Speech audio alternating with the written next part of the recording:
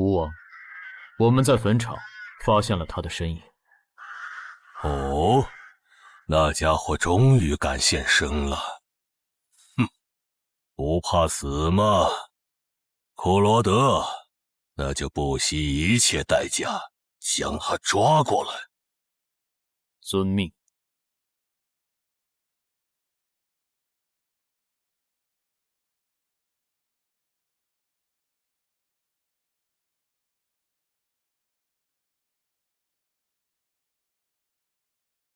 是不是打败你才会放过我？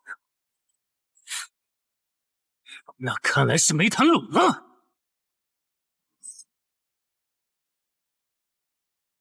这下躲不掉，也来不及格挡。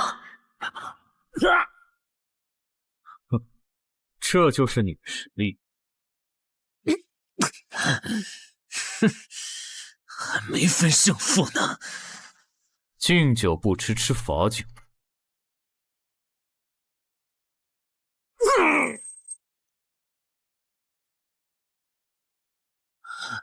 认输吧。做梦。一言不灵。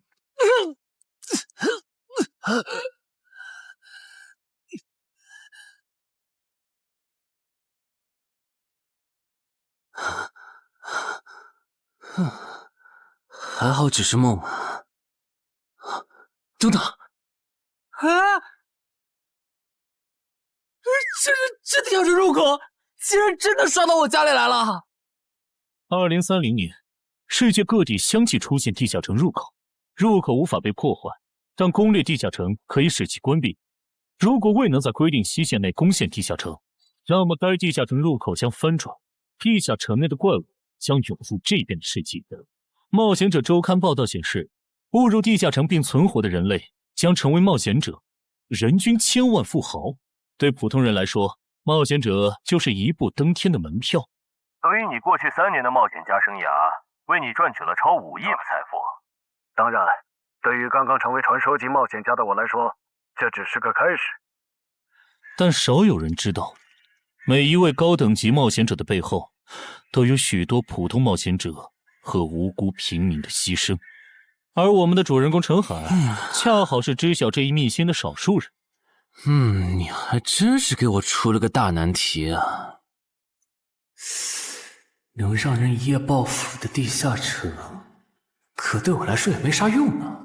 毕竟我又不缺钱，而且我记得地下城的死亡率好像很高，搞不好我会死。要不把它上交给官方冒险者协会算了。谋杀倒慢。但放这也不是事啊。这样，我先瞅瞅这地下城啥类型，要是死亡率低，我就自己搞定；真搞不定的话，再搬家，然后报警。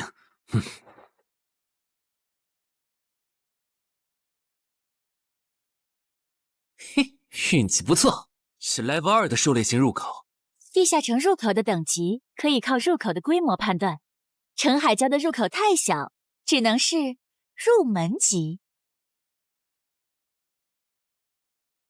你好，有您的快递。来了，是你的快递，在这签字。好的。说起来，小哥，你该不会是发现了野生的地下城入口吧？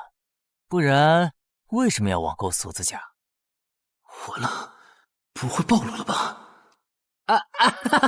我玩全甲格斗的，之前的防具换，打算换新的。怎么了？有问题吗？没问题，我就是随便问问。感觉这人很奇怪啊。还好我伪装的不错。不过这个箱子会不会有窃听器啊？还好没发现窃听器。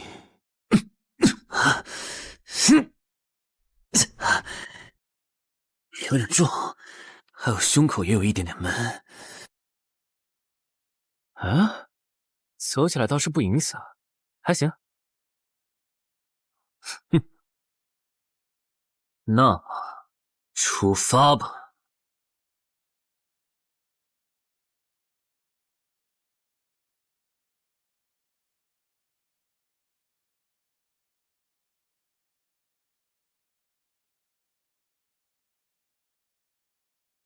啊，不是地穴地形吗？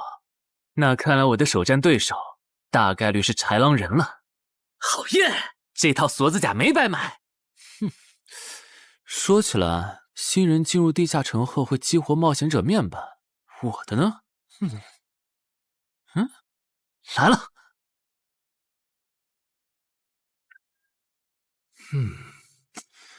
我记得普通人基础属性是10点，8点算弱，14点就很牛了。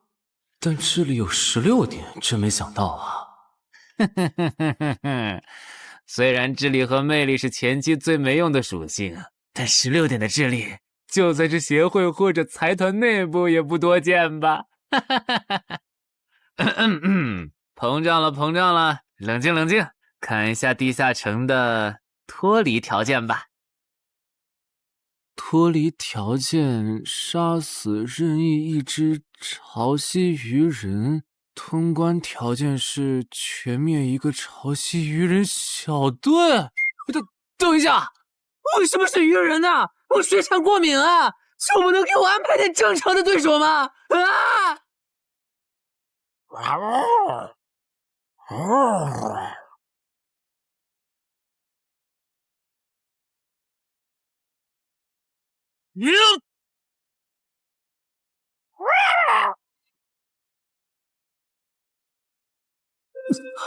不是吧，这都被躲过去了。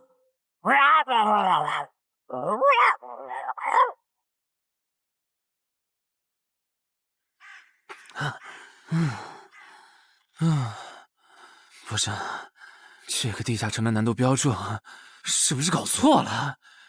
一个落单鱼人就能把我打得差点翻车，如果遇到满编的鱼人小队，我岂不是要就地归西？啊，等级增加了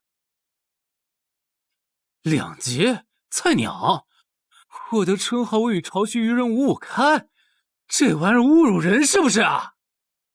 算了，今天就到这里。还是等我请个健身私教，把基础属性练上来了，再来挑战这个地下城吧。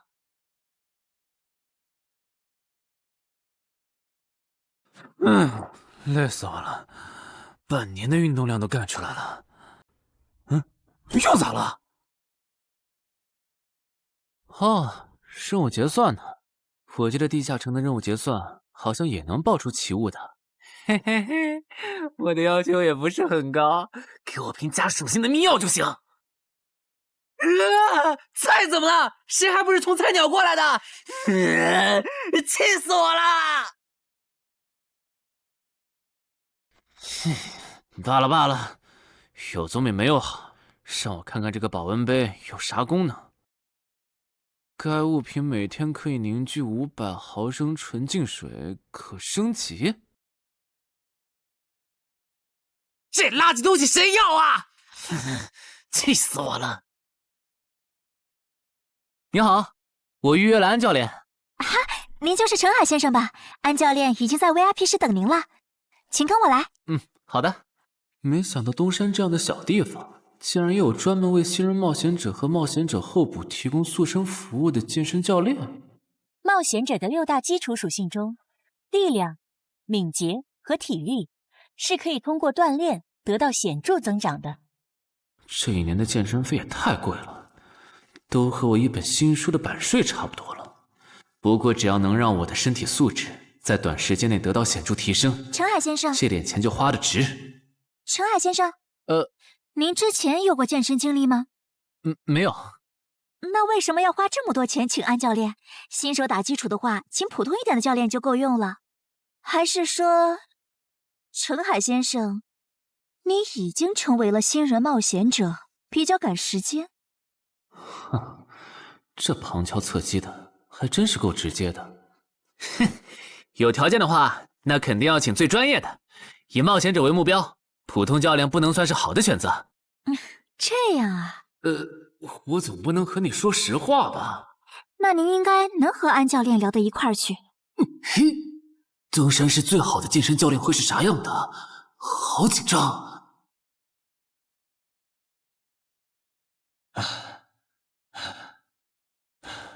啊！和我预想的完全不一样。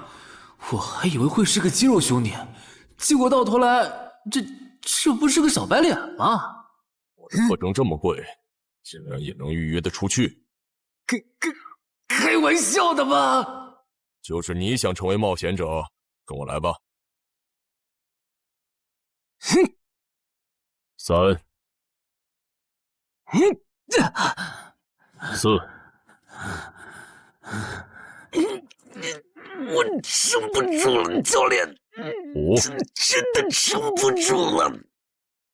好，就到这里吧。作为健身小白，结合你目前的体重，你这个卧推成绩算是偏弱的。申警告，虽然我知道我的身体能力低于平均线，但是这也太弱了吧？正常的老哥们不都是人均50公斤起步的吗？陈海先生的基础有点差呢，35公斤的极限数值换算到冒险者面板上的力量属性，应该只有9吧？普通人的力量、体能和敏捷数值是相对平均的，不会偏差太多。他现在这个状况，要在1个月的时间里变成冒险者，几乎不可能。那一般要多久？这个看你，如果天天练的话，差不多1个季度就能达到3个11了，就是比普通人略强。明白了。所以办卡吗？那就先办一个季卡吧。我去哪儿交钱？转给我就可以了。好耶，以后撸铁不孤单了。认识一下，我叫徐茂，是健身馆的签约冒险者，以后多多关照。我叫陈海，畅销书作家，您也多关照。说起来，一般只有家境很好或者跟协会签了长期合约的冒险者，才会找安教练这样的专业教练。因为我不缺钱呀，我写畅销书赚的钱，在东山又花不完。既然以冒险者为目标，那肯定就要找最好的教练，打最牢固的基础。原来如此，我还以为你发现了野生的地下城入口，并且已经成为冒险者了呢。作为前辈，我得教你一些冒险者之间才流通的基础常识，免得你以后被人坑了。冒险者首次下地下城时，表现好能得个称号，带不带都行。要是带了会有加成，但也会被其他冒险者拎上。有些专找低等级地下城入口的猎人，就爱顶着称号在可疑的人边上晃悠。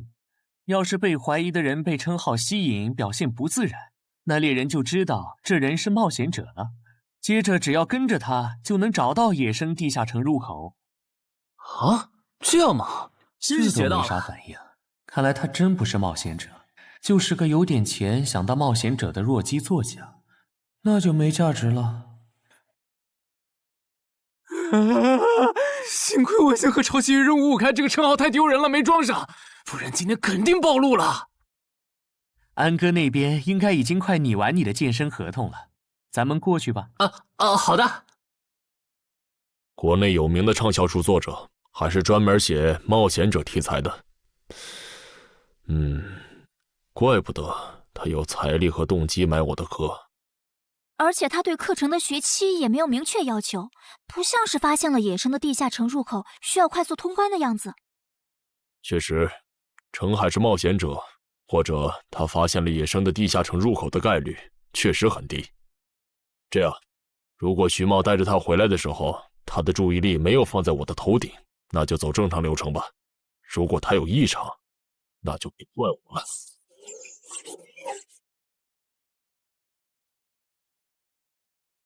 合同拟好了，你看完如果觉得没问题就签吧。好的。喂，不是吧？连健身馆的3A 级教练也……这边。那小子刚才看我的时候表情正常，看上去不像是刚发现地下城入口的小白。徐茂，你没做多余的事吧？怎么会呢？我可是健身馆的签约冒险者。那就没有持续关注的必要了。这份是您的，请收好。等下安教练会带您做体能测试。好。停吧。和我判断的差不多，你的体能也偏弱。接下来的1周，我们主要做力量和体能塑造。明天上午10点来健身馆找我，早饭别吃太油的。没想到国内规模最大的健身机构，竟然会依靠对新人冒险者和冒险者候补的身体塑造业务来钓鱼。如果我今天的演技再差一点，就要被他们吃干抹净了。恐怕全国各地……等等，这样看，所有和冒险者沾边的服务应该都有坑，包括我买的锁子甲。还好我当时觉得在同一家店购买防具和兵器的行为有点不打自招，不然网购锁子甲的时候就暴露了。看来我还是低估了冒险者这个职业的潜在风险。得调整一下计划了。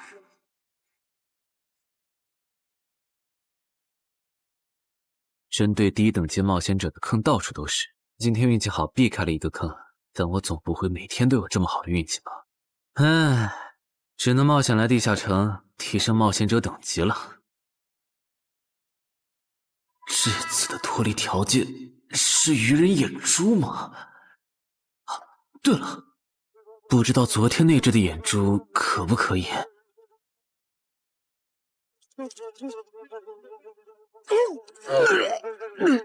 内脏都被啃光了呀！看来这附近有类似野狗的生物不过好在眼珠还在。好耶！今天可以不用战斗了，等下只要记录一下这地下城的地形。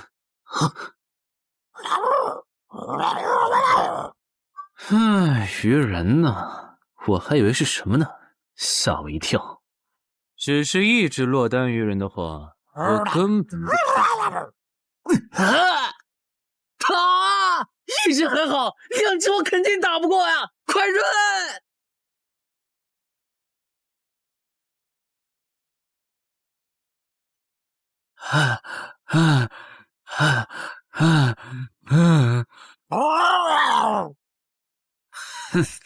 没发现吗？你和你的同伴跑散了。现在换我来进攻了。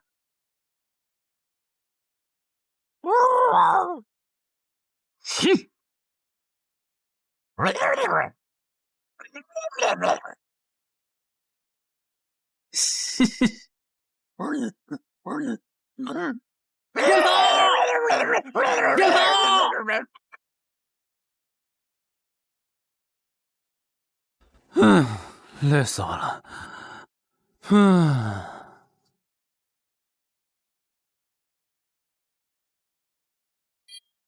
不是吗？这次的评分明明更高，为什么反而没奖励啊？入门级地下城的暴率原来这么低吗？不过如果其他冒险者也是这个情况，那么他们是怎么赚到钱的？还是说有什么常识是别人知道，但我不知道的？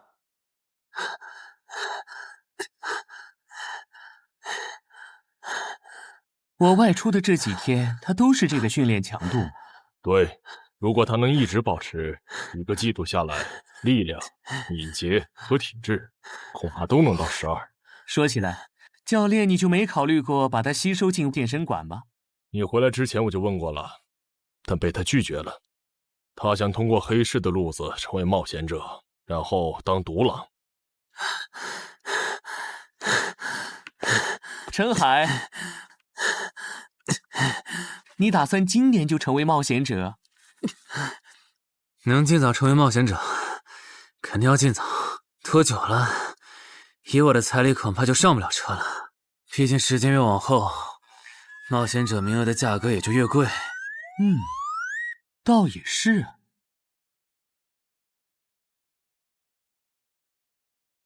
算上前天安教练的招揽，我大概可以肯定，徐茂和安教练已经排除了我拥有入门级地下城入口的可能了。接下来可以找一个合适的时机。发什么呆呢？在想事情？没，可能是太累了，有点走神。对了，截止到现在，你的前期投入都赚回来了吗？还早着呢，照现在这进度，起码得等我到11级才有可能回本。为什么是11级以后？因为1到5级的冒险者挺好混的，有老手带着，完成任务就能撤退，死亡率极低。没想法的就可以这么混等级，而6到10级后，任务变难了，怪物的情报就值钱了。上阶段的混子在这阶段就去收集情报，死亡率虽然变高了，但还能接着混。只有到了11级，地下城的难度提升到混都没法混的时候，才是我这种冒险者开始盈利的时候。这个阶段的冒险者对实力的提升最为迫切。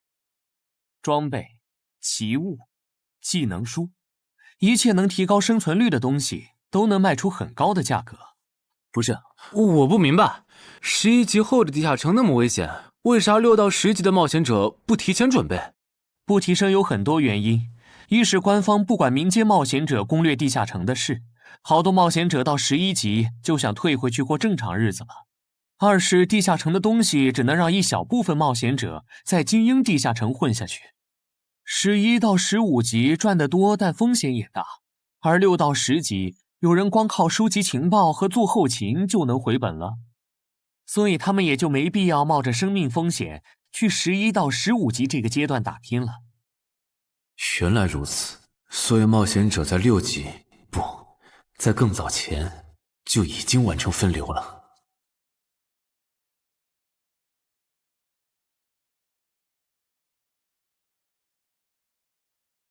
原来有很多人靠卖靠谱攻略和情报赚钱。不过更让我惊讶的还是这件事。同一个地下城，冒险者就算反复刷脱离任务，也只能得到1次结算奖励。这样看，这个地下城入口能为我带来的价值，就只有通关奖励，以及将普通人转化为冒险者这2点了。我还是尽量单刷这个地下城，先用徐茂教我的方法收集情报为主，然后再考虑要不要继续当冒险者吧。脱离条件找到湖？啊，这次的脱离任务竟然不需要战斗，还好买了一架无人机做辅助，不然纯靠人力搜索找湖肯定是个大工程。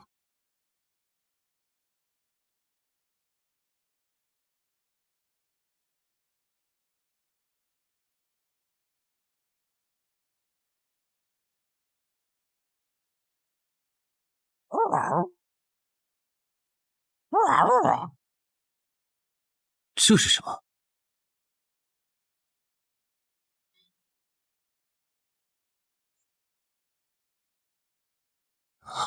刚才那个应该是鱼人吧？虽然外形和气场和我之前遇到的鱼人有很大差别，但他应该也是鱼人，只不过等级应该更高。算了，先不管他。等我完成了脱离任务，再回来找那只橘红色鱼人。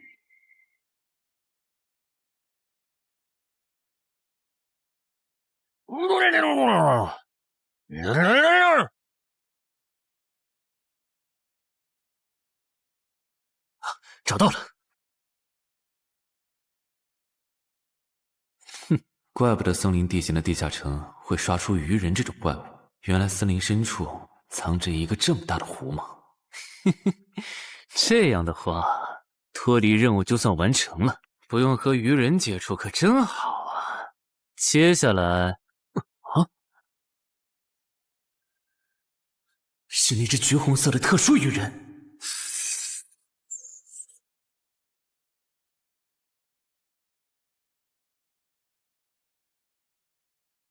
幸亏我刚刚反应快，不然可就重伤了。不过我新买的无人机的遥控器，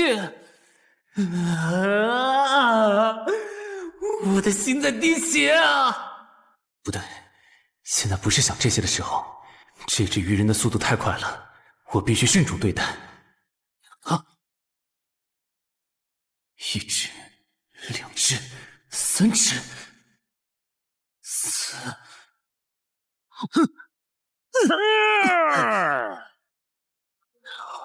好险！如果不是穿了锁子甲，我这条胳膊估计就废了。这家伙，真的是新手级冒险者会遇到的对手吗？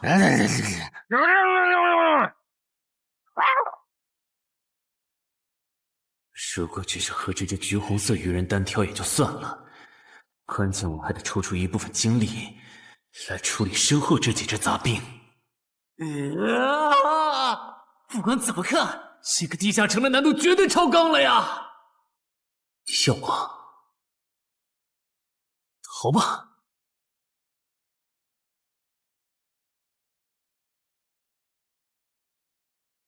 我说玄穗，你这样很像是在虐尸出气。有吗？归根结底，还不是这只哥布林太弱了，扛不下我的拳头。能扛住才怪呢！你这样的怪物在入门级地下城里，怎么可能会遇到对手嘛？有的哦。如果我能遇到传说中的 bug， 只要能从他们手底下活下来，我就能拿到补偿奖励奇物升级券。到时候我成为传说级冒险者，就更有戏了。奇物升级券和它的获取方式，无论怎么看，都只是博人眼球的谣言吧。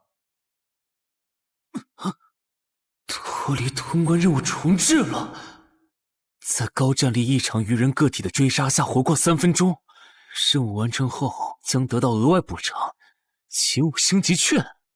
不是吧？我都准备逃命了，你给我整这个，要玩死我吗？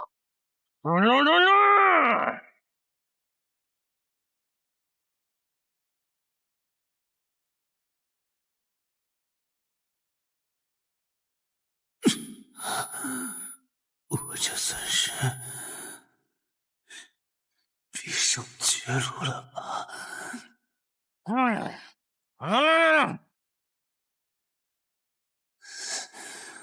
早知道当初就不该成为冒险者，好好当个畅销书作家不好吗？是的，虽然我怕死，人怂又不能打，但我的冒险人生也不该止步于此。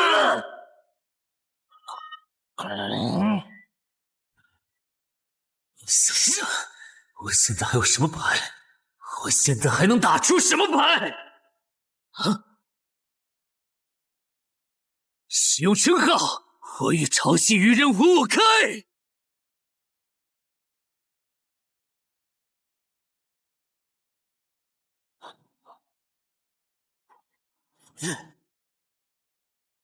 身体变轻盈，力量也变强了一点。不止如此，这些鱼人的动作也变得迟缓了许多。我的动态视力也加强了吗？能行，现在的我能行。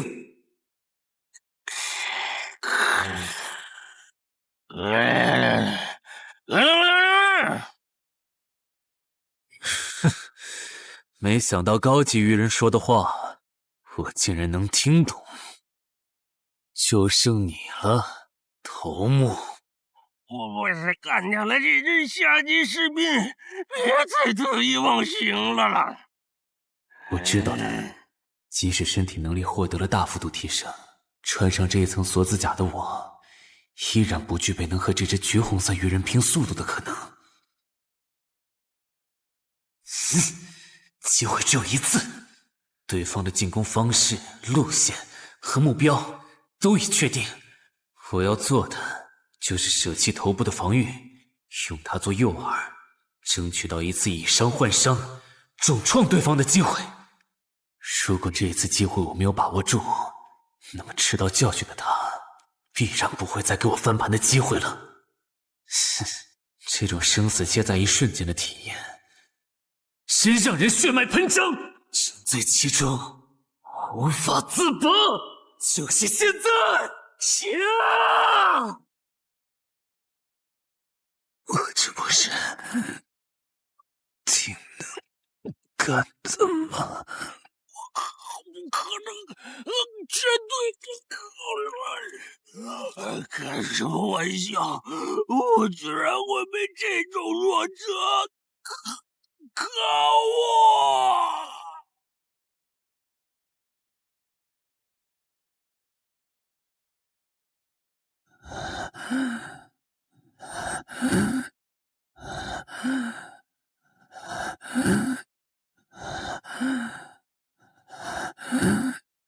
这下总不能还判定我是菜鸟了吧？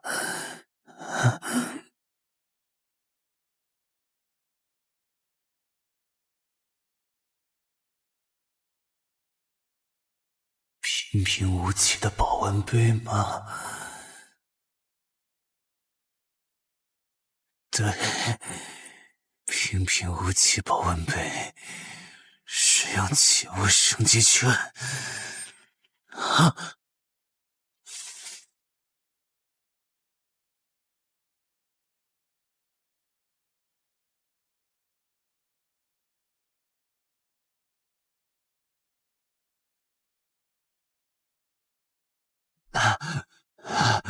活过来了。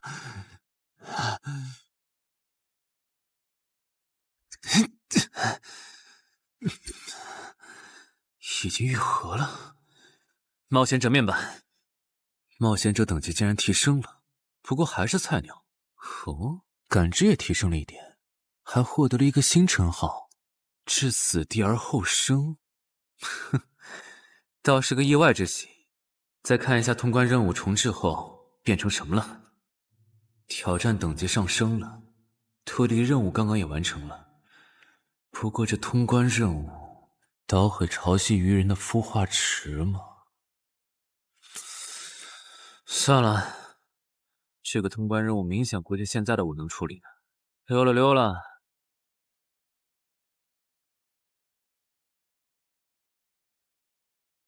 嗯，是错觉吗？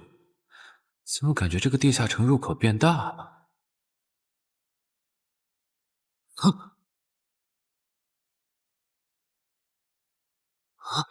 等级不足，这个地下城升级了。这么看来，我刚才完成的脱离任务，其实来自更高等级的地下城。怪不得任务难度提升了那么多，脱离任务掉落的奖励这么丰厚。隐藏指引。我没记错的话，论坛上有个大佬，好像一直在强调这个东西的稀有性和重要性来着。哼，那必须要转职啊！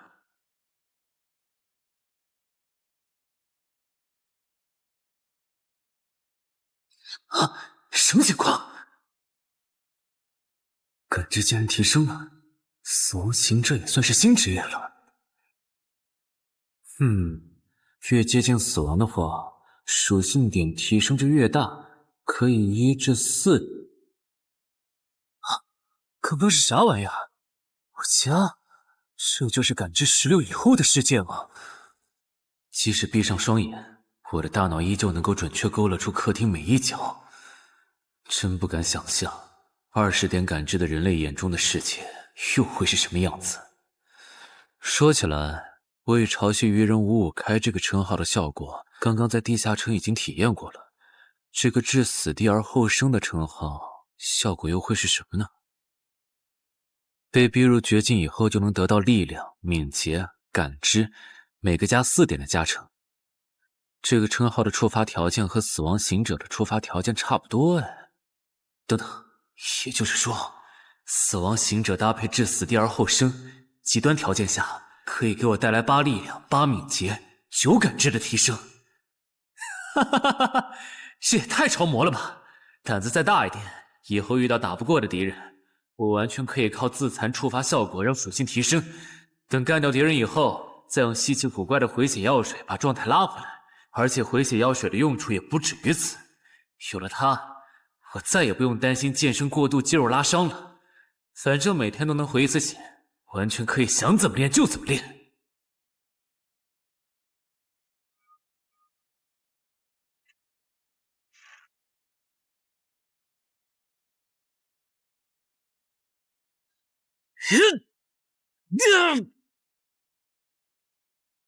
真惊人，只用了不到2个月，就达到了正常人要用1年才能取得的成果，至少有16，甚至都有可能17或者18了。陈海还在练呢，恭喜啊！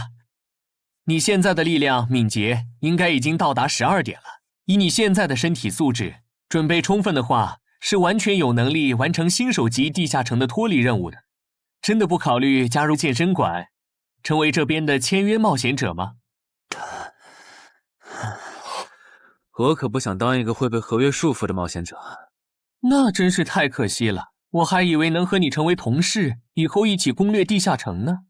不是同事，也能一起攻略地下城啊。对了，我打算从散人手里购买冒险者名额，这方面你有什么忠告吗？忠告吗？不是同事，也能一起攻略地下城啊。对了，我打算从散人手里购买冒险者名额，这方面你有什么忠告吗？忠告吗？那我推荐你去找散人联合。散人联合？我没记错的话，他们好像是国内最大的散人集团吧？对，如果你想走黑市的路子购买冒险者名额，那么我只推荐你选择由散人联合提供担保，或者他们自营的低等级地下城入口。为什么？我感觉找独狼冒险者明显更好啊，省钱又省力。因为涉及到冒险者名额买卖，无论买方还是卖方，其实都存在巨大的交易风险。卖家怕遇到伪装成萌新的入口猎人，买家怕交了钱对方不办事。但有散人联合的介入就不一样了，虽然他们的佣金很高，但是作为冒险者资格、地下城相关产出生意的龙头，他们为买卖双方提供的契约书还是很值得信赖的。原来如此。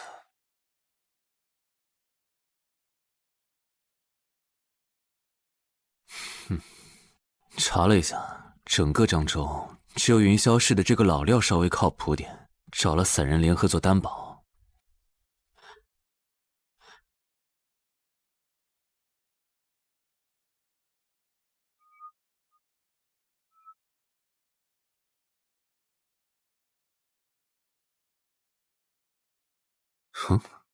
这边，云霄老司机，没错，你就是爱写作的东山市民吧？你好，就差你了，快跟我来！签完契约书以后，我好带你们去地下城。好了，契约的内容分3项：一，交易完成前尾款将由我方承担；二，双方都不能做出违反安全协议的行为；三，不能向任何人暴露此地下城入口的具体位置。诸位对契约内容有疑问吗？没有。没有。没有。那么契约成立。手臂在发光哎！哟，好神奇啊！好了，我的工作完成了，希望以后还有机会为诸位服务。等下大家再跟我走一段路，我带你们去地下城入口。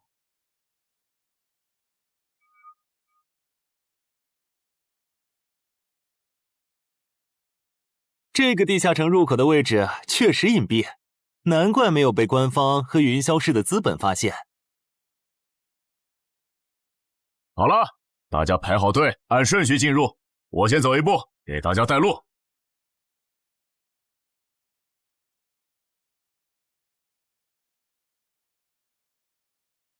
这批新人怎么样？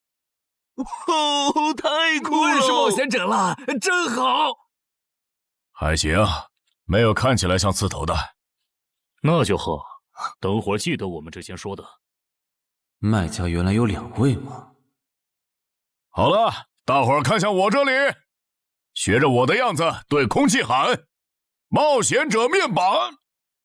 冒险者面板！大家可以在冒险者面板的个人信息栏查看到自己的基础属性，往下滑动，可以在任务栏查询任务。不是吧？我的基础属性原来这么低的吗？冒险者面板上的内容只有冒险者本人才能看到，所以不用担心个人信息暴露的问题哈。麻烦大家把你们的脱离任务报一下，我这边做一个整理。任务吗？女妖？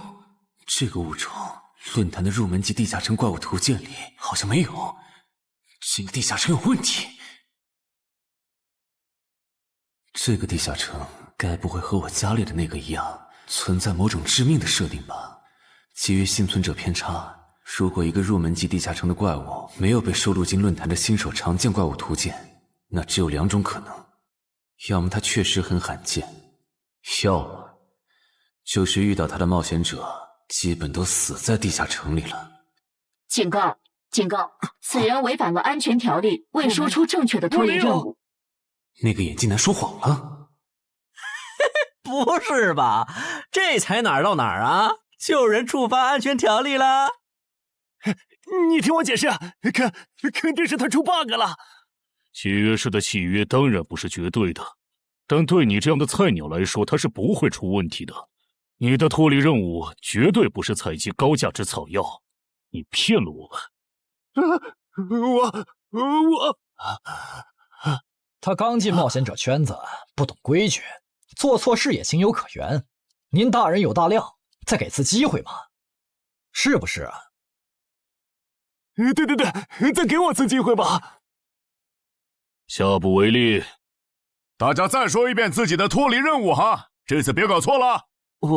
我的任务是找到湖中女妖，我是聆听女妖之声。我的是凝视女妖10秒。我的也是找到女妖。接下来我会带大家去女妖出没的林中湖泊，大家跟紧一点，别掉队哈。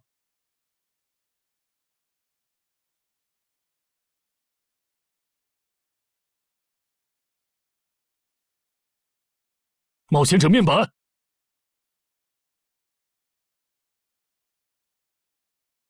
哎，他在干嘛？呼唤湖中女妖。他怎么知道这样做可以召唤湖中女妖的？这就涉及到商业机密了。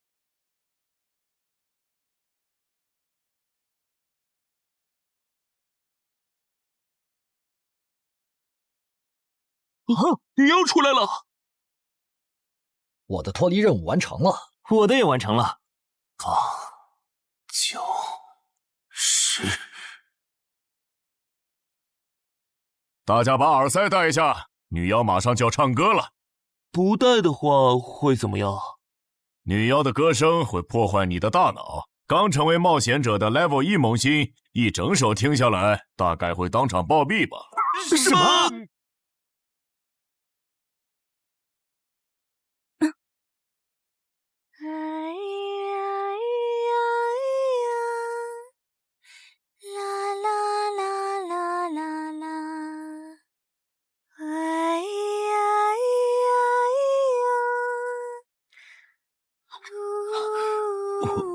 刘备醒了，就听了这一小会儿嘛。还好我戴了耳塞，歌声听得不真切，不然恐怕已经死掉了。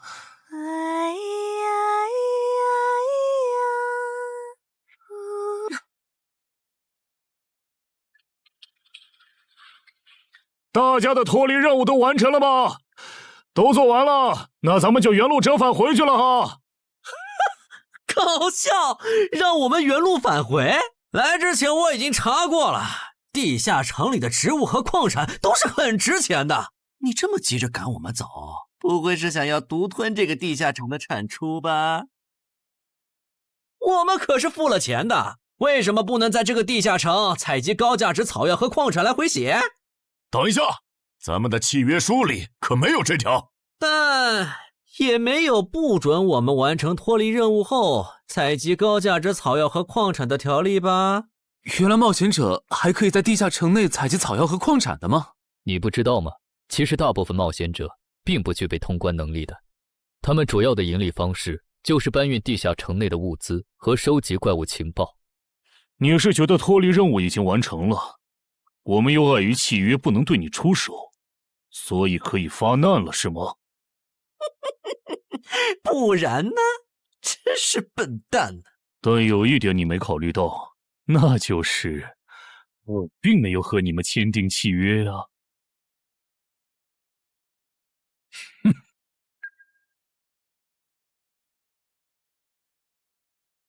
你们两个什么意思？没什么，单纯看不惯而已。我觉得这位朋友的理由其实挺合理的，只是一些药草和矿产，没必要那么计较吧。但是基于契约文书第1条的话，如果有人死亡，我们就拿不到尾款。你可以保护我们啊，作为回报，我们可以将采集到的一部分物资分给你。不好意思，我们并不想冒这个风险。真的只是因为不想冒这个风险吗？难道不是因为这个地下城藏着别的秘密，你们怕我们发现它吗？我明白了，你不是新人冒险者，你是奔着通关任务来的。老六，你应该能感受到吧？咱们之间谁更强？可恶！地下城让给他们，我们走。啥？你等等我呀！他们为什么就这样走了？这不很明显吗？这2位帮我们说话的朋友，其实是比那2个人更强的冒险者呀。过奖，其实强的不是我，是我的这位朋友。等等，不太对。3人联合的契约师不会蠢到让假装萌新的冒险者轻松找到契约书漏洞，这不符合逻辑。大家可以自行选择，接下来是单独行动，还是跟我们一起行动？单独行动的话，你们的收益可以独享；如果跟随我们一起行动的话，通关奖励我们要1半。1半？这么多？这叫多？你没仔细听吗？是通关奖励的1半。这2位资深冒险者的目标是通关。新人冒险者的通关率一般只有10%甚至更少，就算分出去1半，我们也领先了90%的新人冒险者。大叔，你别得了便宜还叫委屈啊！所以这个地下城没来错，其实是好事。对新人来说，第1次通关时间是重要分水岭。新人冒险者越早拿到通关奖励，未来的冒险者之路就会越顺畅。那就是说，就算我只拿到1半的通关奖励，也会比绝大多数同等级的冒险者要强吗？如果你没有浪费这些开局资源的话，确实是你要强一点儿。请让我也加入你们，也包括我。我也要。那帮没良心的，签契约书前都说好了，只涉及脱离任务，其他不包的。任务一完成，他们就变脸了。差不多得了，都走了这么远，他们不可能再跟着了，你不用演了。哦，不过你这次演技提高了不少嘛。刚才我一度以为你打不过那个顶着战斗专家称号的冒险者来着。我确实打不过他啊，不过他也很忌惮我就是了，要不然不会用劝退的方式赶我走。原来如此，那你觉得他们能通关吗？可能性太低，个人判断这批冒险者里最多只有1到2个幸运儿能活着走出这个地下城。什么嘛，这不就和之前的几次一样了吗？真没意思。哇，酷哎！既然大家已经决定联手通关，那我也不藏着掖着了。我能够为认同我、信赖我的队友带来一点基础属性的随机增幅。他说的是真的，我的力量加了1点，我加的是感知，我的也增加了，体力涨了1点。原来团队领袖这个称号是用来提升自己的队友啊，还怪好用的。我这边还有一个问题，我们现在只知道口琴声能召唤女妖，并不知道其他的召唤方法。女妖要是一直躲在湖里，大家的通关任务就没法完成。这不是问题，我的称号可以让我强制激怒指定目标，被激怒者将减少2点智力，变得冲动易怒。他也是冒险者吗？至于建立强制对话的方法，只要引起对方的注意就可以了。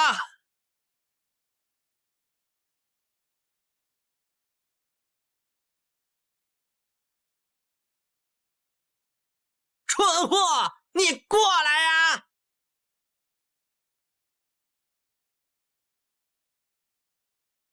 成功了，他被我激怒了。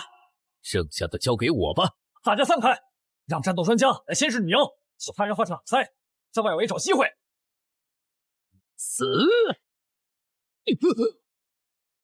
传过去。开什么玩笑？竟然是灵体！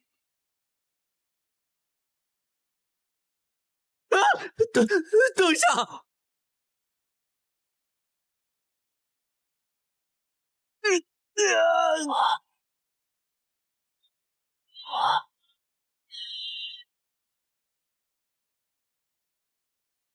还好有2-3，只是鼻子出血。不是吧？这个女妖原来是个妖魂！娘，有把握吗？有，但是会比较费时间。上一个地下城刷出来的僧侣之拳应该会有效，但熟练度还没上去，打起来会很慢。慢就慢了，这只女妖应该没有其他攻击手段，对我们的威胁很小。我有预感，这个地下城的通关奖励会非常丰厚。哼，愚蠢的选择。等等，你先别走。不是吧？10万个人里都不一定能出一个的感知16点的人，竟然让我……你为什么觉得他们的选择是有问题的？使用称号，他们当我不存在。真晦气！喂，你搁这对空气自言自语什么呢？不是，我刚才不是没人吗？幻觉吗？有东西过来了！什么东西？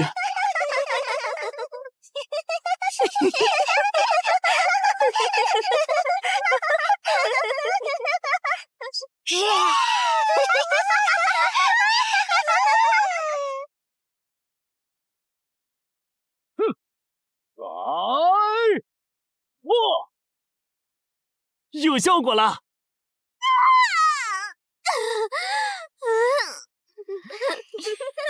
什么声音？我们搞错了，这个地下城不止一个女妖，那2个卖家没安好心。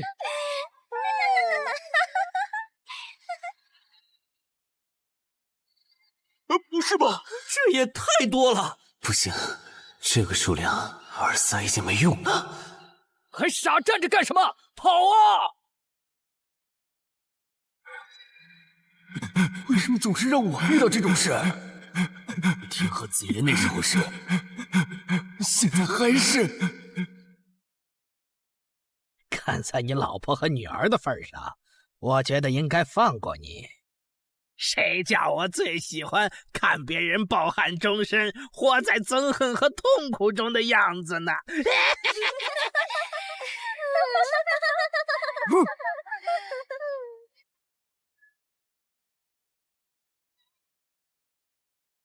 你们以为我是谁？给我滚开！妈妈，我错了。来呀，也不怕你们！来呀！被摆了一道啊！怪不得那2个入口持有者的契约没限制3级以上冒险者进来，原来是想引4到5级的冒险者来通关。等我们团灭后，就进来捡我们的通关奖励，真是好算计。关于如何杀死这些女妖，你有建议吗？这声音，有建议就赶紧说。女妖不光靠声音攻击，还有别的攻击手段。我费了听觉才勉强躲过第1轮奸笑。你是爱喜做的东山市民？对，真是看走眼了。没想到你一介新人竟然比我们这些老手反应还快。但是你不是听觉被废了吗？怎么还能听到我说话？哦，我感知16，可以读唇。原来如此，这个地下城我认为是无解的。那些女妖能免疫一切物理攻击，老实说，这根本就不是正常4到5级的冒险者小队能处理的。哦，所以你也没有办法。还有一个办法，除了僧侣之拳，阿良还有一名被僧侣祝福过的神油，涂抹长剑后，应该也能伤到那些女妖。不过，这也就给你能伤到他们的力量。我不信新手冒险者能从这么多幽灵的围攻里杀出去。但总不能坐以待毙吧？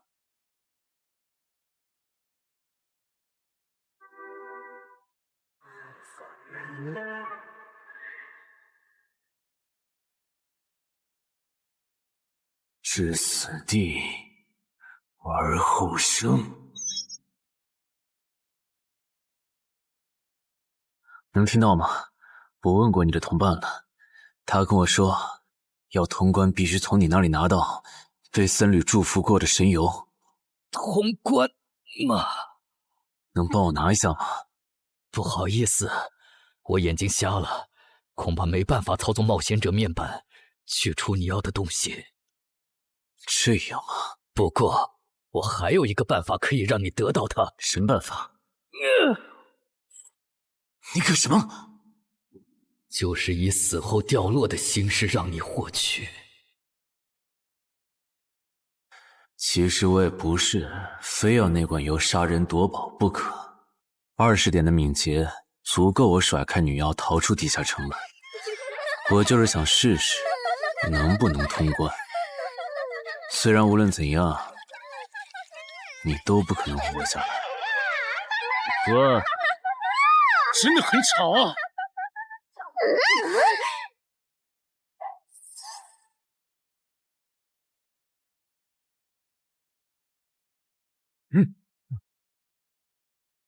对邪恶生物伤害加点0.5，那么还是反击吧。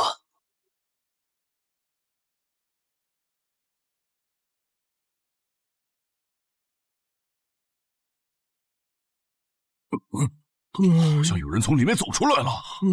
哪有人啊？你看错了吧？不是，我真感觉到了。果然，他们那不能攻略的地下城设陷阱，引同等级冒险者来做通关任务，把人坑死在里面，接着捡掉落的东西，或者等冒险者重伤出来就杀人夺宝。户主的儿子应该就是这么被害死的。石斧秃鹫是指利用高难度地下城坑杀同等级冒险者，然后拾取对方掉落的堕落冒险者。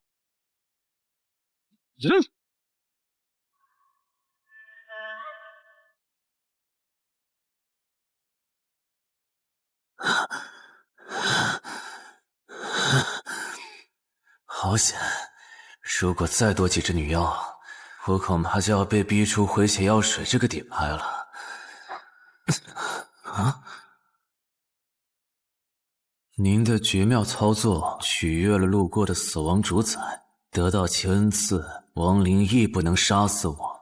该恩赐可以使您豁免一次来自亡灵生物的死亡判定，免疫一次来自亡灵生物的死亡判定。好霸道的额外奖励！额外奖励都这么丰厚了，合并结算的奖励还高于单独结算，那么肯定要合并啊！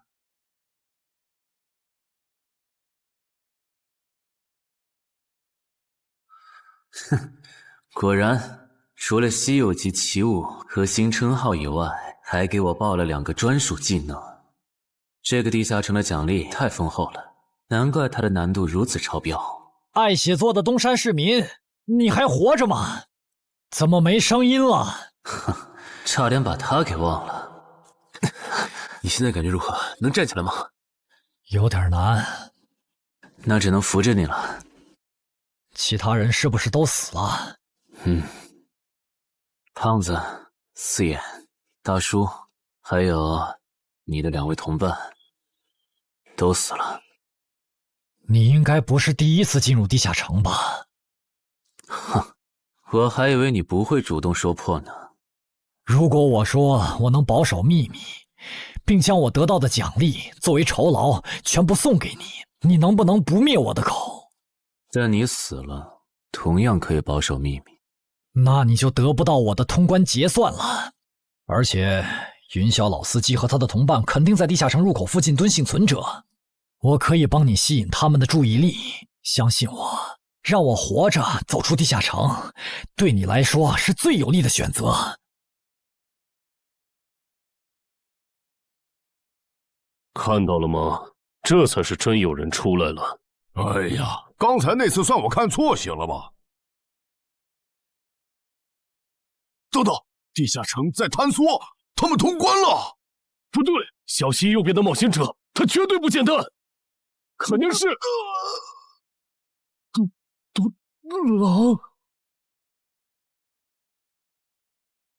先干掉一个弱的，接下来到你了。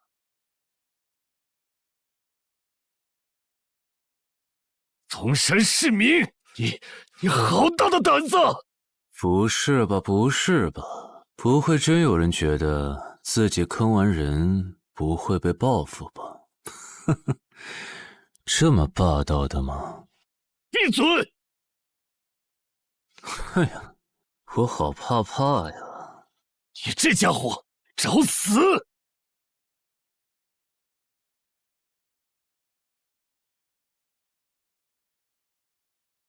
这俩人相互厮杀的程度，有些7级甚至8级的冒险者都没这么夸张的速度。不可能！带上这个称号以后，我的速度竟然还是没你快，真是离谱他妈给离谱开门，离谱到家了！你的敏捷难不成有17，甚至18？可，你猜？冒险者面板！哼，不比速度了。不比了。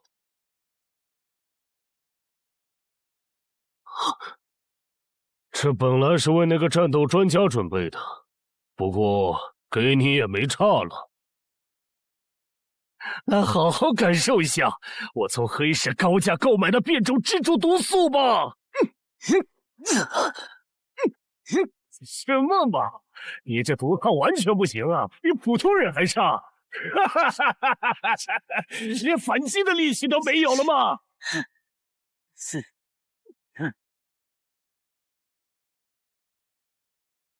太慢了，太慢了！你这样是伤不到我的。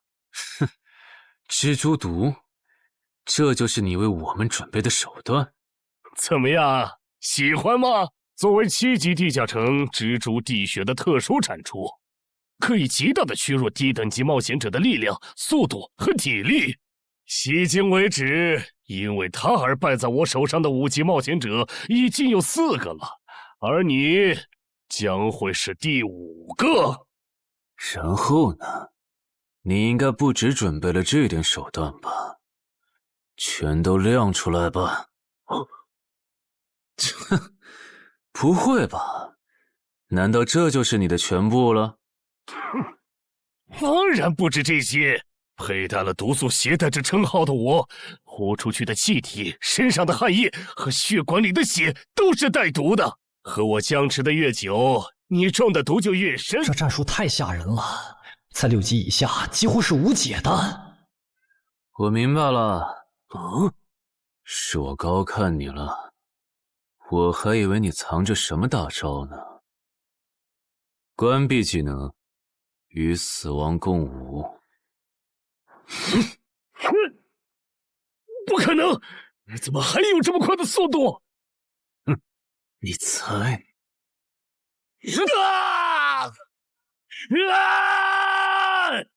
也太得意了！太慢了，太慢了！你这样可是伤不到我的。可能，绝对不可能！你明明只是个独狼，怎么可能比杀了大量5级冒险者的我还强？哼，没什么不可能的。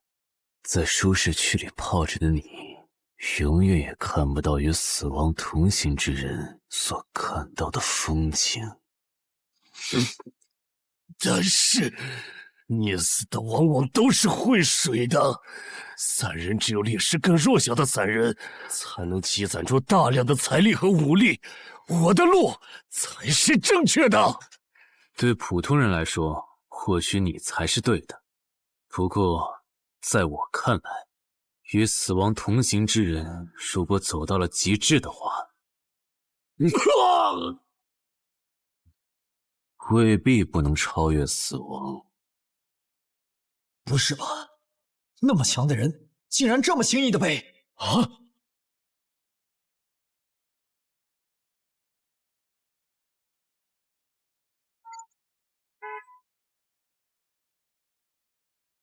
你这运气也太差了吧！徐茂，你怎么来了？来看你啊！第一次进地下城就遇到了能免疫物理攻击的怪物，好不容易通了关，还被师傅秃鹫堵门。不过也多亏了这次经历，让我得到了置死地而后生这个称号。也是，还算幸运。那些传说级冒险者，哪个没在5级以前越级挑战过对手呢？对了，个人建议不要让别人知道你的主要称号，情报泄露是很致命的。冒险者要防的不只是地下城的怪物。原来如此，学到了。虽然女妖之森的入口持有者，官方说是被另一个幸存者杀了，但我查过，那人主要称号侧重团体战斗，单人作战能力没强到能杀掉2个师傅秃鹫，所以，怎么了？我脸上有什么东西吗？没什么，我只是突然想起来，高教练月底就要回东山了。你这边养好伤以后，记得回健身馆报道。关于你的塑身计划，要进入第2阶段了。好的。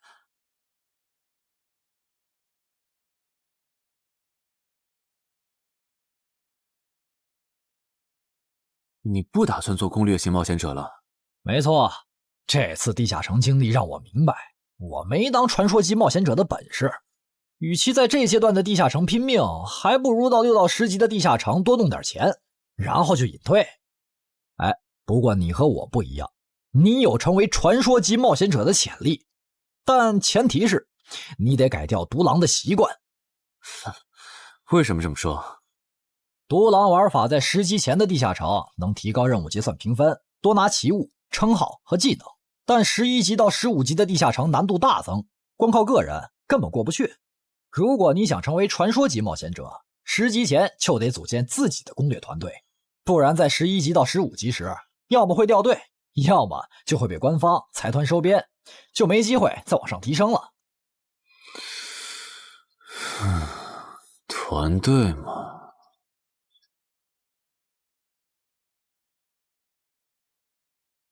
害死我儿子的秃鹫们已经死了，杀死他们的人就在这2名幸存者之间。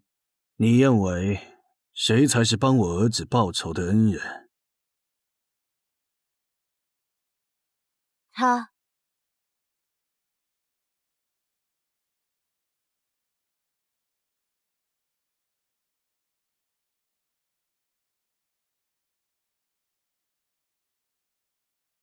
陈海，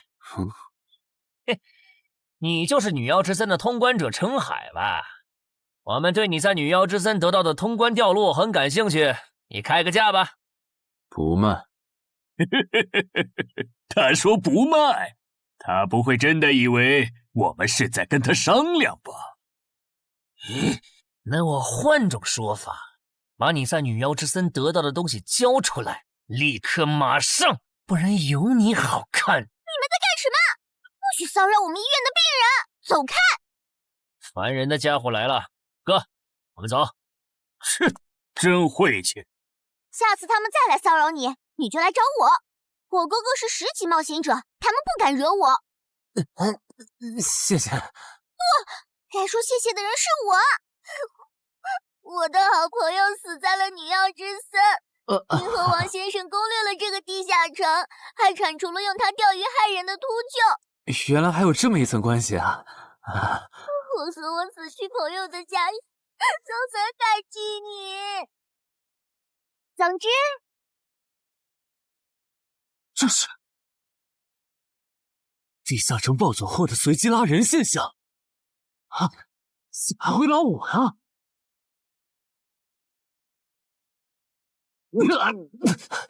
突！大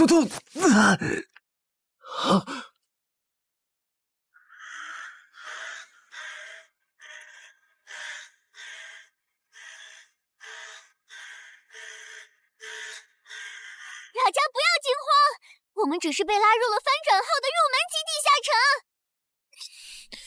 不是吧？我就来医院看个牙的功夫，怎么就被拉入地下城了？现在请大家跟我一起打开冒险者面板，确认你们的脱离任务。展开面板。啊！ 5级的生存类地下城，不，这次可能要死很多人。什么？云霄市医院发生入门级地下城翻转现象，有20人因此凭空消失。周德也在这20个人里。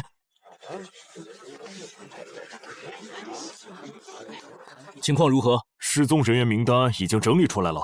被卷入地下城的一般民众有17人，冒险者3人。我们还找到了失控的地下城入口。不过什么？你的脱离任务和通关任务是什么？消灭10具骷髅士兵，存活1小时。你的呢？我的也是。那看来大家都一样。老弟，咱们的脱离任务难度和他们的不一样啊。还有那个叫陈海的小子也被拉进了这个地下城。正常，生存类地下城的脱离任务是根据挑战者实力的强弱划分的。至于那个叫陈海的，等咱们做完了脱离任务再去找他。那个，大家听我说，这个地下城非常危险，请大家捡起地上的兵器，3到5个人为一组，凑齐脱离条件以后，尽快离开吧。完成脱离任务以后赶紧离开？你算老几啊？在这指挥本大爷？说不定是人家想把咱们忽悠走了以后，独吞地下城的宝藏呢。不是，这个地下城真的很危险。这俩蠢货脑子有坑吧？对地下城的危险没有认知也就算了，还在这带节奏。这位先生是非常强大的冒险者，他前几天刚通关了一个难度非常高的地下城，还和同伴联手除掉了10府秃鹫。真的假的？就是锦城家园那栋烂尾楼，听说害死了好几十人。哦，想起来了，请大家相信他的判断。这个护士干嘛一直夸我呀？好烦呐！不过好在效果还行，能引起这些新手的重视就好。等一下，如果这个地下城真的那么危险，那你觉得就凭我们这些普通人，真的有能力完成脱离任务吗？先不说消灭骷髅士兵有多难，就按你说的，3到5人一组去猎杀骷髅士兵，最后肯定是青壮年组队，老弱被抛下。请问，你考虑过被剩下的人的死活吗？有道理。分开行动的话，骷髅士兵听起来就很难对付。骷髅士兵，那就死定了。很多人就是因为单走，才被地下城里的怪物杀死了。姐夫说的没错，被拉入地下城后，一定要拉拢人心，来拿到话语权，再利用话语权来强迫冒险者当我的保姆。能通关高难度的入门级地下城又如何？当你开始在意这些渔民死活的时候，你就注定得当我的保姆了。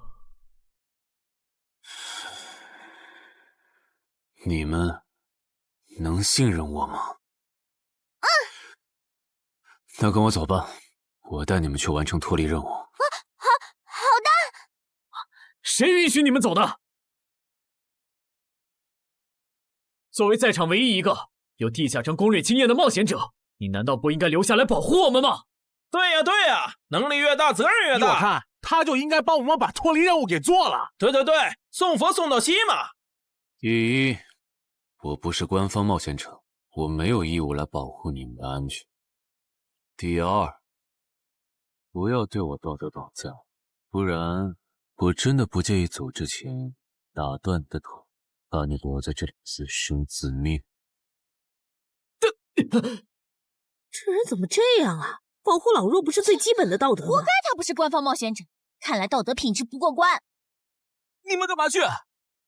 我觉得那个人说的很对，既然通关任务是存活1小时，那肯定是越往后越危险。对普通人来说，早点完成脱离任务离开这儿才是最优解。切，不走留着被你们道德绑架，免费当保镖吗？我们又不是傻子。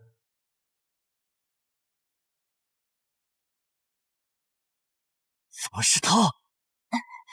这个地下城有什么问题吗，尚科长？这个地下城最大的问题在于，接下来的1个小时，能有几个人活着走出来？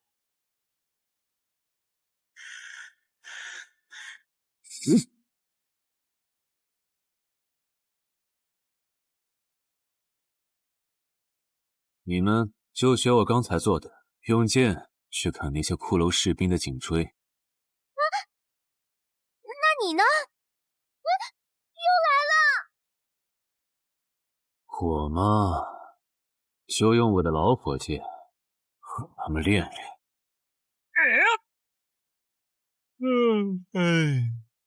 打完这批记得换班啊，老哥。好嘞。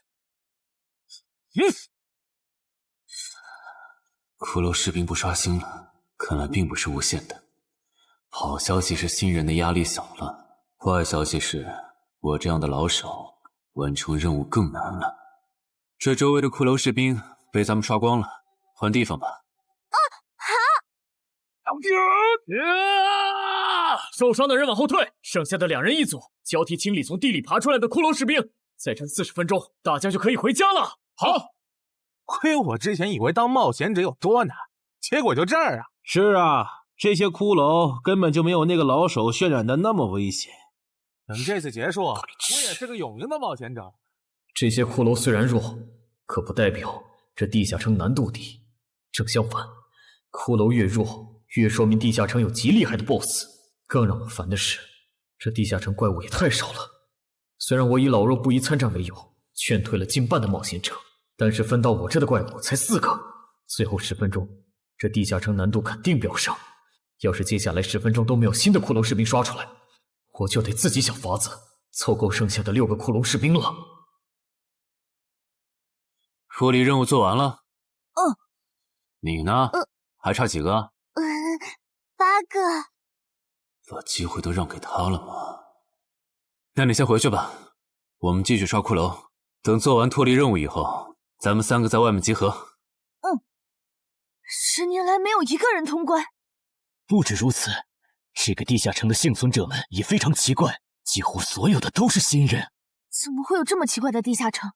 正常不都是冒险者越强大生存率越高吗？因为这个地下城有一个被称为强者坟墓的机制。同样的脱离任务，新人的难度只有老手的1/10。当新人完成脱离任务离开的时候，实力远超冒险者的地下城 BOSS 会主动追杀冒险者。好多老手都栽在这机制上。周德，快点察觉到，这个地下城的本质是谁最先完成脱离任务，谁才能活下来的竞速比赛。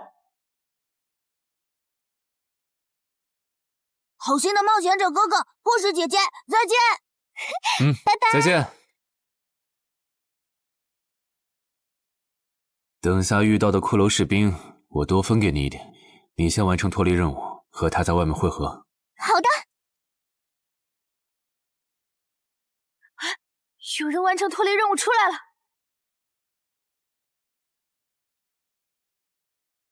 怎么是小孩子？有人离开这个地下城了。这个第2阶段是什么意思？原来是这么回事吗？这个地下城的本质是竞速。吕明、王志勇，你们2个跟我来。老弟，有个人完成脱离任务离开了，是不是那个叫陈海的人呢？不可能，先不说他还带着2个累赘，光冒险者们要杀的100个骷髅士兵就不好找。那会是谁呢？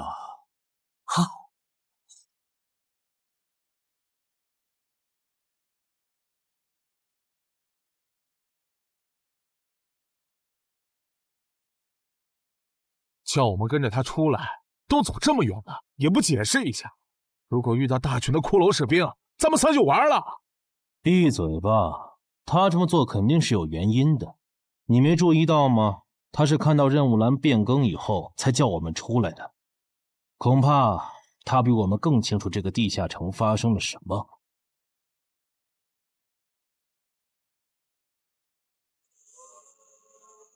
准备战斗！他们3怎么走得这么像咱们部门的大佬？周德当初就不该弃走那个冒险者，脱离了。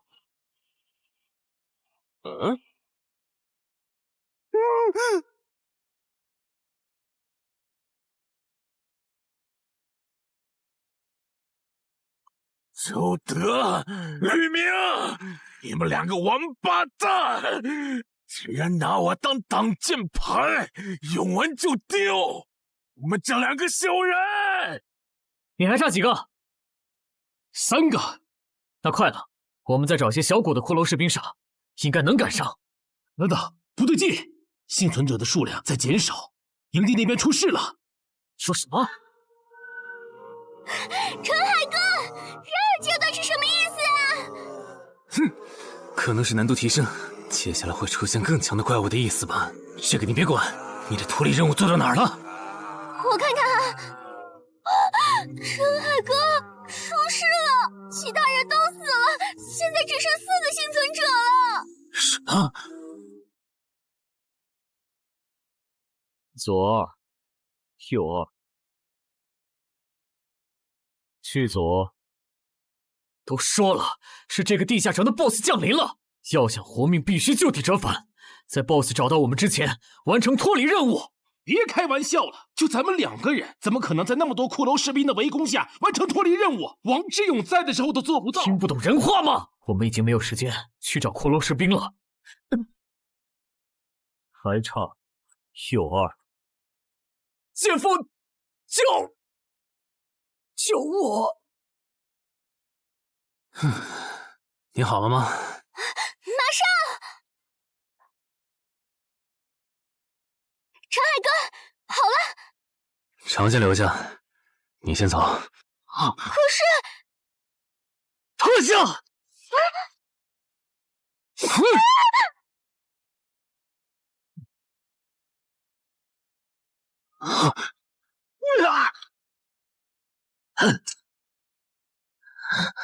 好强！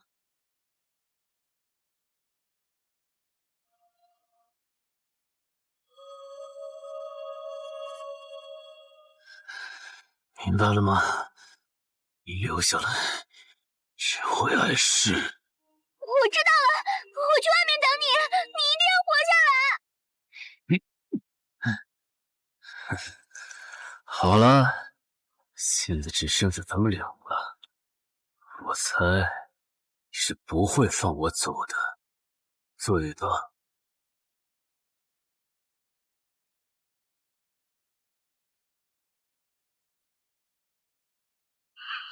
是护士姐姐，里面还有幸存者吗？有，但是陈海先生他……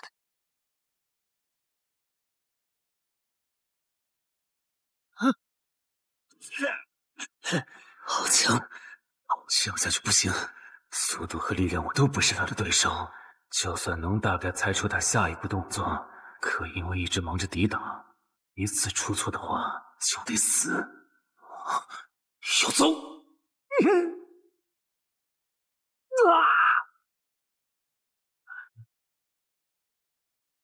这么巨大的实力差，你还能跟我过几招？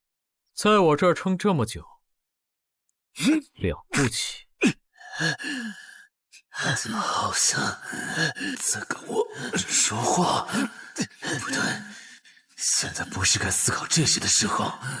想一想，再想一下，到底该怎么做，我才能活下来？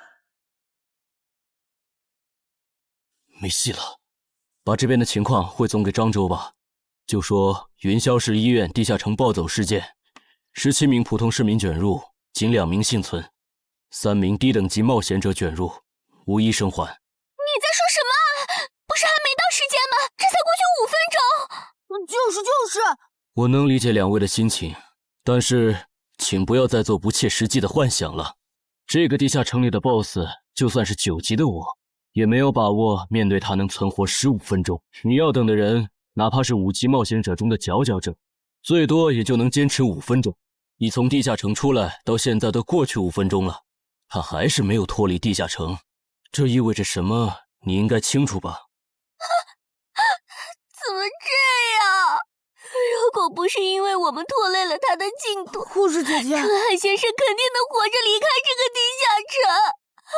都是因为我们。是啊，全都是因为你们。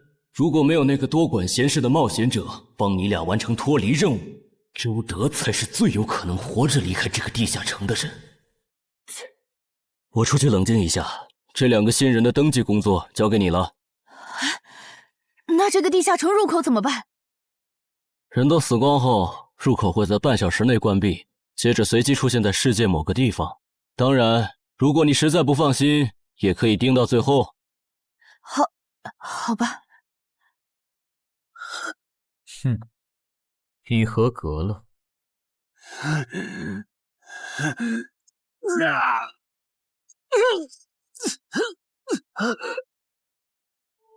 我很期待你成为亡灵后的表现。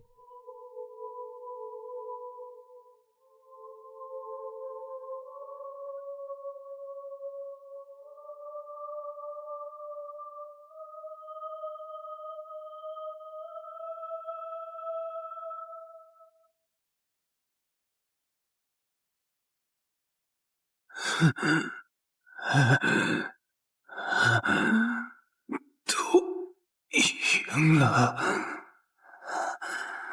对这个 BOSS 来说，完整的我更有价值。在他回来之前，使用死亡主宰的恩赐。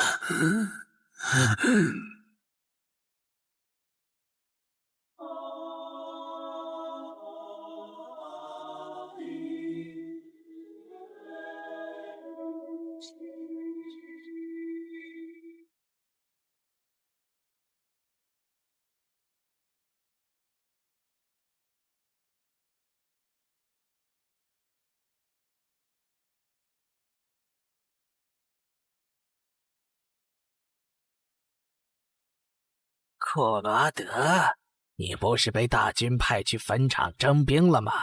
怎么回来了？切，白跑一趟！我还以为是谁激活了骸骨大军发出去的晚宴邀请函呢。我发现了一个有资格成为我们同僚的新人，让他从零开始太浪费了。我打算让大军把他变为预备役。同僚？坟场的冒险者最高才5级，这阶段的新人连合适的职业和称号都没确定，你就肯定他能跟咱一样成为传奇？他已经找到了合适他的职业和称号。这次真的太险了，如果不是那家伙主动走了，就算再给我一条命，我也完全没机会。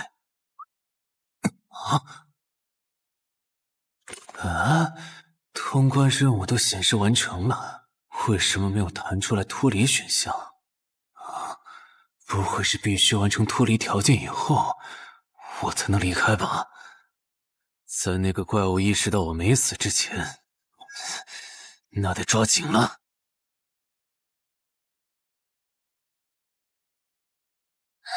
没有关闭，这个地下城的入口还没关闭，澄海先生还在战斗，他还活着。我去找尚科长。周德死在地下城里，他姐知道后一定会迁怒同期的幸存者。如果处理不当，尚科长，怎么了？慌张成这个样子？那个地下城入口没有关闭，结束的时间明明已经到了，但是他还在。怎么可能？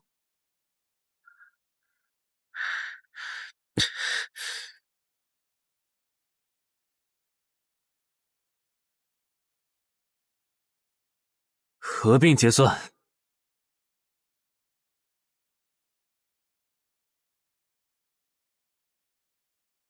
原来那个亡灵骑士叫库罗德呀，不过传奇级，坟场才5级，怎么会有这么超纲的 BOSS？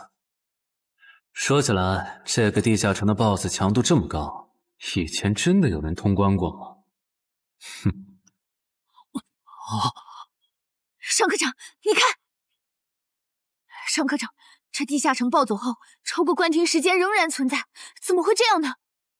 有2个可能：一，被卷入地下城的冒险者完成了通关任务，但却没有完成脱离任务；二，地下城升级。一定是第一种，一定是不可能的。坟场很早以前就已经被世界冒险者协会定义为几乎无法被攻略级的地下城了。相比有人通关，我更相信是地下城内部发生了什么变化，导致地下城升级。有人出来了！是澄海先生，真的是他！哎呀，你们都在啊！担心死我我了。如果因为我的原开什么玩因，你没能不顺走出地竟下城，然真的被他打通关了我会后悔一辈子的。没那么严重吧？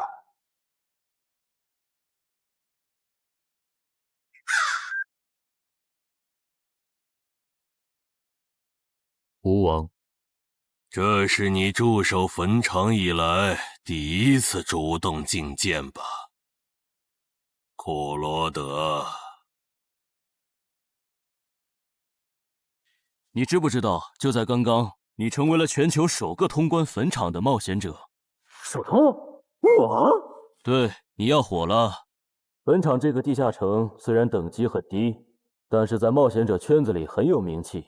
你首通的经历应该会吸引到很多资本和散人工会的招揽，当然也包括官方。所以现在是招揽环节？是的，你在女妖之森和坟场的表现已经充分证明了你的潜力。像你这样的超级新人，整个冥省1年下来也不会超过10个。作为云霄市地下城负责人的我，当然不可能错过。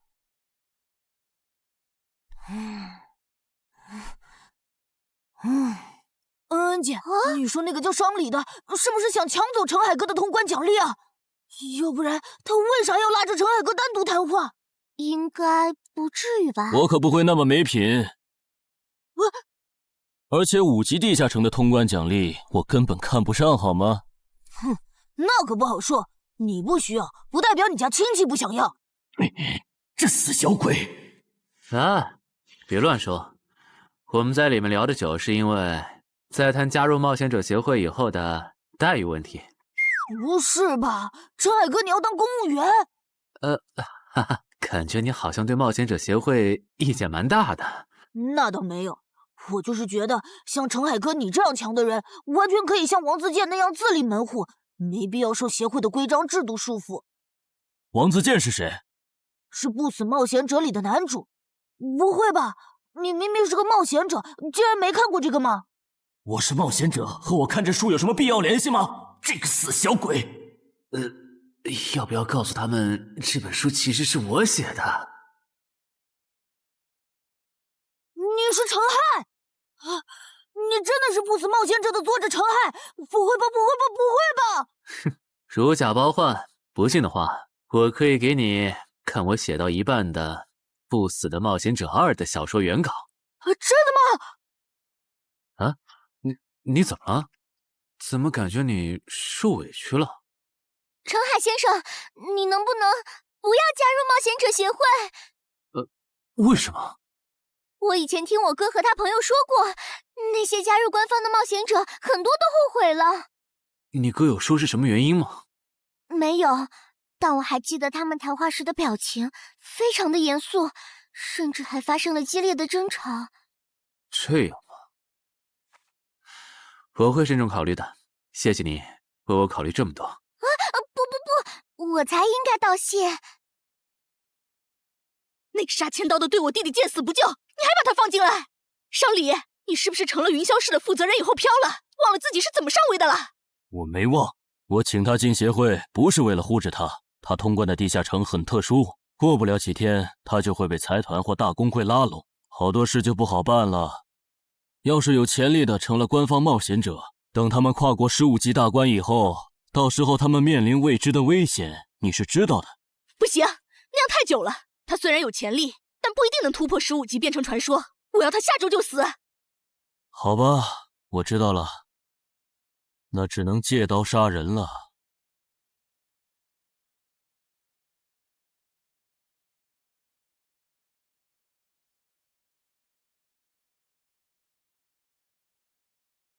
坟场，这个地下城的情报不是早就挖无可挖了吗？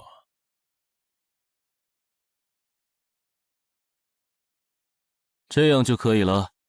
你确定？5级地下城的首通奖励对普通人来说不算什么，但对6到10级的通缉犯来说那就不一样了。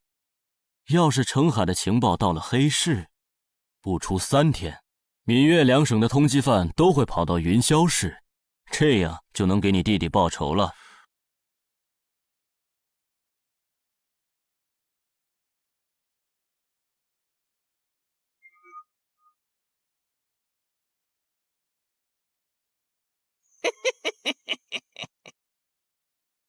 我的个人信息要3天后才能录入官方的冒险者系统吗？是的，我记得程先生你是东山人吧？要不我这边先给你安排一下暂住的酒店，这样你这几天就不用两边跑再折腾了。不用，刚好我要回东山办点事，那我3天后再来云霄。好的好的，那咱们3天后再联系。前提是3天后你还活着。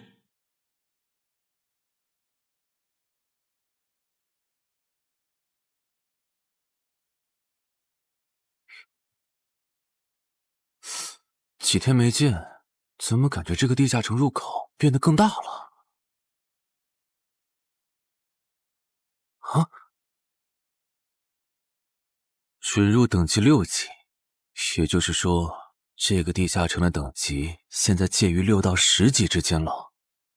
我现在是5级，按照之前的升级速度，只需要再打1个到2个5级地下城，就能升到6级了。上次翻论坛的时候，我记得东山这边好像有一个5级的地下城正在招募人手，我看看还在不在。好耶，还在。哼，你好，请问你们的招募条件是？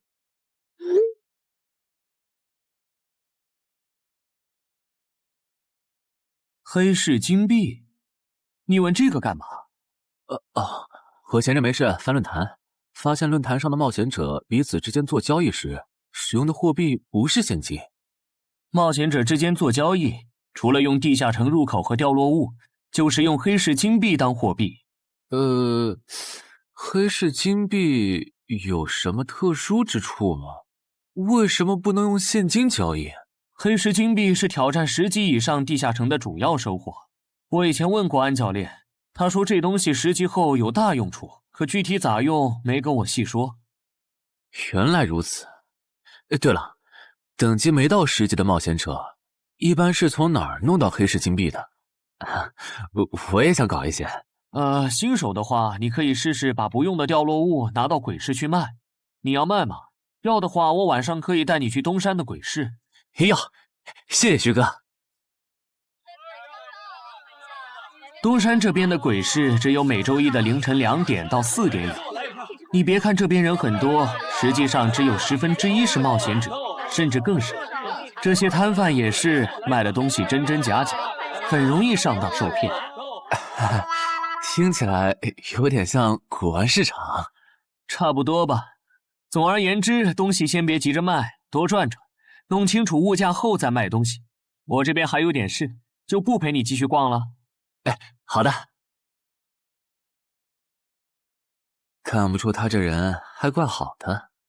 好了，到我来扫荡了。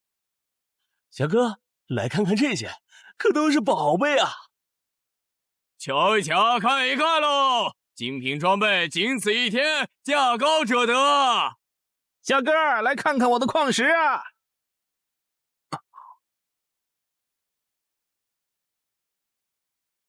看他求过的内容，这个人想要攻略的地下城，该不会是女妖之僧吧？这位小哥，你有我要的东西吗？如果是对付女妖的话，口琴和长剑应该可以。哈，有啊，你打算以什么价格收？嘿嘿，我得先看看货，货好，价格都好说。要看货，你得等我半个小时，我回家拿去。那你得快点，如果在这期间有别人卖我要的东西了，我可就不收了。哼，知道了，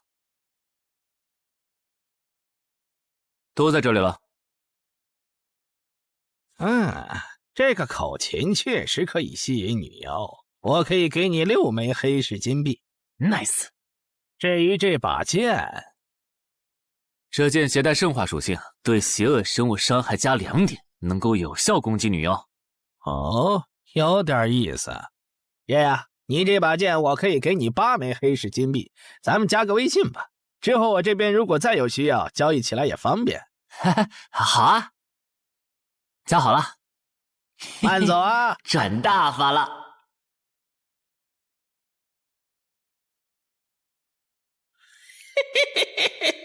疏于防范了哟，坟场通关新人。唉，都过去1个多小时了，那个叫四海为家的怎么还没来？算了，不等了。各位新老朋友，大家好，我是5级哥布林地穴地下城的入口拥有者搬砖小 C。我左手边这位是协会冒险者林女士。是。本次攻略已在官方备案，大家可以不用担心秃鹫的问题。这边的3位大叔和我组队过3次，是实力和人品都很过硬的老手。这小子怎么每次都这么磨叽？然后是本次行动的金主，目前还是普通人的王老板。大家好，鄙人姓王，是东山地产的经营者。最后是新朋友爱写作的东山市民，和今天也很闲鱼呢。他们都是3级以上，可以胜任后援工作。大家好。怎么这些人都喜欢在公园集合呀？上次的师傅秃鹫事件后，我都快对公园有心理阴影。大家都互相认识了，接下来请随我前往哥布林地穴的入口所在地吧。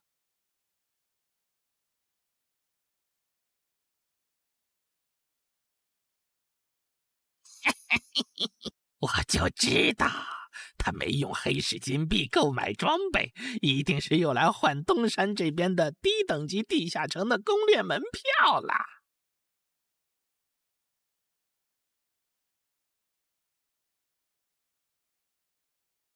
哎呀，那个还要走多久啊？啊，快了，入口就在前面。小森，这入口你是怎么发现的？这也太偏了。不是我发现的，是本地的一位驴友发现，然后卖给我的。真的假的？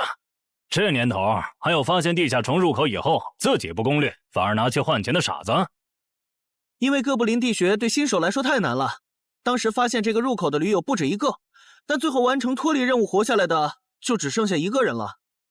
人家已经是冒险者了，这地下城在开放期又攻不下来，还不如卖了，换点能用的东西，剩下的钱分给死去同伴的家属。这选择挺合理的呀，不是吗？合理是合理，但我觉得事情应该没那么简单。喂，你这人真是的，咱们都合作好几次了，你还怀疑我？到了，形状、颜色、大小完全一致。没错，这个就是5级的地下城，风险评估过了，可以进。好耶！这一下你放心了吧？哦，喂，我再跟你们说一遍啊，进了地下城，里面的哥布林归我们管，你们就负责保护王先生，都没意见吧？我这200斤肉就交给2位了。脱离任务呢？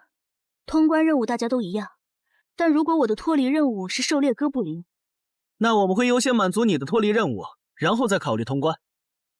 这么容易就能拿到通关奖励，那我更没意见了。我也是。你们脱离任务是什么？杀死2只哥布林。哦，我的也是。看来咱们的任务类型都一样，只是数量上有差异。王老板，你放心，脱离任务是按冒险者等级来的。2到3级冒险者得进入地穴，4到5级冒险者要干掉一些哥布林。你是新手，只要找到哥布林地穴就行，很简单的。原来如此，怪不得我和他的任务不一样。哎，大家听我说。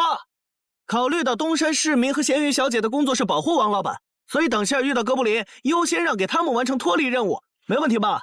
没问题。那好，咱们出发。只用交手就行吗？感觉也不难呐。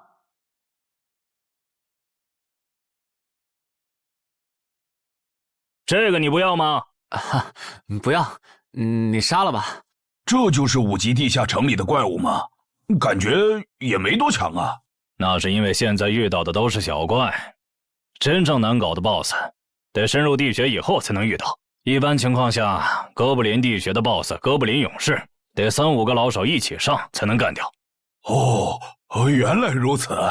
那如果这个地穴里有2只甚至更多的哥布林勇士，咱们能对付得了吗？那肯定是对付不了的。不过一个哥布林部落只会诞生1只哥布林勇士，目前全球就1对冒险者遇过双胞胎哥布林勇士，这种小概率事件，咱们肯定碰不上。哦，那我就放心了。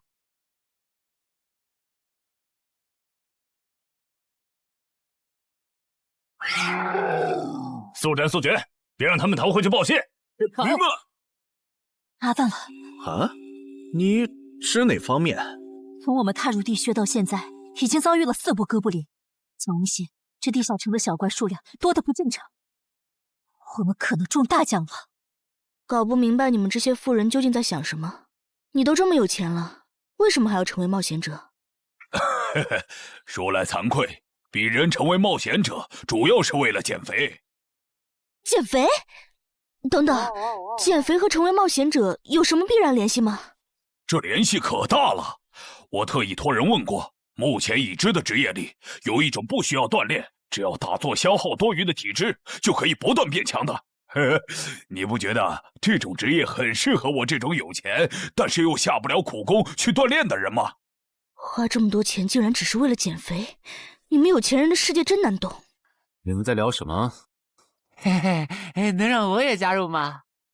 哎呦，连锁子甲都准备了吗？程先生真专业。你之前进地下城的时候也穿的这一套？对啊，如果没有这套防具，我早就死在地下城里了。相反，我倒是很不理解，你们为什么不穿防具？搞定。换班了，下一波哥布林你们处理。行，接下来我们负责打头阵。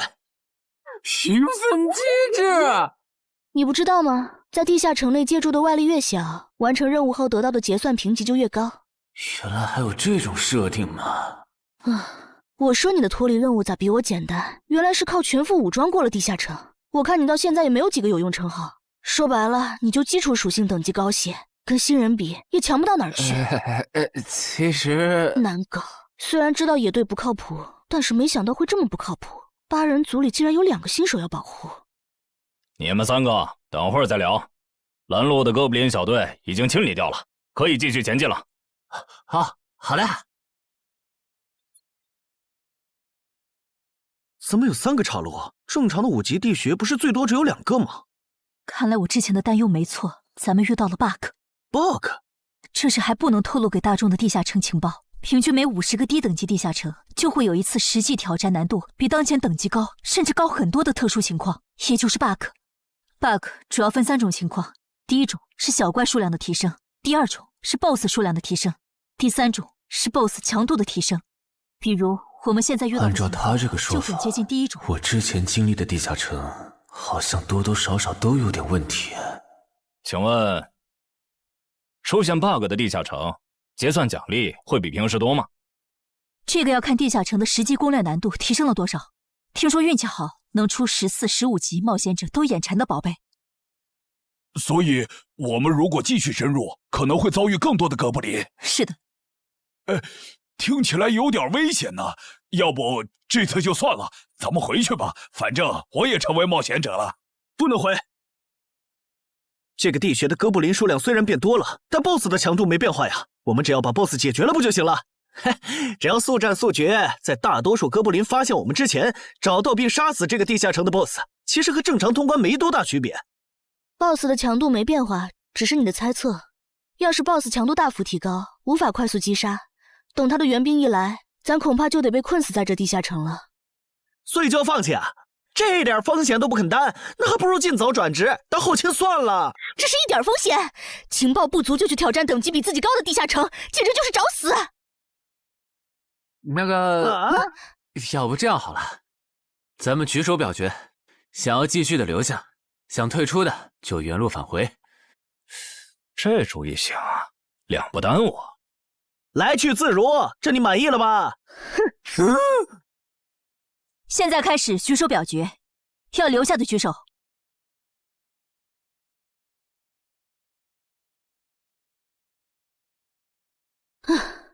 所以说野队就是野队，完全没有风控意识。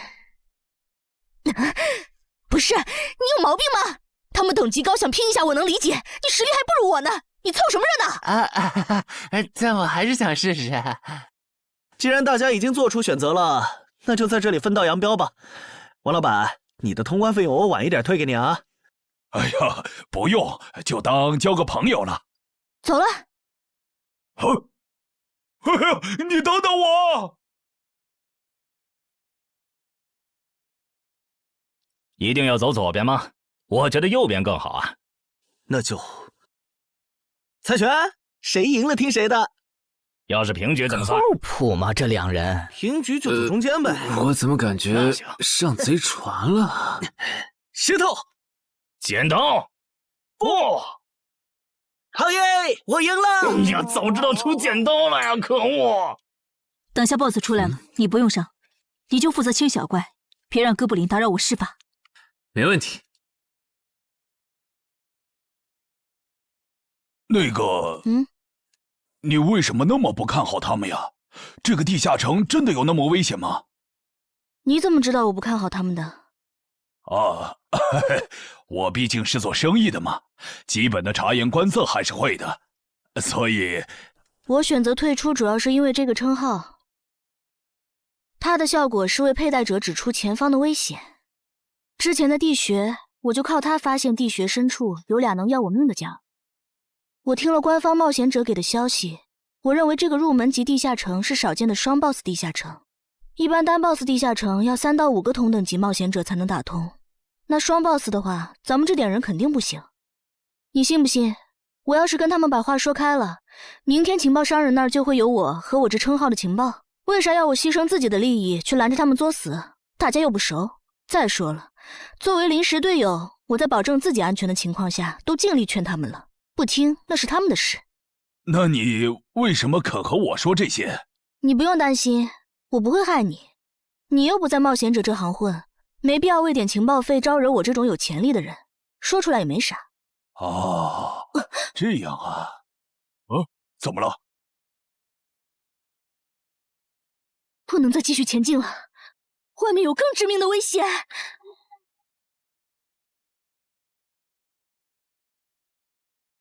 2级速能法术，烈焰放。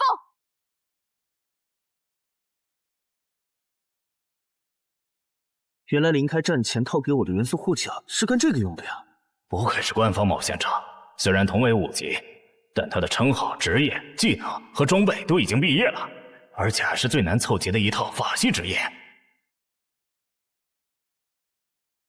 干得漂亮！换班，下一波哥布林你们来处理。好的。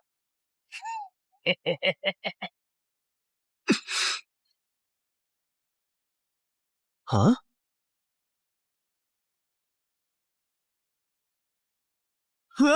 你们看，那是不是 BOSS 啊？怎么感觉有点不太一样啊？应该不是吧？这么矮，和哥布林勇士完全不沾边啊！等等，这是……大家小心，这确实是 BOSS， 只不过不是哥布林勇士，是哥布林萨满。给我冲！大家速战速决，在哥布林勇士出现以前结束战斗，不然我们就危险了。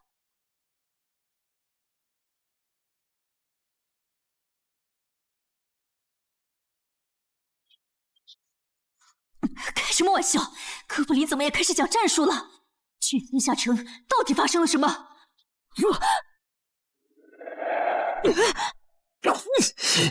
快走，我来会会这家伙。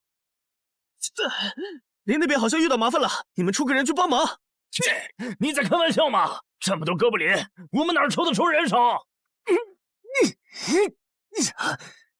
快去帮他们呀！这边我一个人能行。可是，走啊！你待在这儿，影响我发挥。我会尽快解决掉哥布林萨满，然后来帮你。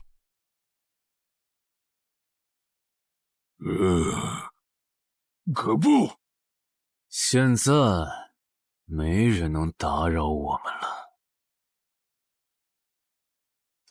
来，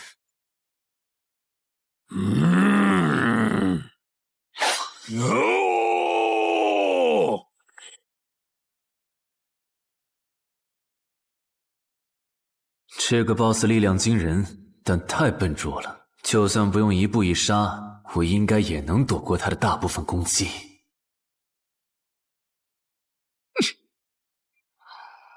黄化了吗？哼，太简单了。虽然你黄化后的速度和力量涨了，可出招没个计划，反而更容易躲了。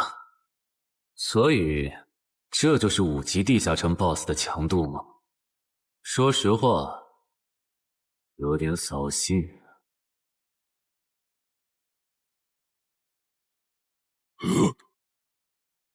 你这种程度，连当我的开胃前菜都不配。可不！可不！连死战到底的勇气都没有吗？这样看，我以后不用对5级地下城抱有期待了。这个地区到底还有多少哥布林啊？再这样下去，我可顶不住了！林，再用一次那个火焰魔法！你以为我不想吗？这个哥布林萨满一直在用低级法术干扰我施法。啊！等一下，通关任务怎么完成了？哎，我的也是。是东山市民解决掉了哥布林勇士。大家再撑一下，他等下应该会来支援我们。我看不见他，他既然已经完成了通关任务，就没有理由再回来冒险。那咱们也撤吧，反正通关任务已经完成了。不行，如果我们不能一鼓作气杀死哥布林萨满，那撤退的路上我们会被他们耗到死的。您说的对，现在还不能撤，大家顶住！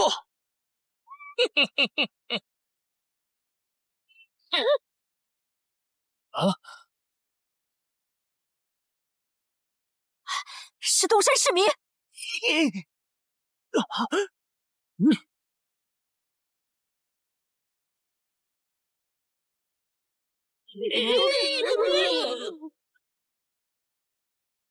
你从哪儿找来的大佬啊？双 BOSS 地下城就被他一个人打穿了？不是我找的。关于我的事情，麻烦大家帮忙保守秘密啊！明白。你这种有潜力的新人，容易被人盯上，等级没升上去前，确实不能太张扬。理解万岁。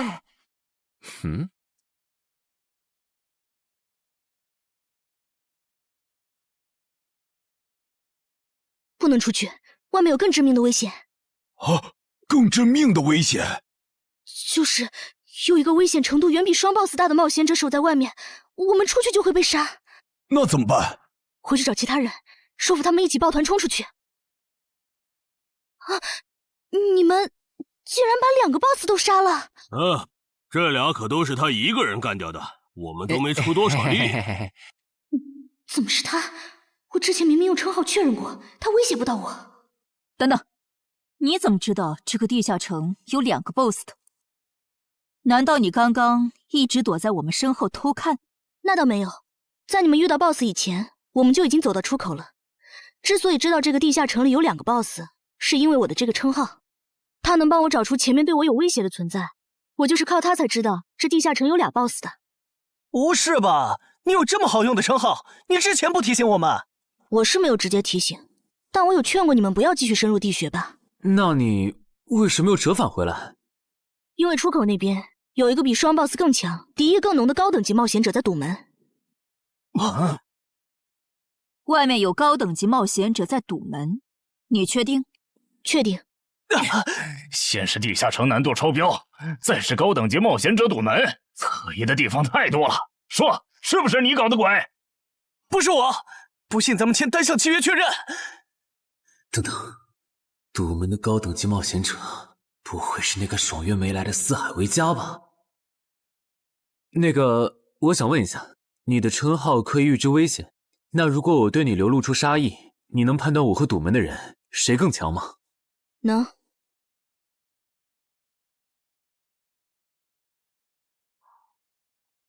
现在，我和外面的那个高等级冒险者，谁强？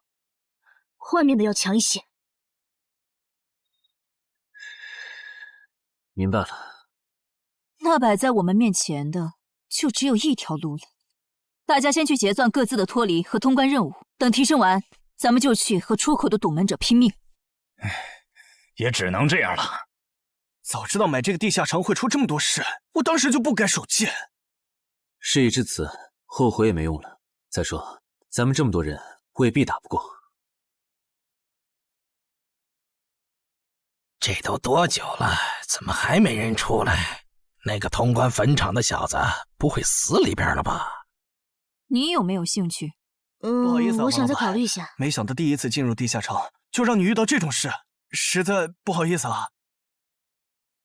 结算出来了，这次没有掉落史诗级奇物，看来双 boss 的地下城难度也远不如坟场啊。感觉下一个地下城可以跳过6级，直接尝试7级了。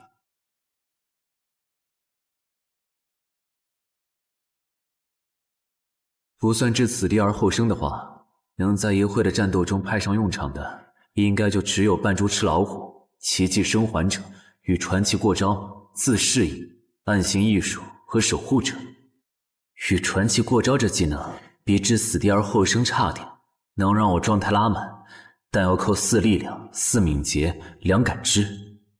至于暗行艺术，应该是和扮猪吃老虎搭配，靠扮猪吃老虎走到目标的视野盲区，然后换暗行艺术逐渐接近目标，最后再切到置死地而后生，从而打出完美的偷袭。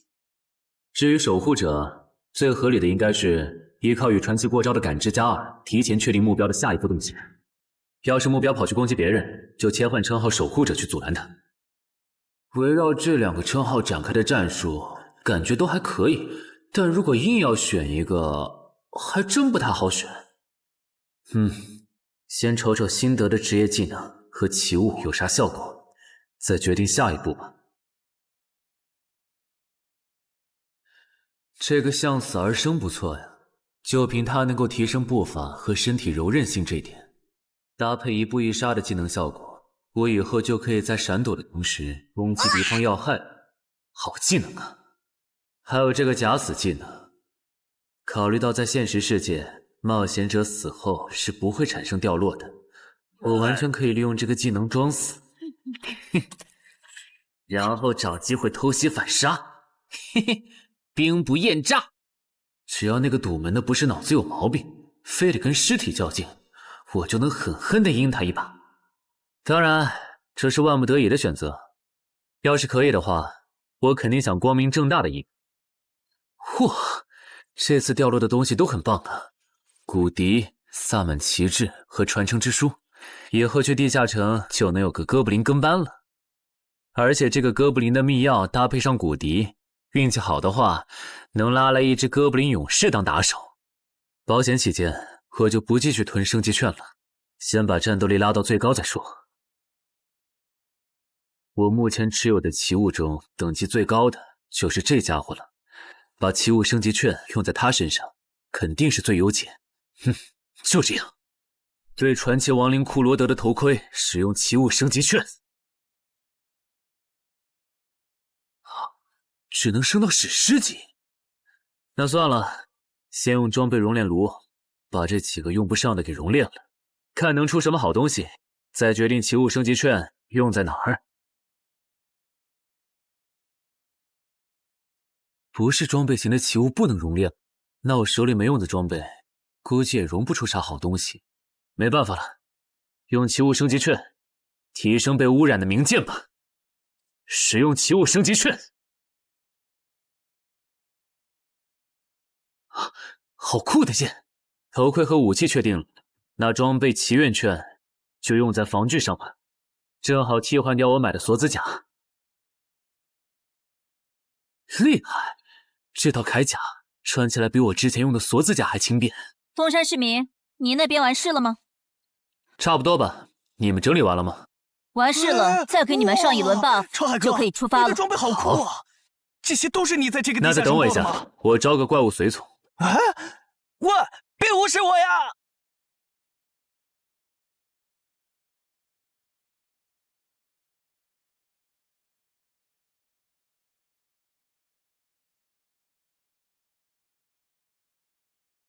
哥布林，你招个这样的怪物随从，没什么意义吧？这小东西连半个战力都算不上，不帮倒忙就不错了。别急，我还没完事。接着，喝了它。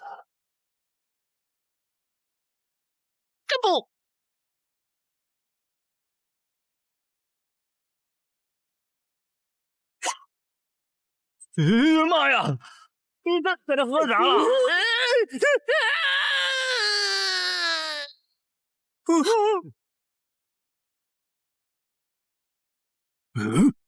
天哪，他变成 BOSS 了！那边有适合你的衣服和兵器，自己拿吧。你的随从不会失控吧？毕竟是 BOSS 级别的哥布林。不知道，不过你可以让他用称号看看这只哥布林对我们有没有敌意。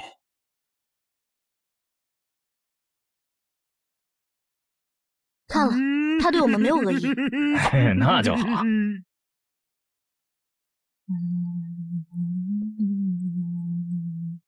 法师护甲，日期属性强化，雄之坚韧。好厉害，体质竟然加强了2点。属性增益只有1个小时。法师护甲能给没穿护甲的地方加点防护，虽说比不上你身上这套的防护力，不过有总比没有强。我呢？好耶！你没事吧？没事，休息一会儿就好。嘿嘿，终于出来了！啊，怎么还混进去了一只哥布林勇士？说好的有人在出口堵门呢，这也没有啊。估计是藏起来了，你用称号看一下他在哪儿。好。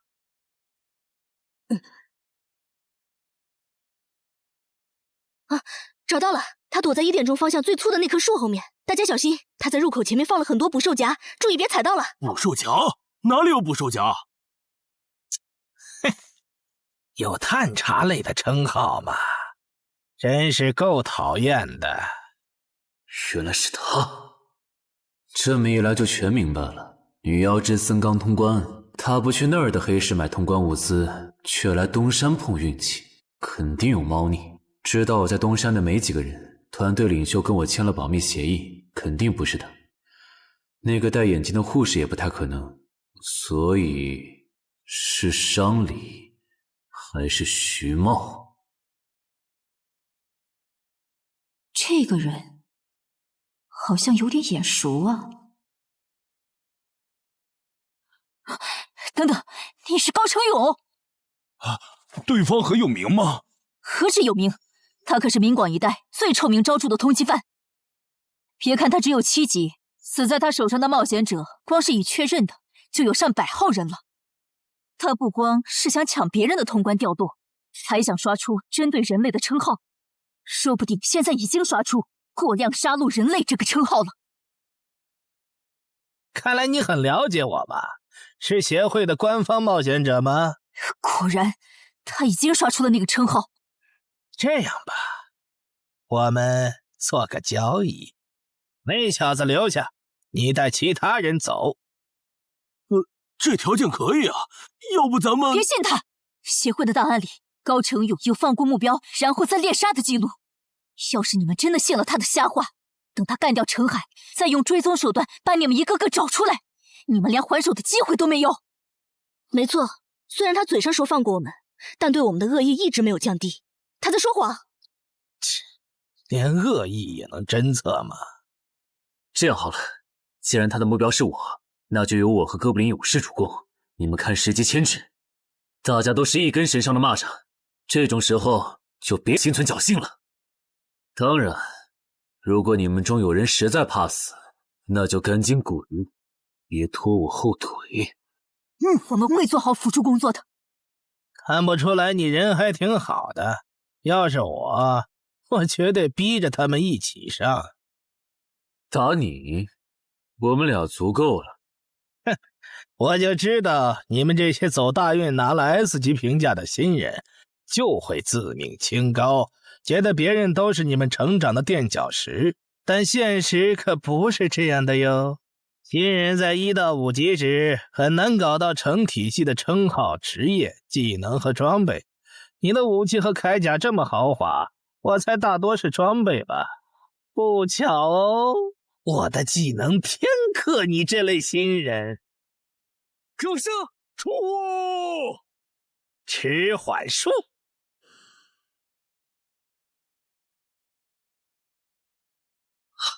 速度变慢了。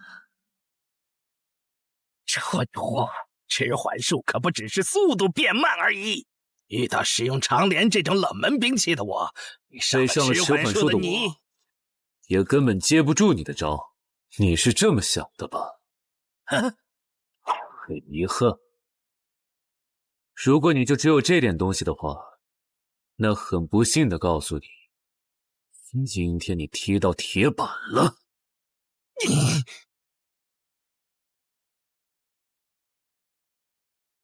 开什么玩笑！我百试百灵的组合技，竟然被他这么简单的破了吗？这真的是只经历了3个地下城的新人该有的水平吗？嘿，那个高成勇也没有你说的那么厉害啊！一上来就被陈海大佬没收武器了，感觉陈海大佬都用不上咱们了。不是高成勇不厉害，是陈海太强了。现在的他，恐怕和明省分部重点培养的那位超新星是一个水平。如果我说我认栽，那把长镰我也不要了，能放我一马吗？换位思考的话，你会吗？说的也是。消失了，那件披风的效果是隐身。唉，一想到超新星要死在我手里，我就感到惭愧呀。如果你没遇到我这样的新人杀手，大概会成为传说级冒险者吧。可惜，今天你就要死在这儿了，是你选择的死战。陈海，小心，那人没走，就在你周围。你这娘们儿！你在看哪儿呢？你不可能！你怎么知道我在这里的？因为我感知20，你的一举一动在我这儿都是明白。蛮感知吗？这个人你来上。好嘞。老天，真是不公平！我想问一下，3人冒险者如果要加入协会，录入个人信息大概要多久？工作日的话，半天。这么看来，就是云霄市协会泄露消息的。我申请加入东山的官方冒险者协会，不过我前天口头上答应要加入云霄市的，他们还没录入我的个人信息。现在换到东山，程序上合规吗？当然，我代表东山市冒险者协会欢迎你的加入。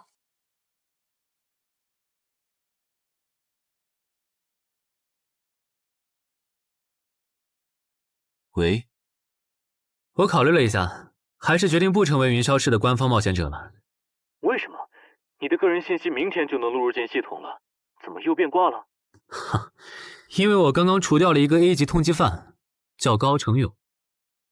东山的冒险者协会知道后，邀请我成为本地的官方冒险者。这样嘛，也挺好，成为家乡的官方冒险者，做事会更方便一些。对，我也是这样想的。那我挂了。以后常联系。废物，都是废物！你那边说完了？说完了。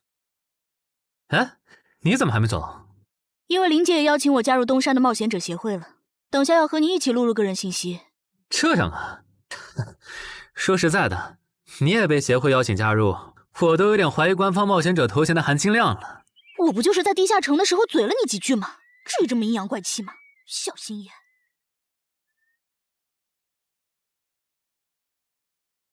请关闭称号和制约技能，用你自己的力量对着他出拳。好。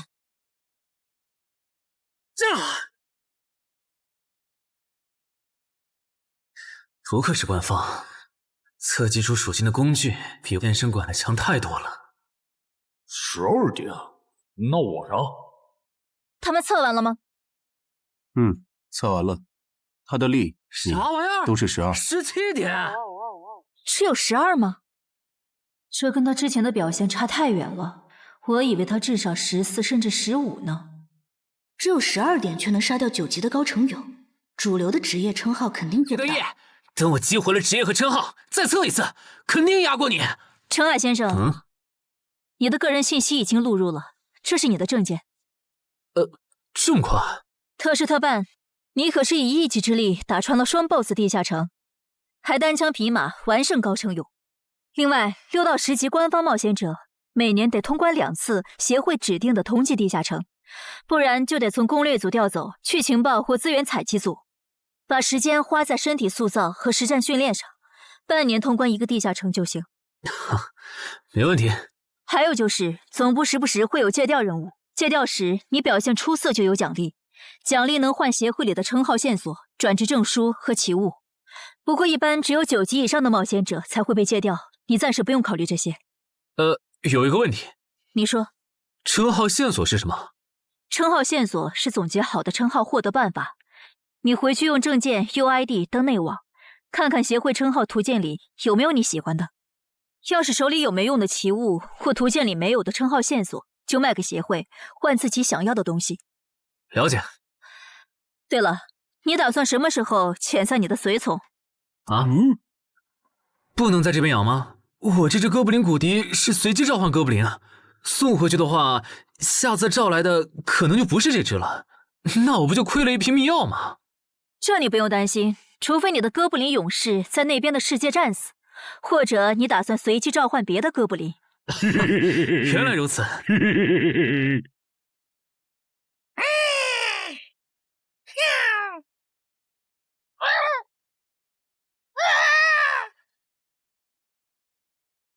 跟我来吧，我带你们去认识一下同事们。好。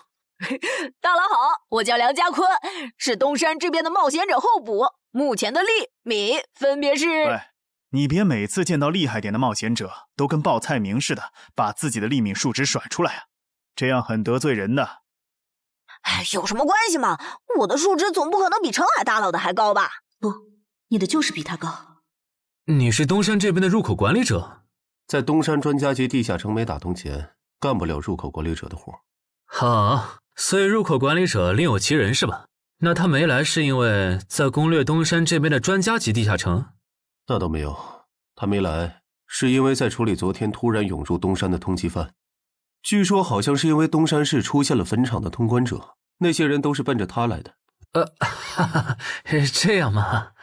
坟场那个老手坟墓啊，哟，那可是出了名的 bug 级地下城，能产出奇物升级券。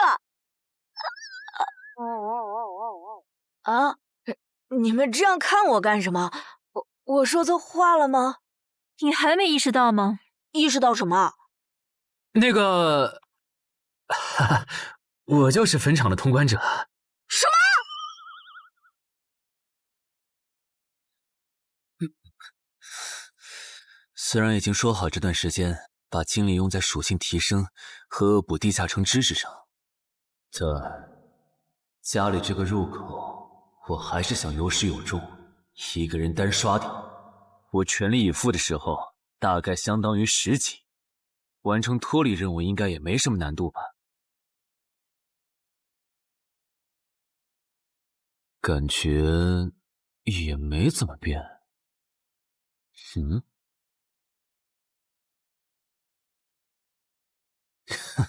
原来冒险者面板还能升级吗？那是不是等11到16级的时候，我的面板还会有变化？怎么感觉升到6级后的限制反而变多了？等升到11级，不会还来一些新的限制吧？就先这样，搞定。称号弄完了，让我看看这次的脱离任务是什么。脱离任务从单选变成2选1了，这对不打算通关的冒险者来说倒是个好消息。不过，豺狼人，原来这片森林除了鱼人以外，还有别的怪物吗？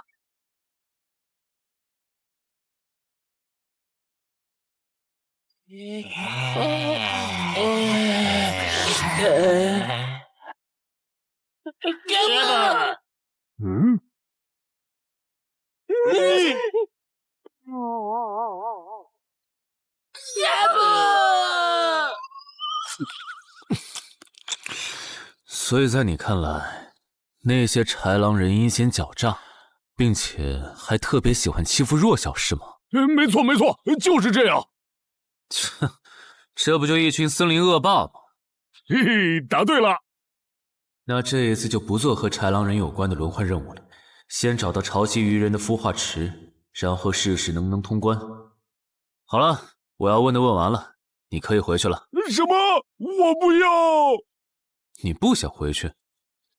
是的。好吧，你留下来也行。好耶，好耶！但我先说好，这个地下城的挑战等级是7级，你悠着点。放心吧，我很强的。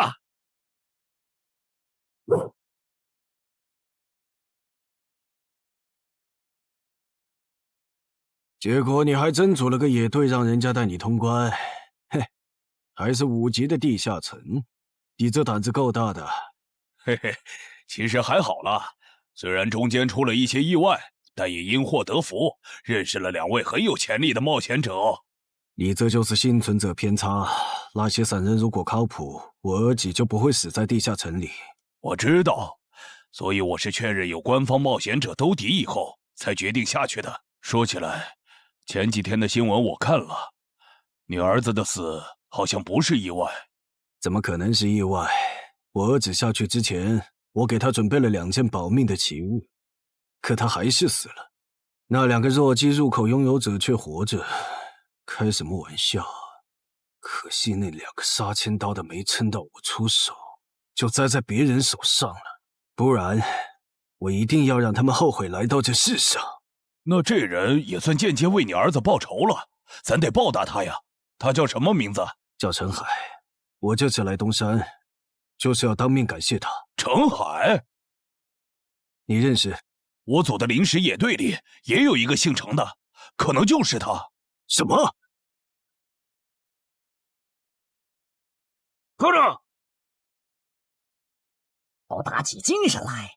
那些豺狼人斥候说不定就藏在附近的灌木丛里，你们这样懒散很危险的。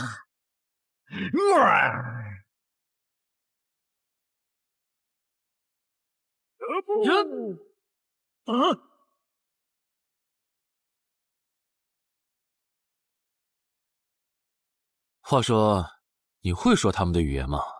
当然，需要我帮忙翻译吗？先不，我有一个能在这种场合上派上用场的奇物，如果它不好用，我再找你。你们的孵化池在哪？告诉我，我可以留你们一。你以为我会出卖我的族群吗？绿皮傻大个的小跟班儿！你以为我会出卖我的族群吗？绿皮傻大个的小跟班儿！有种你们就杀了我！队长死了，别得意，领军大人会为我们报仇的，在湖底有一个水下洞穴，穿过洞穴会抵达一个天然的地下洞窟，我们的孵化池就在那里。粪土，咕噜！这只留他一命，挂树上。之后咱们去找湖。你跑那么远干什么？人类果然都不是好东西。那个冒险者很强。不好，是白战的霍格。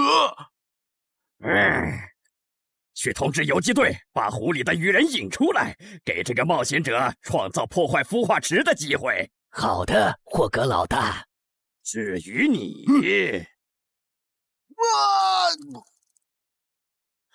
哇，这湖比之前用无人机航拍的时候感觉还大。得先找到水下洞穴，然后游好久才能到孵化池。就这要求，能把99%的冒险者都给淘汰掉。不过好在我有海之炎能水下呼吸，虽然不会游泳，但头盔里有库罗德水下战斗的经验。老大，我不会游泳，我可不可以先回去啊？你不会游泳？行吧，那我先送你回去。哎呦，好了，热身完毕。那么，出发了。果然，依靠海之岩和库罗德的头盔，就算是我这种旱鸭子，在水里畅游，那还不是小菜一碟？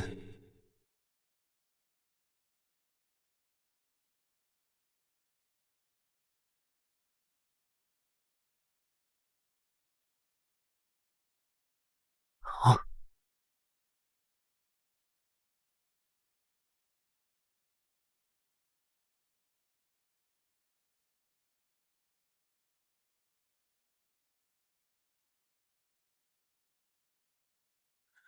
常驻脱离任务完成了，看来这里就是鱼人的孵化池了。但是，怎么没看到守卫？算了，不管出于什么原因，现在是通关的最好机会，这一点不会错。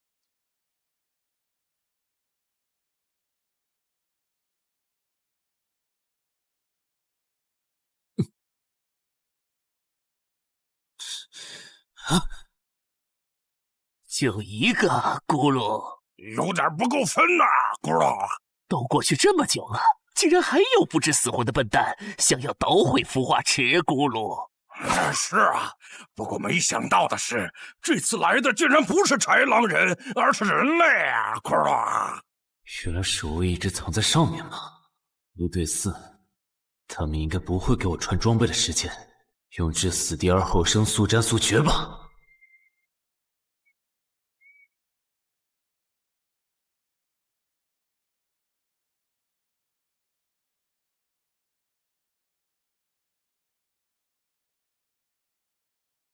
有人类闯入孵化池！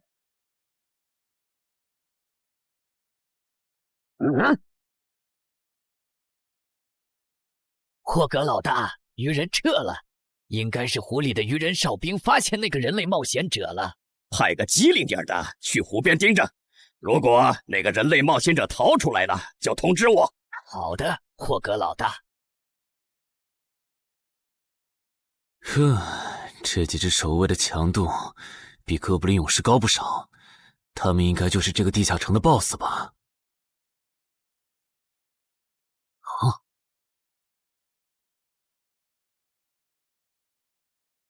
！6到10级这个阶段的地下城 BOSS， 通常可以划分为团队增益型和个体高战型2类。前者实力一般，但可以为同种族个体提升综合实力。独狼面对这种类型的 BOSS， 几乎很难靠一己之力通关。每次上我的课，你不是翘课就是打哈欠，怎么？我的课有那么无聊吗？但你今天讲的内容之前不是讲过吗？你要是说点11级以后的常识，我说不定会认真听。你以为我喜欢讲这些？还不是因为你们这些莽夫！CJ 的超新星不自大，不单人去调高等级地下城，就不会被 BOSS 弄死。公司也不会把我临时叫过来跟你们突击补课了。什么？顺治死了？是啊，你这几天没上论坛吗？大家都吵翻天了，说他的死浪费了 CJ 对他的投资。哼，这我还真不知道，到底怎么回事？你快和我说说。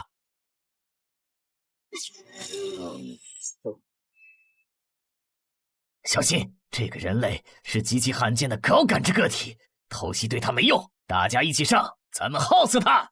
那个鱼人 BOSS 什么情况？都被我杀了这么多精英鱼人了，他怎么还在旁边观望？难道这些实力比哥布林勇士还强的鱼人，在他眼里都是小喽啰吗？这个人类的实力和霍格好像差不多，好在他是一个人来的，可以用数量耗死他。这种的杀戮速度，等精英怪把他体力耗得差不多了，剩下的精英种恐怕也没多少了。到那时，霍格如果察觉到我方兵力空虚的话，恐怕……算了，还是冒一点险吧。终于感到心疼，要亲自出马了吗？奇迹生还者，等这一刻很久了。禁军大人小心，这个人类冒险者和霍格一样强。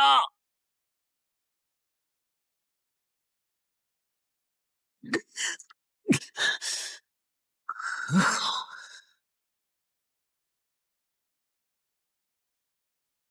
领军大人，别管我，他伤得更重，还不擅长水下作战。就算没我帮忙，你们也能轻松杀掉他。把脑袋给我带回来。是，领军大人。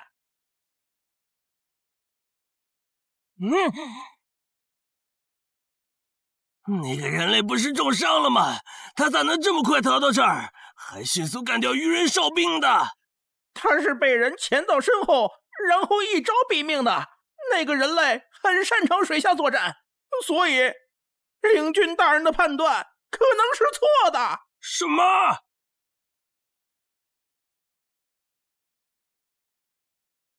该死，总算活着逃出来了，多亏了这个奇迹生还者呀，不然我就得交代在这儿了。果然和我预想的一样，那个鱼人 BOSS 沉不住气，要是他再稳点，我就会被耗死了。怪不得团长说，独狼到了更高级的地下城会越来越吃力。哼，一挑多肯定没胜算呢。看来我还是得找些厉害的队友了。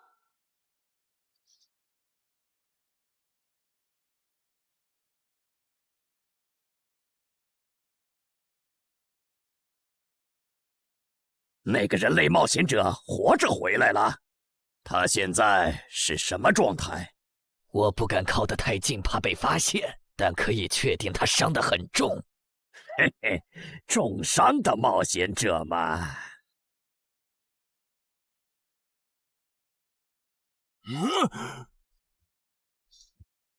下次再找你们算账。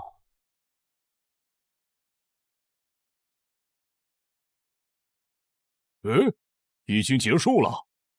失败了，孵化池里的鱼人太多了，我一个人杀不完。我刚才翻了下你们的传承之书，如果你的战斗累积到一定场次，会升阶为更高等级的百战哥布林。以后，你就用这把剑斩杀和你实力差不多的地下城怪物。等你成为了百战哥布林，这剑对你没啥用的时候，再还给我。那您用什么？哼，我用这个。啊，对了，你以后得练一下游泳了。后面我还要再打一次这个地下城，到时你得出力。好吧。这一定是豺狼人干的。激活技能，与死亡共舞。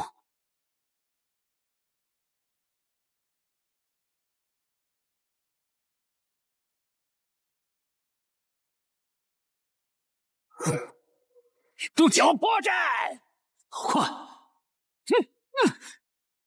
切！豺狼人，还好，为了以防万一，把感知拉到20，不然刚才这只豺狼人就得手了。这个人类不是受重伤了吗？可他刚才的动作根本就不是重伤之人能做出来的。他不会是在钓鱼吧？他跑了。不一定是逃跑，也可能是在示弱，引诱我们过去。那咱们还追吗？如果追过去的话，感觉很可能会进了他们的包围圈。算了，不追了。等找到足够强的队友，做了充分的准备以后，咱们再回来和他算账。好的。哎呀，没想到6到10级的地下城的难度会比5级的高那么多。下次得提前掌握好情报再去通关，不然风险确实太大了。是任务结算呢。哼，说起来，这一次我虽然没有通关，但宰了那么多鱼人，怎么说也该有个 A 吧。水产过敏怎么了？不对，你怎么知道我水产过敏的？还有啊，我是人，你给我一袋动物口粮是什么意思啊？就算他吃不完，这会难吃。什么？他加入东山的冒险者协会了？你给我站住！你当初是怎么信誓旦旦的跟我说他死定了的？连高成勇都栽在他手上了，我能怎么办？听你这意思，我弟弟的仇你是不打算管了呗？哈，也是，你已经靠我爷爷成了云霄市入口管理人，上了岸的你哪能冒着被革职的风险对隔壁市的超新星下黑手呀？我真是看错你了，早知道爷爷当初留下来的资源就该用在周德身上。你干什么？转手我爷爷留下来的遗物啊！我弟弟死了你不帮忙，那我就把你想要的遗物给能给我报仇的外人了。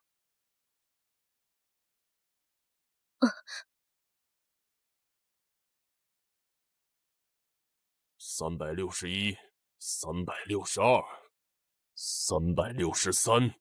安然，黑市上出现了个你可能会感兴趣的悬赏。说内容。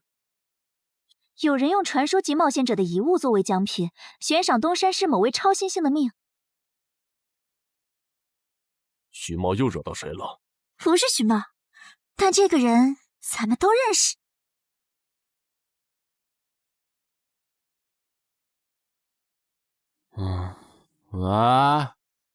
陈海哥，你被人盯上了。我知道呀，这问题不是已经解决了吗？这次不一样，有人在网络黑市高价买你的命。哎呦，你别不当回事！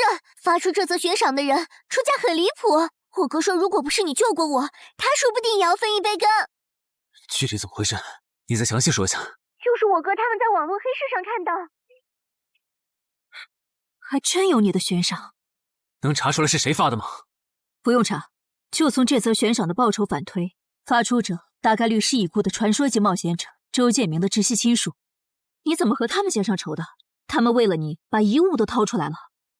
不知道啊，我都没听过这个人。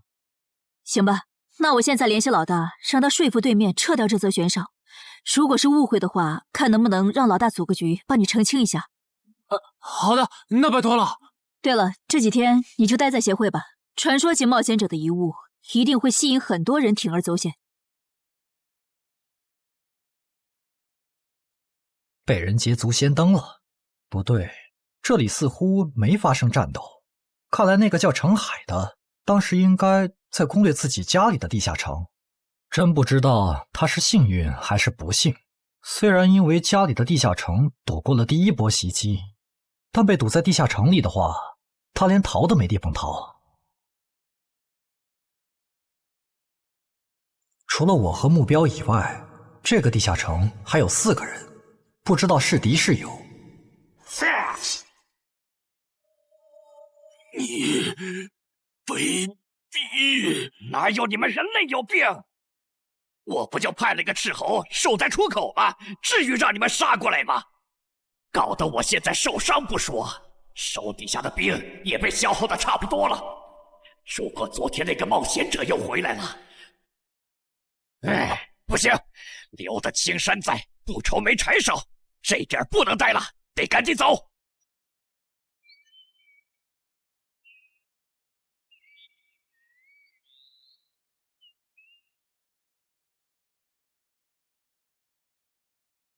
3个猎人，也就是说，目标那边顶多只有1个同伴吗？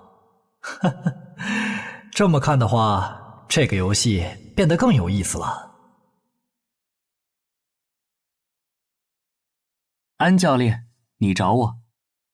对，程海被悬赏的事你知道吧？知道。那正好，你给程海打个电话，如果他不知道自己被悬赏了，随便挑个6到10级地下城，邀请他和你一起打。剩下的不用我说，知道该怎么做吧？徐茂打过来的，肯定因为悬赏的事，不知道他是来提醒我的，还是来试探我的。哎呀，算了，还是不接了。反正家里地下城入口这次肯定是暴露了。要是之后问起来，我就说在攻略家里的地下城。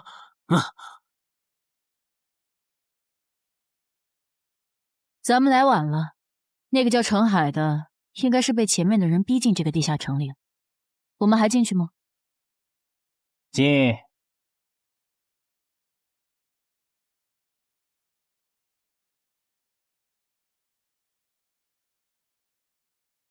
又进来2个人。等等，这个轮换脱离任务怎么变得无法完成了？难道说这个地下城的经营豺狼人已经被杀到不足5匹了？你好，那边的人让我问你，要不要一起开个会？那边的狂战士好像有事要跟咱们商量。也就是说，你和你的同伴是最先进入这个地下城的，程海不在这里。对，那我不明白了，你们没堵到人，为什么不离开，反而在这儿扎堆守着湖呢？因为我同伴的主职业是海兽祭司，他因为职业特性的原因，发现这个地下城刚刚诞生了一只英雄级鱼人，他想趁着对方还未成长起来，和他签订主仆契约。那你们呢？你们为什么不去做轮换脱离任务？因为我们进入地下城用无人机找程海的时候，只发现了守在湖边的他。等我们赶过来以后，他既不承认程海在湖里，又不肯交代他守在湖边不走的理由，那我们能怎么办？只能陪他在湖边耗喽。这不能怪我呀，我总不能说我的同伴下水了，但我不会游泳，只能在岸上等他吧。你这家伙！啊，我怎么了？先等一下，你们的事情我大概了解了，但这应该没有商量的必要吧？有必要。刚刚同伴死了。啊？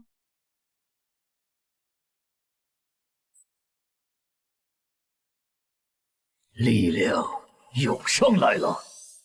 这样的食物外面有很多吗？除了偶尔出现的人类冒险者，附近的森林里还有一批豺狼人。很好，把他们带过来。现在恐怕不行，因为昨天和今天的冒险者已经把我们的兵力削弱到无法和豺狼人抗衡了。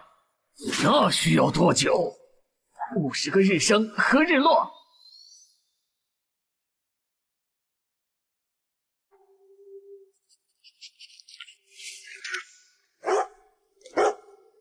没想到独狼闪怒竟然死在了这个地下城。他不是一直这样忙吗？遇到克制自身的地下城，就会因为没有人帮他兜底而陨落。是这个道理，但这白痴为了断其他人的后路，单独猎杀豺狼人，结果把自己给玩死，是我没想到的。那我们之后怎么办？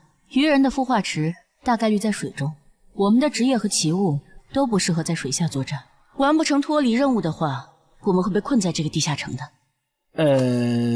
这个地下城的最大挑战者数是15，除了我们和这个白痴以外，还有12个名额。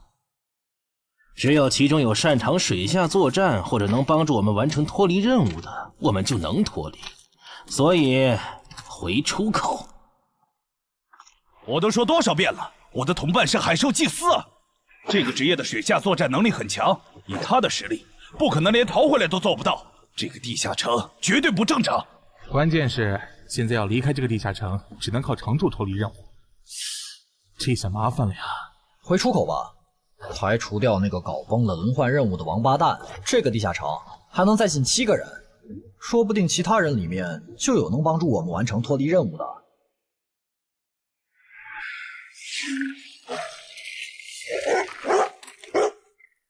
自杀者王二，他不是去月省了吗？怎么会出现在这里？你们得手了？没，目标可能根本就没进来，咱们被耍了。可以啊，海哥，我还是第一次听说有6级冒险者的悬赏金能和史诗级器物挂钩的。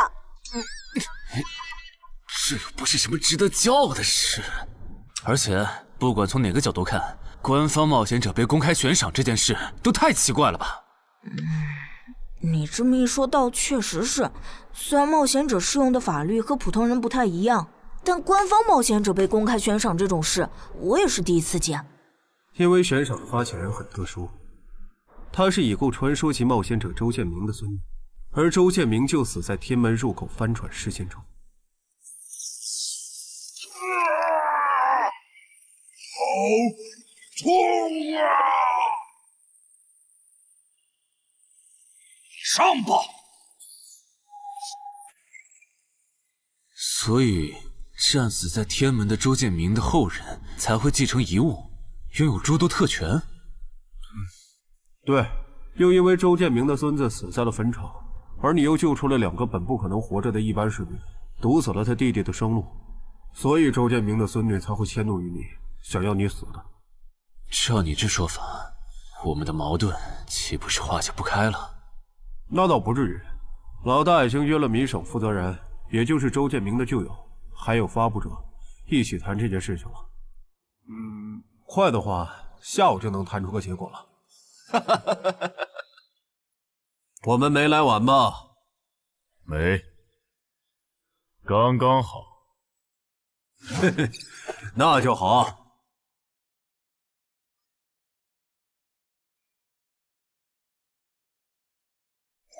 啥情况？怎么进不去？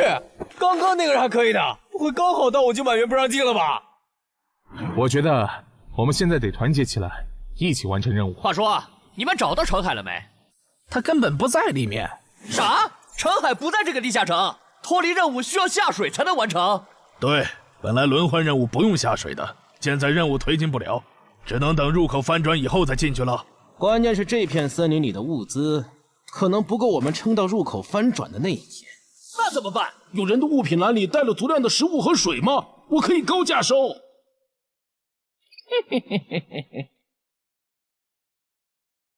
本来也没抱多少希望，不过没想到连刺杀者王二那样的高手都被困在这个地下城里。这样看，少了这些竞争对手，等我完成脱离任务出去以后，说不定真的可以燃制周建明的史诗级遗物了。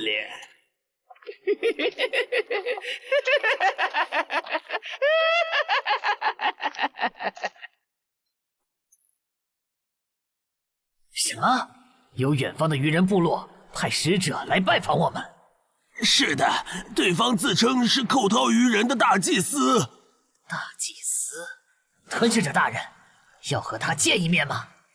见，不过以防万一，把放出去的鱼人都叫回来吧。寇涛鱼人吗？我还真挺想知道他是怎么找到我这里的。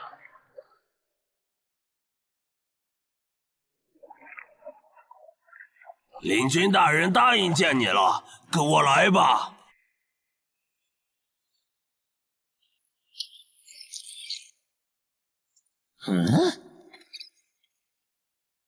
这就完成脱离任务了，真是得来全不费工夫。你在看什么？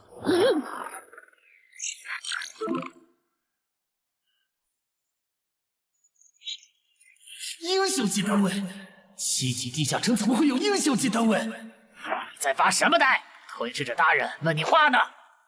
别慌，他们看不到我的任务面板，只要找个理由搪塞过去。理由，有了。本祭司拜访过很多鱼人部落，但像你们这样能把孵化池放在地表生物完全无法到达的部落，我还是第一次见，一时有些惊讶。这样啊，那不怪你，毕竟不是哪一只鱼人都能找到这样的风水宝地。嘿嘿，不对，他有问题。天赋不会说谎，打他出现在我视野里的那一刻开始，我的天赋就一直在提醒我，吃掉他，我还能再升一级。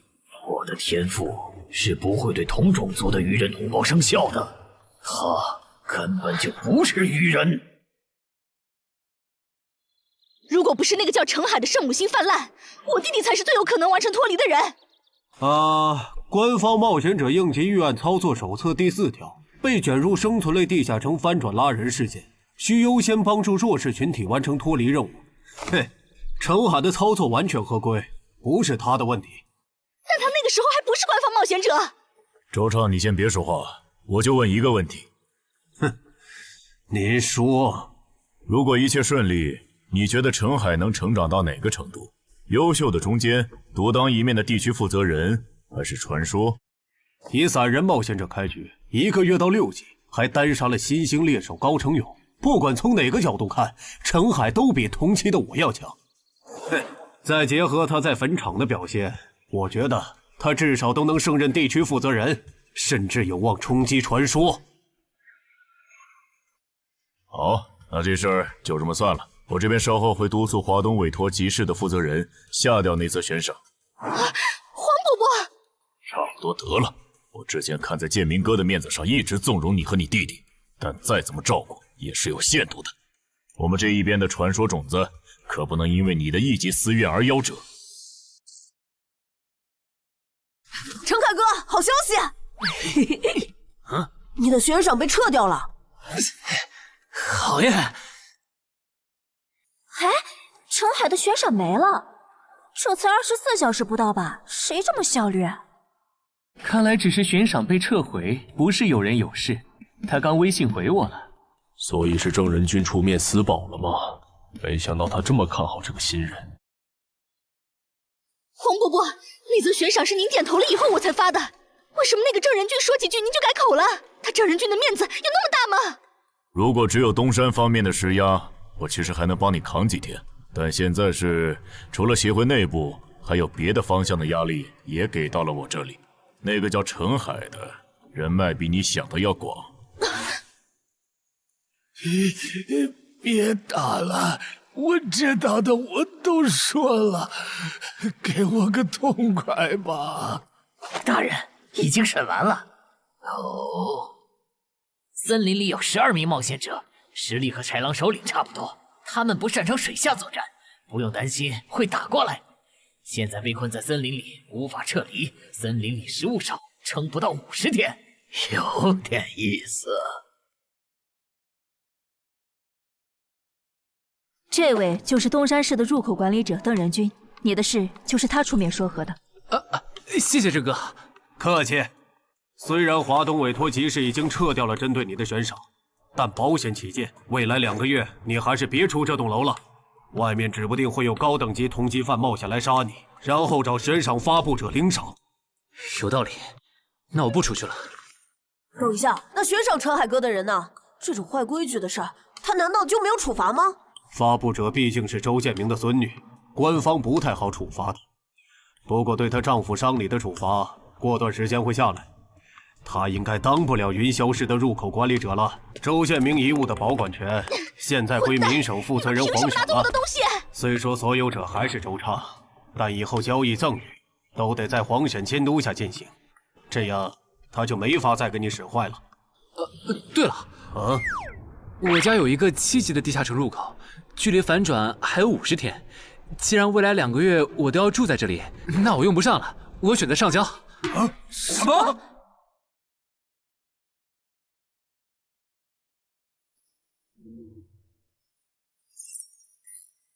确实是6级到10级地下城，而且挑战人数已达上限，现在进不去了。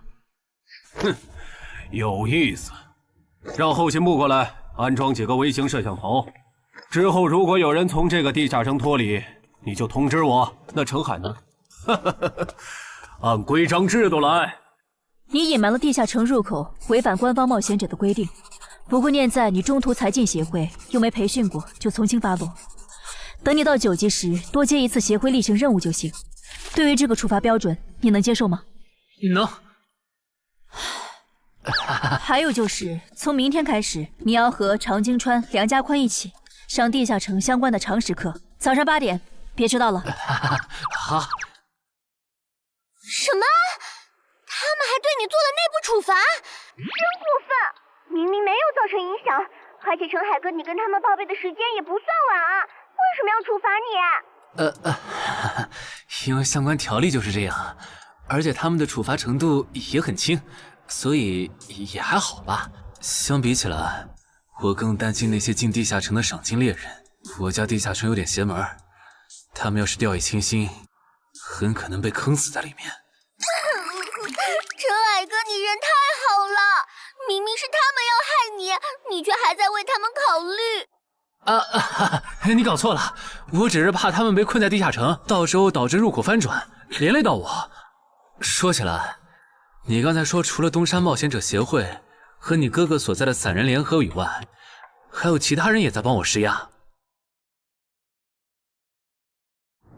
我哥哥说明省的富豪曹火旺对悬赏你的事特不满，他认为传说起冒险者后代比老弱妇孺更受保护的话，以后冒险者肯定会变成特权阶层。听说这事还惊动了华东地区的负责人，所以关于你的悬赏才会这么快被撤下来。好，那替我跟你哥哥道声谢，等风头过了，我做东，咱们一起吃个饭吧。曹火旺吗？一起吃饭。啊，小妹真是的，为了个不知道从哪儿冒出来的野小子，竟然让大哥你用掉了这些年积攒下来的人情。人家毕竟救了咱们妹妹，我这个做大哥的不能就这么看着。怎么又有电话？喂，我是乔火王。你可能不认得我。没，我听朋友说了，是您出面施压，我的悬赏才会这么快被撤销的。你已经知道了，那我就开门见山了。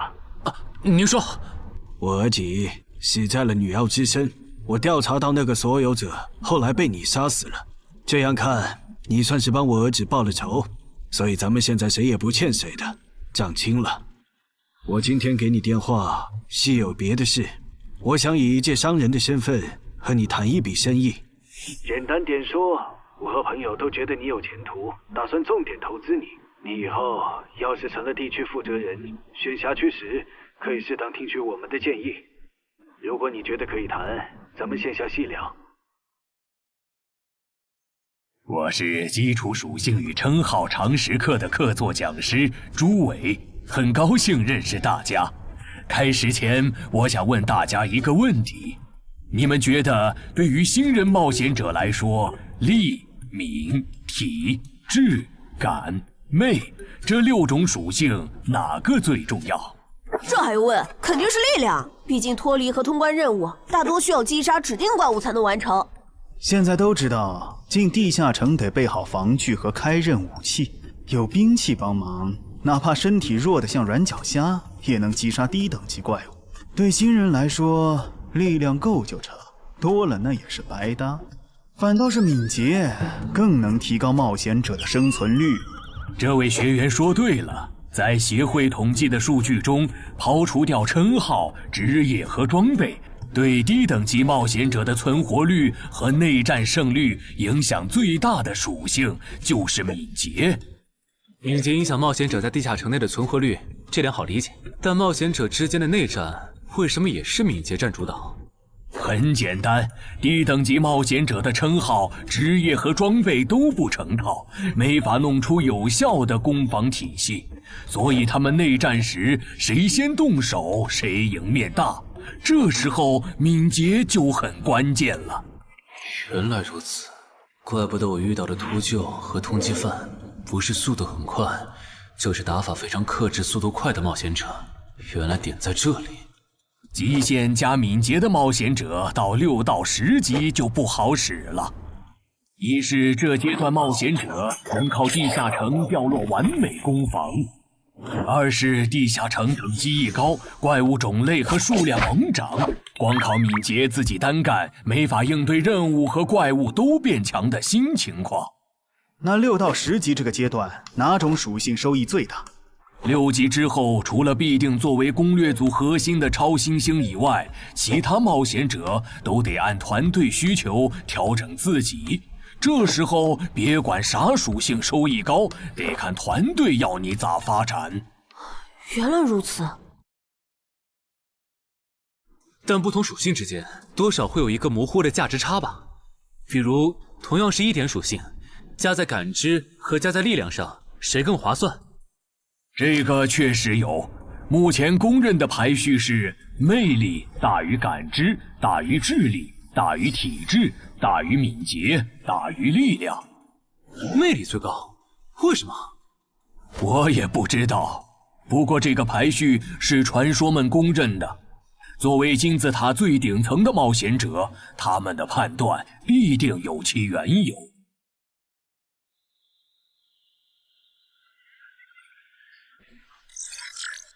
这英勇骑士转职成功，加1点魅力，还是隐藏职业。可我主职业就是近战，副职业再选同类，会不会最后效果1+1小于2啊？想什么呢？没什么。不想说就算了。对了，林姐让我问你，下午的冰击课你来吗？啊？这次好像有越省来的武术大师指导我们。停！第7局，长鲸穿胜。强的优势这么大吗？算上达人绷带的效果，我等于是被14比0了。键他的速度没我快，体力也没我好啊。你已经连输7把了，还打吗？打，我还没累呢。你呢？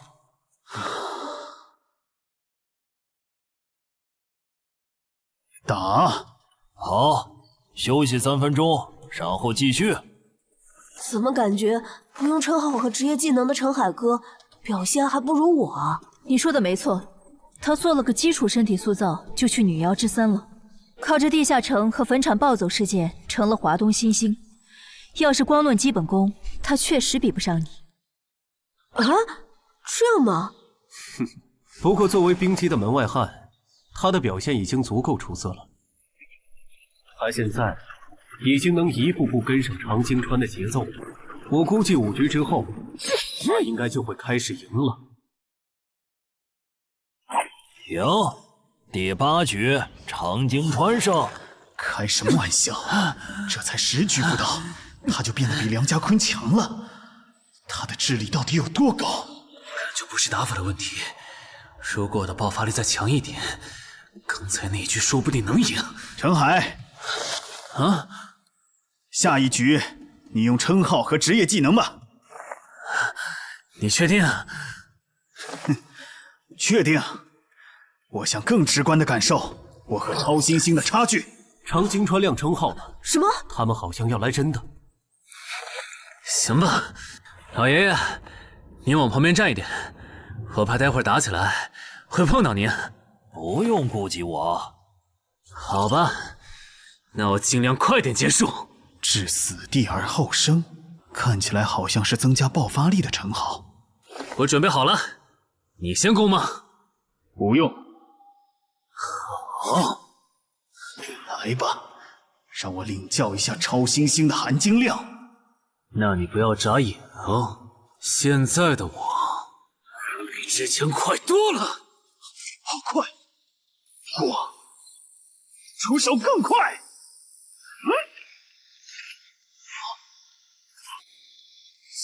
不可能！好快！你输了，今天就到这里吧。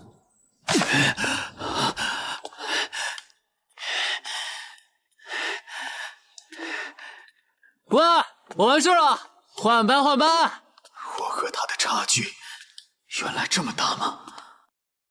其实你枪练得不错，出手的那一下，就算是我年轻那会儿，也不见得能躲掉。别灰心，你只是运气不好，遇到了能阅读你下一步动向的特例。阅读下一步？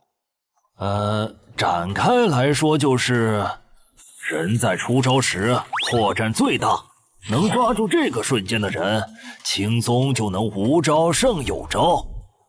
使用者必须要在对手出招前阅读到对方的下一步动作。有这份眼力的武术家呀，还在世的不超过5个人，所以你输得不远。陈海哥，你刚才那招叫啥？好酷啊！没想到一个没练过武的门外汉，竟然也能掌握这一招。他真的只是个普通的冒险者吗？陈海哥，你也太牛了吧！你是没看到败给你以后，常青川的臭屁男的脸色有多……臭屁男？常青川，我可以坐在这里吗？当然可以。其实，我原本是把你当做我的竞争对手的，但现在看来是我没眼力见了。以你的实力和潜力，东山这种小地方根本就留不下你。这不明摆着吗？坟场那种全球公认的 bug 级地下城都被陈海哥打通了，他肯定不会自降身份来跟咱抢下任东山市入口管理者的位子呀。说不定到那个时候，他已经是一手负责人了。喂，等一下，你说他以后能成为传说级冒险者，我不反对，但一手负责人，这俩人真吵啊！你问我副职业怎么选？哎，对，我这不是6级了吗？之前探索地下城的时候，发现冒险者面板升级了，除了在用的职业以外，我还可以再激活一个副职业，但我不知道副职业该怎么选，所以来问问你。哦，这个在主副职业常识课上会讲。不过你既然问了，那我就简单说下。一般来说，冒险者主职业分常见和隐藏两种，常见职业很多，进阶方法也大都搞清楚了。你的主职业要是常见的，去内网一搜就知道和哪个副职业最配了。那如果主职业是隐藏职业呢？果然，你是隐藏职业。隐藏职业因其获取难度，目前协会只掌握了个别职业的最优路径，其余的就只能凭感觉来了。啊？凭感觉？那如果选错了，后续不就完蛋了？谁也打不过了呀？不一定。毕竟常规职业冒险者，就算是成为传说，实力也只能排到中等偏下这样。如果你真是隐藏职业，只要没选和主职业互拖后腿的副职业，那上限就不会低。说起来，有一些隐藏职业甚至不需要副职业就能直指传说，甚至还是上位传说。这样吗？不过这种就算在隐藏职业里也是非常稀有的，就像8名的士。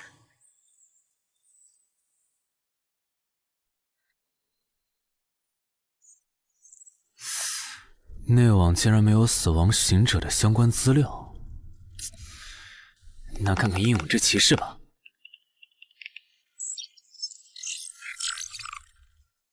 没想到我手通坟场得到的转职道具，竟然在全球冒险者圈子里被无数人追逐。看他们的评论，这个转职徽章除了挑战难度高的离谱以外，没有别的缺点，而且挑战次数也没有限制。那么只要转职成功，就必然能成为上位传说。嘿嘿嘿。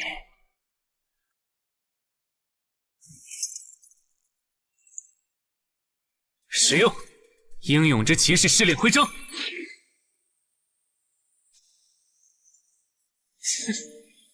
那么，出发吧。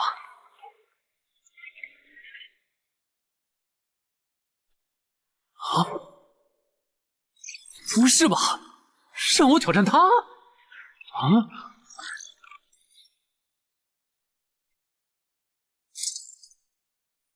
直接开始了这就，这个任务描述啥意思呀？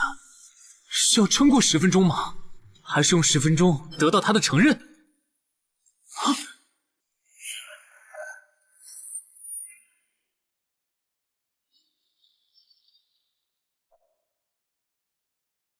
这家伙该不会比库罗德还强吧？第一把先试试水，先弄清楚我和他的差距。这谁能撑过10分钟啊？我这种配置都3分钟嗝屁，10级以下，我不信有人能完成试炼。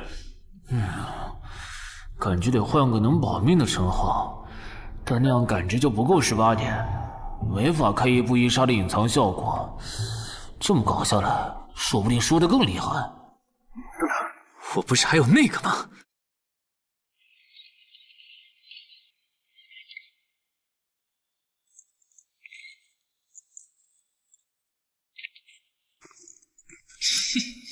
讨厌，这个傻大个的弱点是感知，他看不到穿了隐身衣的我。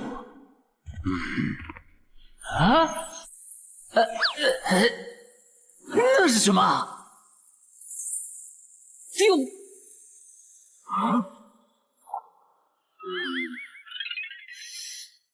他怎么能有看破隐形单位的技能啊？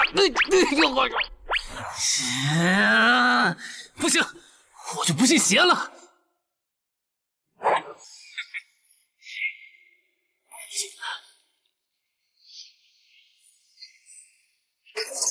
混蛋！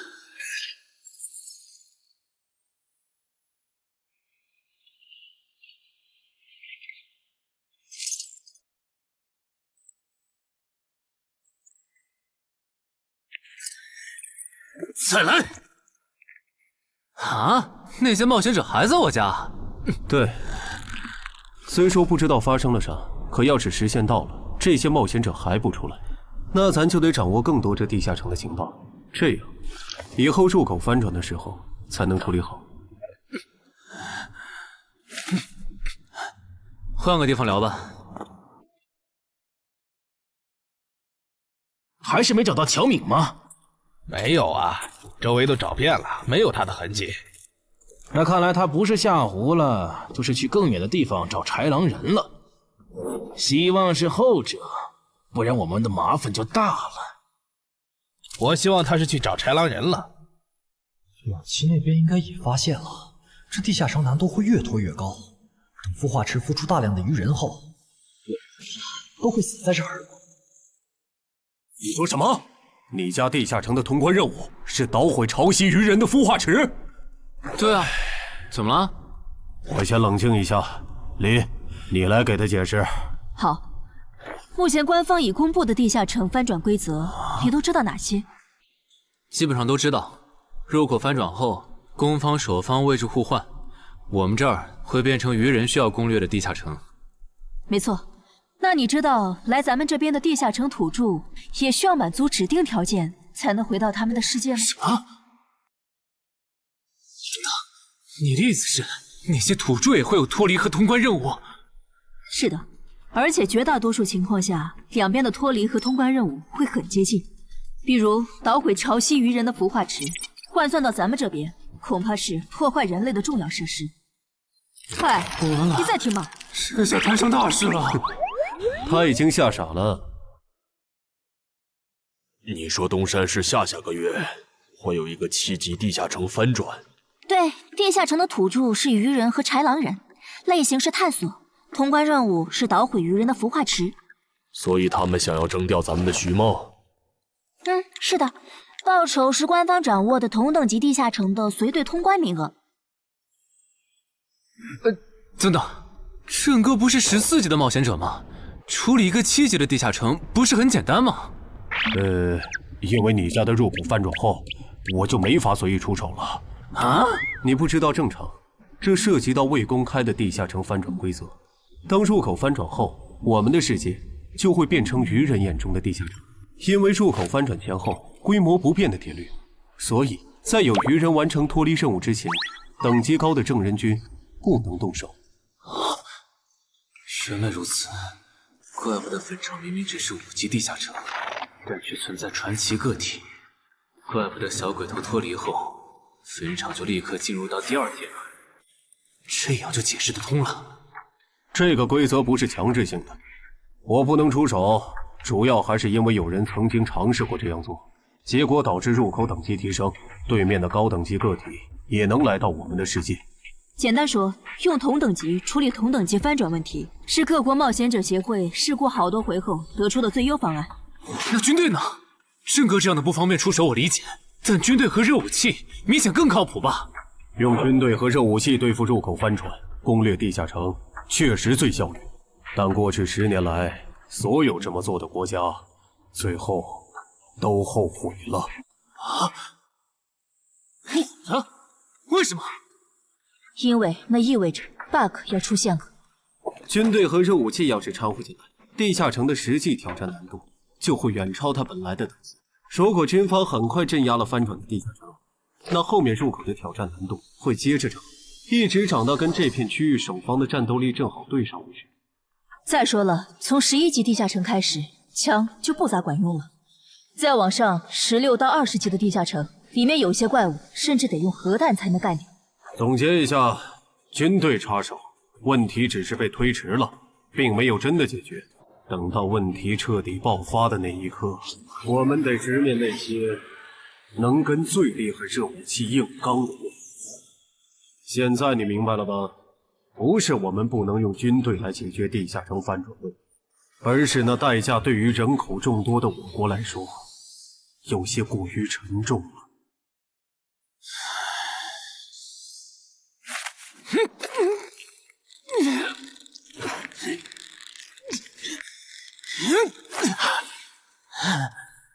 陈海哥这也太拼了吧！天天这么练，他身体遭得住吗？林姐没和你说吗？说什么？陈海家的地下城下个月要翻转了。什么？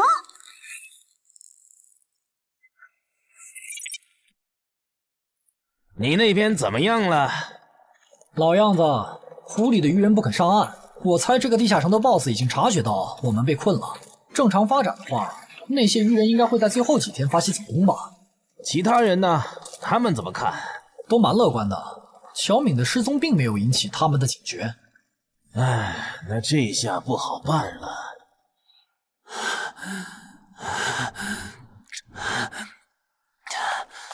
给。啊？今天周四，你不用上学吗？上啊，谁让有些人闯祸，把地下城入口给搞翻转了呢？想上都上不了。应东山市入口管理人的要求，原定课程现在换成入口翻转规则普及课。因为本节课还有大量未准许披露给民间的内容，所以开讲前需要大家签署这份保密契约书。谁先来？我，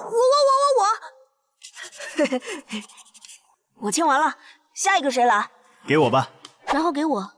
那我收尾。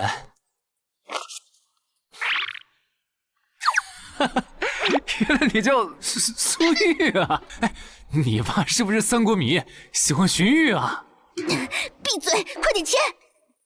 最后重复一遍，我接下来讲的内容，你们不可以透露给协会外的人。一旦违例，协会的档案师和守密人就会针对违反保密协议的人进行内部处罚。相信我，绝对会让你们后悔泄密的。下面开始正式上课。官方已公开的入口翻转规则，你们都看过吧？看过。好，那我就用东山市要翻转的7级鱼人地下城做切入展开来讲。地下城翻转完后，入口还在老地方，东山市会出现对鱼人来讲难度一样的7级人类地下城。在该区域内，你们将无法使用称号。为什么？目前学术界尚无定论，但主流观点是，这是基于守方有利现状做出的平衡性调整。其实很好理解，攻方鱼人们初入城市，不了解地形，处于压倒性的劣势。要是这时候守方战斗力还不限制，攻方可就太吃亏了。有一个问题，还是用这个鱼人地下城做例子。如果鱼人来到我们的世界，那他们的实力会变强吗？在他们完成脱离或通关任务前，实力并不会有明显的提升。也就是说，鱼人完成脱离任务后，因为有好处拿，就更想把通关任务也给完成了。这机制不就是让人等死吗？我也有一个问题，这次的入口翻转事件就不能用枪来解决吗？用枪的话，地下城难度会高得多。要是不想以后碰上更多入口翻转的事儿，就别想用枪解决问题。那找2个9到10级的大佬堵门怎么样？来一个杀一个，这总行了吧？地下城入口翻转后，以入口为中心那一边，攻的一方占大便宜，守的一方在这地儿，称号没法用，职业带来的基础属性也没了。多找几个人呢？如果来5个9级堵门，应该就稳了吧？5打1的话，咱们经验更多，绝对是咱们这边优势更大。是，之前确实有人这么做过，而且效果也不错。但对攻方不利的地下城，也会因此变更为生存型。按照镜像法则，要是咱们守着的地下城变成生存型，这世上某个地方就会出现同样等级区间的生存型地下城入口，来和它平衡。比较典型的就是坟场和恐惧之墓。所以，至少在我们国家，现在是尽量避免这样做了。好恶心啊！这里不允许，那里又有限制的。难道入口翻转，我们就只能安排附近居民撤离，然后一波接一波的处理跑来咱们这边的鱼人吗？倒也不是，其实我们已经快找到可以快速解决地下城翻转事件的办法。哦，是什么？只要入侵我方世界的同批次地城土著里，有人被我们捕获，且在该地下城入口时间归零前，我们一直保住他的命，那就不会再有下一批次的入侵者。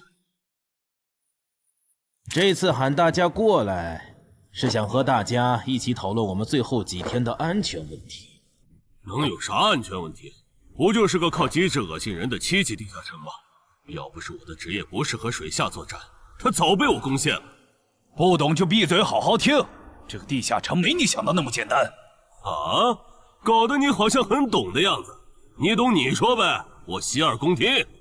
你没看这个地下城的名字和任务内容吗？摧毁潮汐鱼人孵化池，这么明显的暗示你都没反应过来，我真是服了。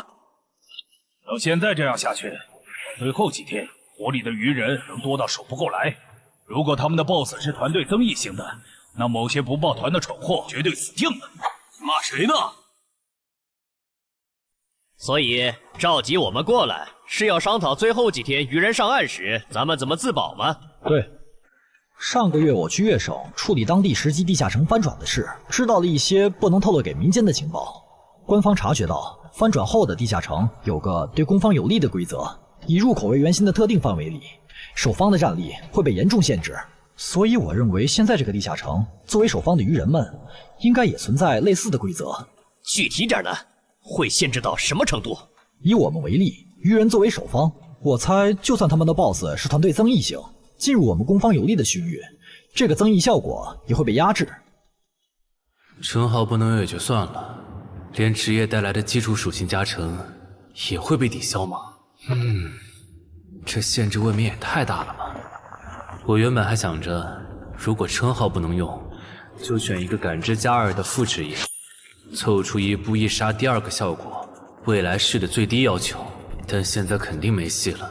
算了，到入口翻转前，我先用英勇之骑士来适应没有未来式的战斗吧，看看实力会折损多少。早啊，骑士。啊？不是吧？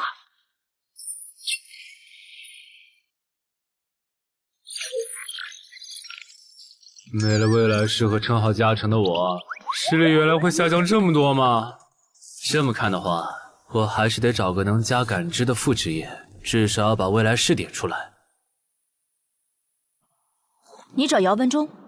对，我想找一个能加2点感知的副职业，想问他有没有推荐。还有，协会内部是可以用贡献点兑换副职业的转职道具的吧？能是能，但这种和智、感、魅有关的副职业转职道具，所需要的贡献点有点多。你除掉高成勇得到的贡献点肯定不够。我知道，我来之前已经查过了。我有2个称号未被收录进官方的称号图鉴，我可以提交他们的获得线索来换取贡献点。行，那我叫姚文忠帮你整理一下。你现在就要定副职业，不再等等吗？距离你被强制征召进地下城还有半年呢，没准过几个月，新隐藏职业的最佳升级路线就能搞清楚了。不等了，我家地下城翻转后，我主职业的核心技能就会没了称号加成，得再加2点感知才能开启。这2点属性对接下来的我是刚需。行吧。这是协会掌握的能加2点及以上感知的副职业，你看一下吧。寻物师，你确定就要这个？不改了？啊，就他了，寻物师。行吧，那我现在就去联系福州的冒险者协会，让他们派评估师来东山看一下你手里的称号值多少贡献。如果价值大于寻物师的职业证书，我就向总部打申请。那麻烦姚哥了。您就是陈海先生吧？你可以叫我蔡吉，我的副职业是评估师。接下来由我为您评估至死地而后生和与传奇过招这2个称号的价值。好的。算完了，这2个称号虽然效果惊人，但他们的获取难度和激活所需要的前置条件太苛刻了，所以价值相比于同等级称号会有很大的折损。具体会折损到什么程度？叫您放心，足够您兑换寻物师的转职证书了。和上次一样，别用称号和职业技能，对这个设备来一拳。好。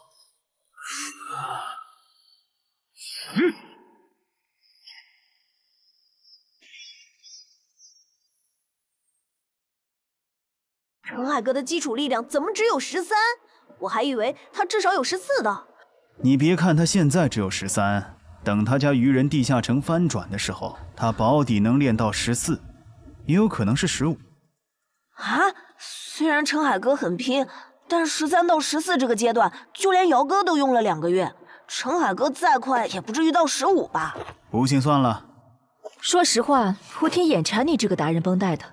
等你以后用不上它了，能不能考虑一下平价卖给协会？可以啊，不过那得等我的力、敏双16以后。原来你们在做力量测试，我说怎么找不到你们？程海，你的副职业转职证书到了。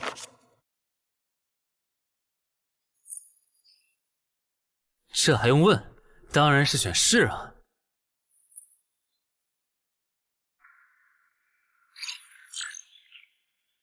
等等，不会吧？不会吧？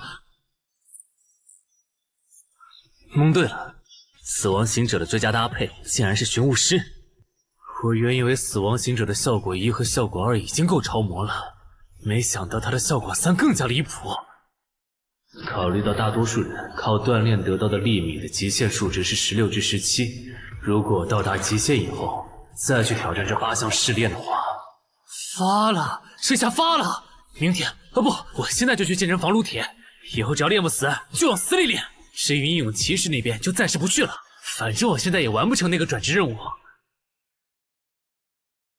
有没有搞错？东山市的地下城翻转事件，为什么要拉我这个云霄市入口管理者去帮忙？因为你老婆在我这边的人情已经用光了，还有你下个月就不是云霄市的入口管理者了。身为官方冒险者，被附近的协会征召，不是很平常的事吗？而且别告诉我你不知道，东山市的愚人地下城是因为谁才闹到要翻转这一步的？11121、11122、11123。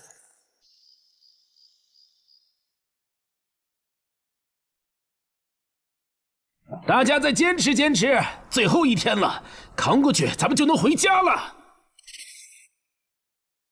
曼哈努斯大人，巢穴现在有守卫24只，精英鱼人69只，哨兵队长和士兵共800。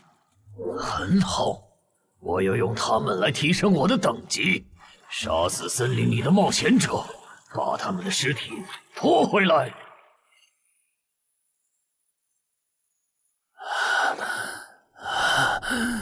冒险者面板。你这人真怪，明明再过几个小时地下城就翻转了，你不养精蓄锐，却在这里做力量训练，临阵磨枪也没你这么磨的吧？其实这2个月我一直都是这么练的。啊？倒是你，大晚上的不睡觉找我干什么？如果我说我的称号在催促我尽快离开这个城市，你信吗？什么？我有一个想法，如果那些鱼人真的会在最后几个小时上岸，我们要不要试着做掉他们的 BOSS？ 只要 BOSS 死了，剩下的鱼人就算数量再多，也不过是一群小喽啰。不是，你有毛病吧？明明已经说好了，大家守在出口，等任务时限到了就一起回去，你加什么戏啊？而且任务没完成，你杀 BOSS 也没奖励啊！不是我非要杀 BOSS， 是我问过王二了，我们没完成脱离任务，想搭地下城翻转的顺风车回家，是会占用翻转后地下城的挑战名额的。确实如此。那么基于镜像原则，翻转后地下城的挑战人数上也会是15。如果最后几个小时鱼人 BOSS 带着手下和咱们争夺这15个翻转名额的话，只要有4个鱼人比我们先冲出去，那我们之中就有人要永远留在这儿。等等，话不能这么说吧？万一那些鱼人最后没来呢？万一咱们守住了也成功撤离了呢？不，他们一定会来。我的副职业是塔罗牌占卜师，我刚刚给自己算了下，接下来的几个小时，我的运势是凶多吉少。真的？你啥时候知道的？2个小时前。我记得你这称号只能找出有危险或敌意的人吧？不然高成勇那次你察觉到危险早就退了，这次你咋发现待在东山是有危险的？就因为那次我发现称号有预警盲区，所以才加入协会，想用称号线索换贡献点，在内网找点能补称号短板的奇物，要不然这次又要被你连累。等一下，什么叫又被我连累啊？果然你和林姐一样，根本就没意识到你家地下城翻转后到底有多危险。啊！你再想一想，处于战场外的我竟然触发了危险预警，这到底意味着什么？说明风险区的防线拦不住鱼人，他们的活动范围会扩张到整个东山市。对，然后我就倒霉了，因为协会肯定会强制拉我和常金川去阻拦那些鱼人，这就是为啥我的称号一直催我赶紧离开东山市。这些推测，你和姚哥、玲姐他们说过吗？说过，但他们认为那15个冒险者回不来，最后能从你家走出来的鱼人也不会超过15只。鱼人单体作战能力不强，就算突破防线，有10级的陈华宫和乌龙也能快速抓捕他们。你信他们还是信我？信他们的话，我就拉着我爸妈去隔壁云霄市躲几天了。我是想信你，但光凭咱们俩又能做什么？毕竟在你预见的未来，连10级的冒险者都失手了。不，我们能做很多。有我预警，再加上你的隐身衣，咱们先去收拾那些弱小又落单的鱼人，把鱼人对咱们世界的破坏降到最低。结果咱们3抽到的不是塔就是死神，都不是什么好兆头啊！别告诉我你们真信了。如果张志兴的复制液真那么好用，他又怎么会沦落到和咱们一样的处境？这个他刚才不是解释了吗？他出发前占卜到的运势是愚者，但他错误的解读了它，不然其实可以避开这个地下城的。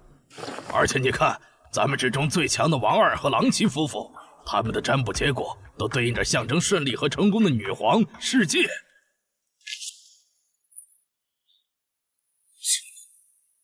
我抽到的牌和你一样，也就是说，如果我保持现状，最后下场也会和你差不多，对吧？对，咱们很有可能走不出这个地下城。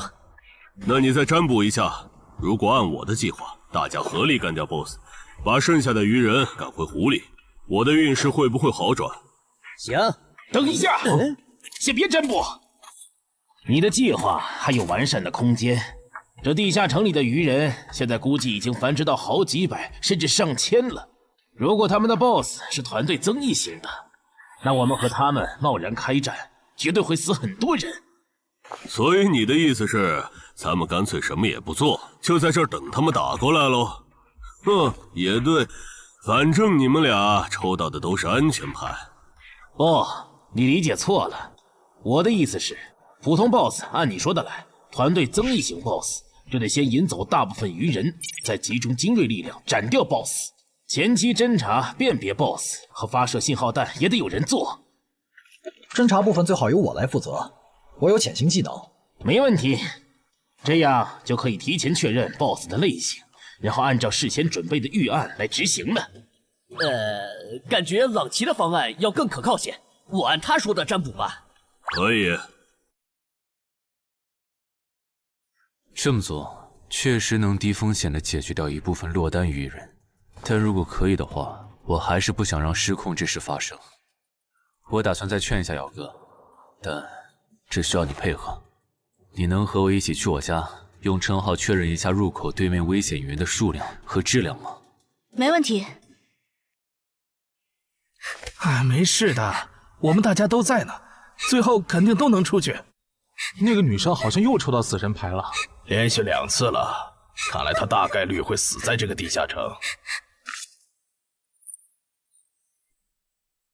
愚者牌怎么解读？眼下这个情况，抽到它，意味着你将利用你和你身边的力量来达成你的目的。目的嘛？大家听我说，占卜的结果出来了，除了个别人抽到死神、塔牌，大家整体的运势其实是变好了的。这说明主动出击会带来好的转变。既然这是让大多数人都受益的决策，那我的建议是执行。至于抽到死神和塔牌的，就麻烦身边的人分精力照顾一下了。王二，了解，我现在就出发。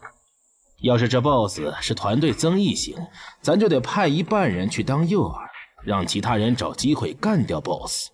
有人自愿去诱饵组不？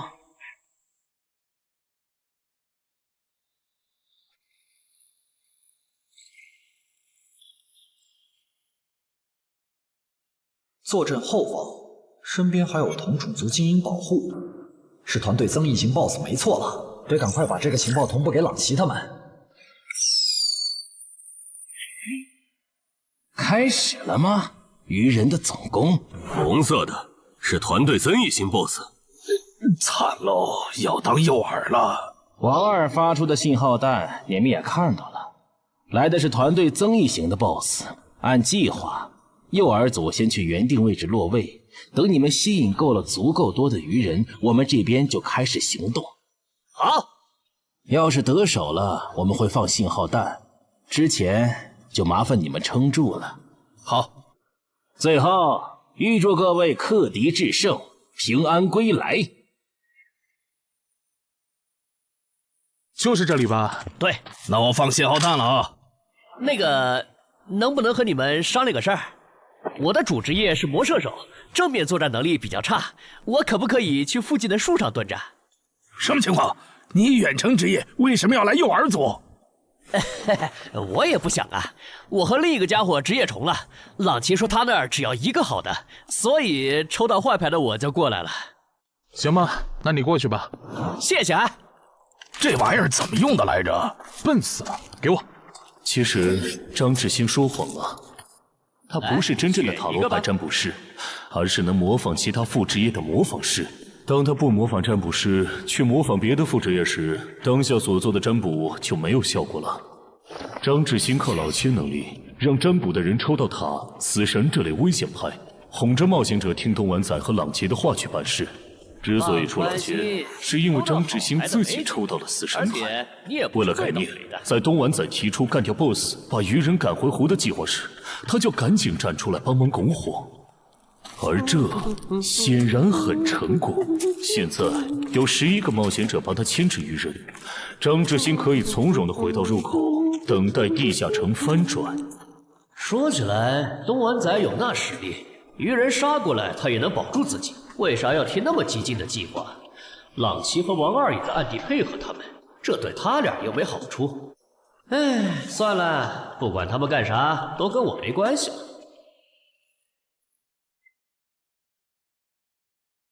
这好像是个一次性的异世界奇物，林军。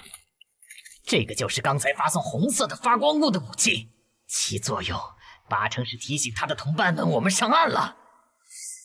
林军大人，你看天上。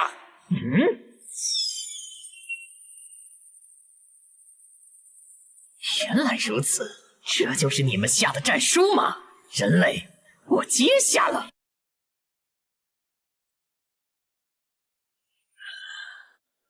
过去这么久了，怎么还没有冒险者的尸体被带回来？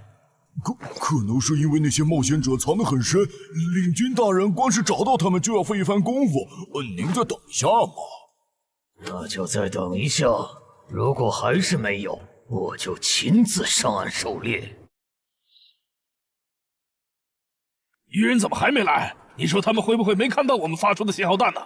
应该不至于吧，毕竟这玩意儿这么显眼。护住我身后，愚人来了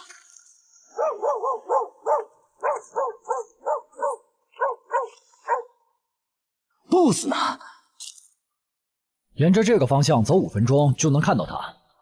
不过我不建议你们去讨伐他，现在他身边的愚人还是太多了，就咱们这点人手，正面作战根本没办法速推。这哨兵和巡逻队太密了，我就算开潜行都很难靠近 BOSS。你们没潜行技能就更不行了。要是直接硬冲，肯定会打上持久战。拖太久的话，去对付诱饵队的愚人，很可能会回来支援。那再分兵呢？你们去吸引愚人的注意力，创造一个能让我和 BOSS 1对1的环境。5分钟，只要你们能拖住5分钟，我就能宰了那头团队增益型 BOSS。5分钟吗？你们怎么看？我都行，可以试试。好，那就按你的想法来。不过丑话说前头，你只有5分钟。明白。这么紧张的时候，你竟然还能犯困？不好，有人来了！点狼烟，冒险者们打过来了！果然，那2封战书是诱饵。这些冒险者想削减我的兵力，然后趁机杀死守卫不足的我。这些人类和霍格一样狡猾。既然敌人已露面，咱们要不要分一半的巢穴守卫去帮忙？不，已经露面的未必是敌人的精锐。之前霍格就喜欢用大部队拖住我的主力，然后只身潜入军中暗杀我。这些人类也有可能这样做。不是吧？这样都没乱吗？难搞啊！算了，不等了。大人您别冲动啊，暗杀现在很危险的。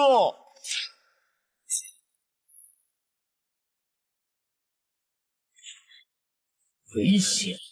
难道你认为我不如那些冒险者吗？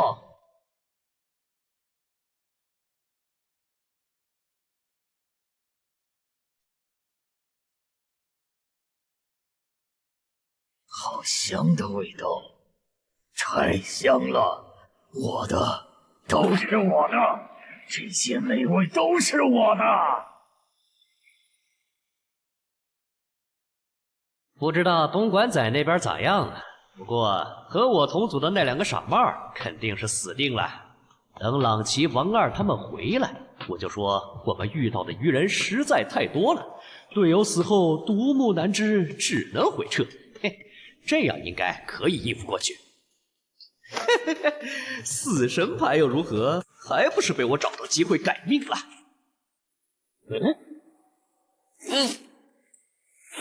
那个鱼人怎么回事？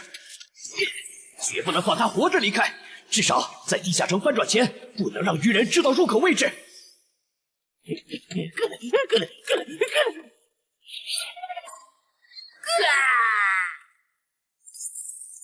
有没有搞错？这样都没死，这鱼人该不会再次吃到团队增益的 buff 了吧？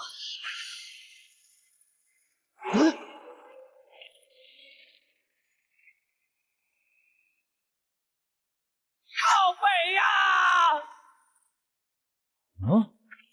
你干什么 ？BOSS 身边的护卫可还没有被引走呢。无所谓，大不了一起杀了。联军，不用提醒，我看得出来，他很强。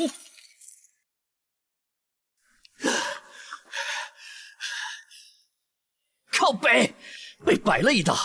这些鱼人跟谁学的诱饵和埋伏？我差点被他们给阴死了。不会吧 ，BOSS！虽然先吃你有点浪费，但没办法，谁让你落单了？而我又需要快速提升等级呢。这个地下城的 BOSS 怎么会出现在我这儿？东莞仔和朗奇他们到底在干什么呀？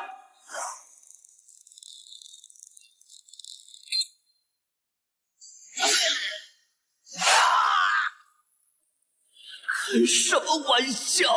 一堂的8级魔射手竟然会栽在一只低等的鱼人的手上！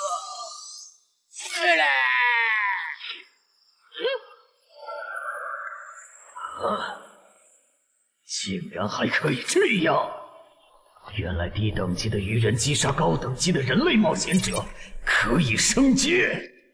小子，大人，你把发生在你身上的事一字不差的去说给鱼人领军，然后让他分一点鱼人来我这边。我需要新的炮灰，还有我的战利品也催一催。好的，曼哈努斯大人。有没有搞错？这个7级地下城为什么会冒出这么多怪物？别藏了，王二，来帮我！这只 BOSS 身边的护卫太多，我攻不进去。林军，看那个人类冒险者的反应，他好像不是一个人来的。我们要不要别上了他的当？之前霍格刺杀我没成功，就假装还有帮手藏在周围，我只能留些护卫警戒，结果让他跑了。我可不想再碰上这种事。被骗了吧？正如已故的冒险者张志新隐约察觉到的，东湾仔、王二、朗奇确实各有算盘，区别在于东湾仔主职业是狩猎导师，他想要杀这2个不低于自身2级的不同 BOSS 完成进阶；王二的野心更大，他想要得到传说中的奇物升级券。不是吧？他怎么又变大了？有什么问题吗？你怎么看起来表情怪怪的？没，总感觉心里毛毛的，好像有什么事情发生了。王二经常和闽粤两省合作，处理过不少地下城翻转事件，所以知道很多不能向民间公开的情报。这里面有2条情报，一是 bug 级地下城能产出奇物升级券，二是精英级地下城只要出了英雄级 BOSS 就会变成 bug 级地下城。可惜后面进来的人都不擅长水下作战，王二也不擅长，只能眼巴巴看着奇物升级券没了。暗杀者王二，我记得你好像也接 BOSS 相关的委托是吧？你有需求？我打算独立狩猎这个地下城的 BOSS， 想请你压个阵。独立狩猎 BOSS， 这个人该不会也知道奇物升级券的产出机制吧？你有水下作战的能力，你刚才没跟我们说实话。不，我是旱鸭子。不过我认为在任务时限结束以前，湖里的鱼人不可能不上岸，我们迟早会和他们开战的。就算击杀了 BOSS 也不能通关啊！难道说杀 BOSS 这件事对你来说有额外的好处？好处嘛，是有一点。我的主职业需要我独立狩猎海陆空3种类型的 BOSS 各一只才能升阶，鱼人种 BOSS 一般不会很强，我不想错过。我考虑一下。可以，没问题。从他刚才的描述看，他的主职业应该是狩猎大师。如果他没说谎，那他应该可以帮我牵制住这个地下城的 BOSS 和精锐护卫。只要在这个基础上把鱼人都调出来，我应该就可以潜入鱼人的巢穴，杀死那只还未发育完全的英雄级鱼人。你的委托我可以接，但我不喜欢和人签契约，口头约定可以吗？事成之后再根据我出力的多少来结算报酬。没问题。被耍了，之心，王二，我做鬼也不会放过你们。这就是你说的杀死人类的冒险者后会进化？为什么他没有？可能是还有别的触发条件，但我们不知道吧。领军，我先带着尸体去找曼哈努斯大人。去吧，等我这边弄清楚进化条件以后，过去找你们。这都多久？东莞仔那边还没完事吧？连个信号也不发，他不会已经死了吧？不管他们了，我们撤。许愿，法术等级3，水中呼吸。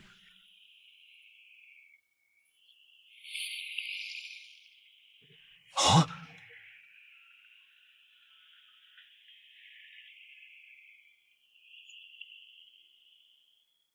湖里没有鱼人，巢穴里也没看到，看来他们确实都被调走了。啊！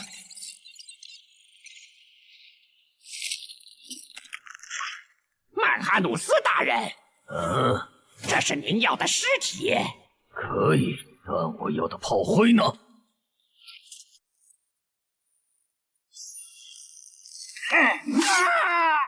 分开跑，能跑一个是一个。哦，原来杀死人类的冒险者可以让我们进化呀！可惜了，让刚才那个戴帽子的跑了。喂，姚哥，我家小区这边的居民撤离安置工作做完了吗？做完了，我现在就在你们小区复查。怎么了？我和苏玉发现，我家的地下城在过去2个小时里，先后冒出来3只威胁程度不下于高成勇的鱼人 BOSS。除此之外，还有一个很特别的危险源，也在快速变强。完蛋，我放不出魔法了！张志兴，你这个王八蛋！你说你的职业适合躲在暗处放冷箭，我们就没让你站在明处。结果一人来了，一人没了。太好了，你们还活着！你怎么来了？不是说出结果的时候你们会发信号同步结果吗？那也得安全了才能发呀！面对被鱼人精锐追杀，傻子才会发信号弹吸引追兵。啥？姚哥怎么说？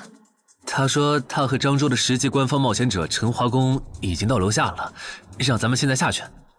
行吧，我先说好，等下你如果没能说服他们，那这次地下城翻转事件你就要听我的。可以。这就是你出的馊主意！现在 BOSS 没推掉，人死的就剩咱们仨了。你守在出口，大家都有可能回家的。你不能全怪我吧？是东莞仔提出的打 BOSS， 我只是在这个基础上优化了细节。而且我能给的方案，你们当时不都认同吗？他们吵起来了耶！为什么你的关注点总是这么奇怪？那个异位面入口，难道不比这两个人的内讧更值得注意？领军大人，有进化过的鱼人带着冒险者的尸体回来了。领军大人，这是曼哈努斯大人要的尸体。你们进化前是哪种鱼人？进化后有什么能力？我进化前是精英鱼人，现在可以释放火焰魔法。我进化前是鱼人队长，现在可以分泌具有不同毒性的毒素。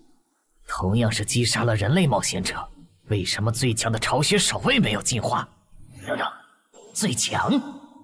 你去找一只鱼人哨兵过来。哈什么哈？让你去你就快去。领军大人，他行吗？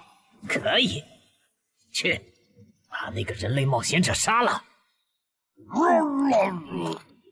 原来领军大人想要现场观摩进化的过程啊！他在测试进化的门槛，笨蛋。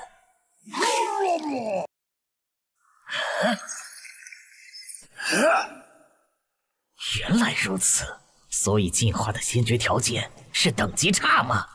难怪我和巢穴守卫没能进化，因为我们和这些冒险者的等级差没达到引起海之母布里伯杜普注意的程度。这样的话，把森林里的鱼人都叫过来，我有事要说。遵命。那边的，带着这些人类冒险者的尸体去找曼哈努斯大人。好的，领军大人。可惜那只英雄级鱼人不在这里，不然 bug 级地下城的任务的合并结算，说不定除了能拿到奇物升级券，还能掉落史诗级装备呢。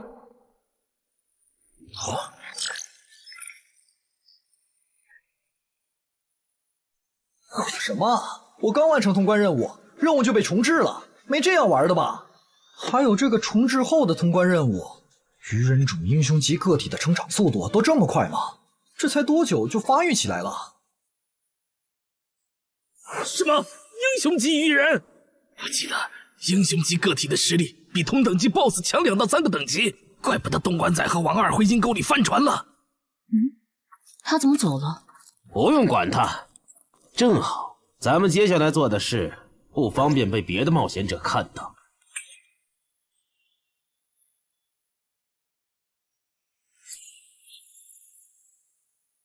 把死在地下城冒险者的灵魂和掉落带回来。啥情况呀？更新的通关任务是怎么回事？王二不是说英雄级个体的发育速度很慢，在翻转前他不会成为我们的威胁吗？怪不得他让咱们瞒下地下城有英雄级鱼人的事。之前他说帮湛江处理地下城翻转时，知道些不能公开的情报。你们说王二会不会知道干掉英雄级怪物能额外得到掉落物的消息？还真有这个可能。这么看，他说不定还藏了一些底牌没跟咱们同步，比如有可以帮他完成脱离或通关任务的奇物。对，正好湖里的鱼人现在都跑上岸了， BOSS 又在被东莞仔讨伐，我猜王二一定会趁此机会潜入鱼人巢穴，尝试通关。可惜地下城因为英雄级鱼人超前发育的原因，升级了任务内容，也跟着重置了，他白折腾了。就这个叫曼哈努斯的英雄级鱼人，能当9级生存类地下城的 BOSS， 王二根本就没法单干。他算计来算计去，结果把自己坑了，真是活该。这么看，我觉得张志兴、东莞仔和郎奇的心里多半也藏着事儿。既然任务都重置了，要不咱别回去了，省得跟他们耍心眼。也行。李军，都到齐了。好，就在刚刚，海之母布里伯杜普再次眷顾了我们。我们的族群出现了新的首领级鱼人，而他不久前还只是你们中的一员。不同以往的是，这次升级不用那么麻烦了。你们只要在这片森林里找到人类冒险者，杀死他们，就能成为和我们一样的首领级鱼人。我们还找到了通往冒险者世界的入口，那个世界肯定有能让咱们再次进化的目标。不过在此之前，你们得先把这片森林里的人类冒险者解决掉，让自己变强。所以去杀戮吧，去升级吧，去用冒险者的血来取悦我们的神明布里博杜普吧。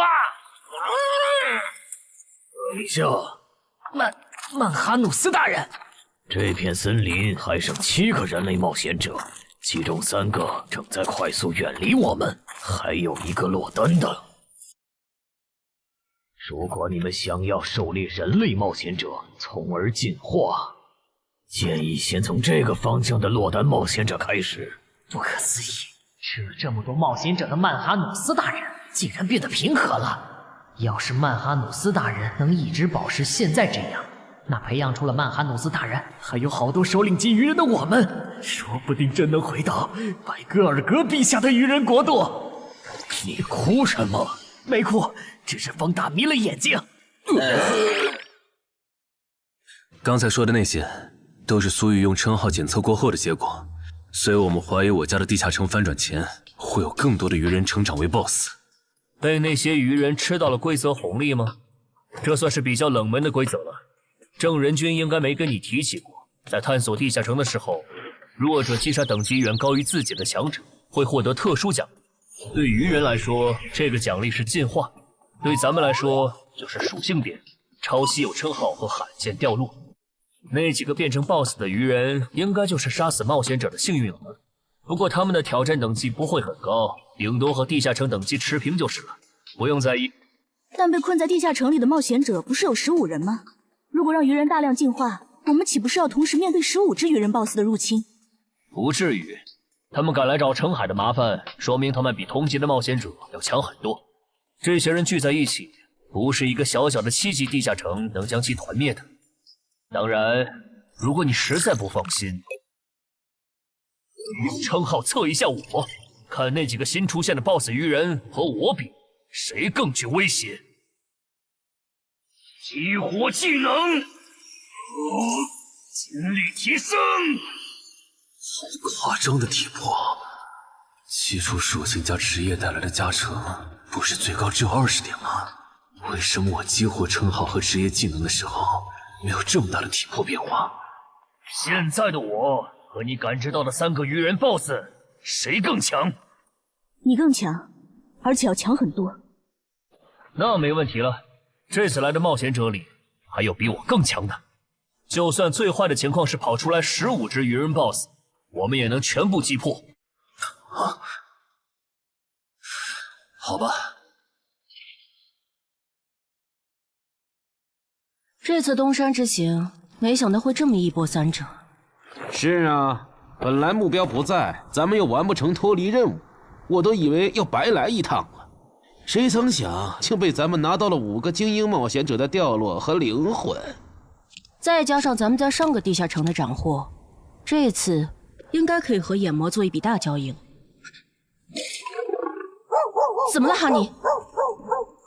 还差一个，只要再吞噬掉1个等级不在我之下的人类冒险者，我就能脱胎换骨。什么？你说这片森林里最强大的鱼人正带着几个实力仅比你差一点的手下向我们靠拢8成是冲咱们来的。我问了朱球之眼，他们说这片森林里有一只靠吃人就能升级的怪物，应该就是通关任务里提到的吞噬者曼哈努斯。那怎么办？这个 BOSS 咱们肯定打不过，更别说他还带着一大批手下。只能先保命了。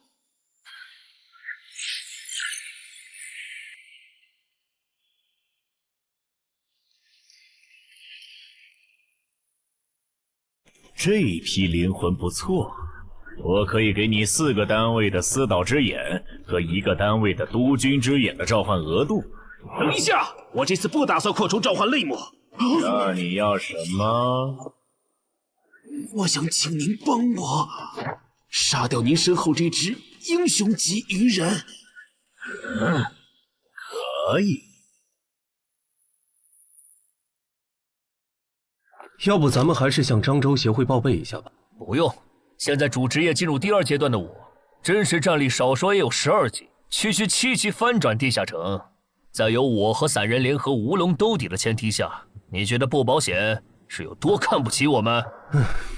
好吧，我不明白，姚哥和那个叫陈华宫的官方冒险者，为什么就不肯多叫些人来帮忙，多一份保险不好吗？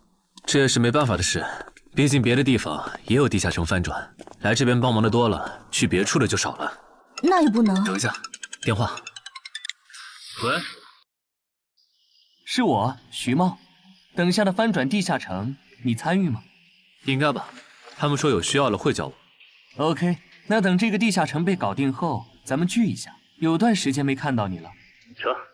您好，您拨打的电话正忙，请稍后再拨。谁呀？半夜不睡觉给小海哥打电话，真讨厌！你不也在打吗？哎，我这个妹子什么都好，就是这恋爱脑。怎么还有一个未接电话？吴护士打来的吗？你可真是个大忙人，都凌晨了，还有人排队找你呢。什么？你来东山了？我听说这边有一个等级7的地下城马上要翻转了，就把我哥拉过来帮忙了。等等，你哥哥也是冒险者？哦，对，我想起来了，咱们被拉进坟场那天你说过，你哥哥是10级冒险者。你哥哥现在在你身边吗？在啊。那能把手机给他吗？我有事，很重要的事跟他说。好。你要和我说什么？我听说东山现在很危险，趁着这边的地下城还没翻转失控，你赶紧带他回云霄。失控？具体怎么回事？你详细说说。如果电话里不方便，你来我这边，咱们当面聊。坚持住，我们得撑到曼哈努斯大人。小心，别被这家伙的视线扫到。他跑了。正常，使者可不是没到10级的英雄级鱼人能碰瓷的。想不通，那个眼球怪物，就算是蜕变后的我，应该也打不过。那些冒险者既然有这么强的帮手，为什么不早点召唤出来？陈海哥，这是你妹妹？不，是我朋友。同事。那挺好。刚才在电话里说东山市的地下城要失控了，具体怎么个失控法？最坏的情况是，几个小时后会有15只鱼人 BOSS 来到我们的世界。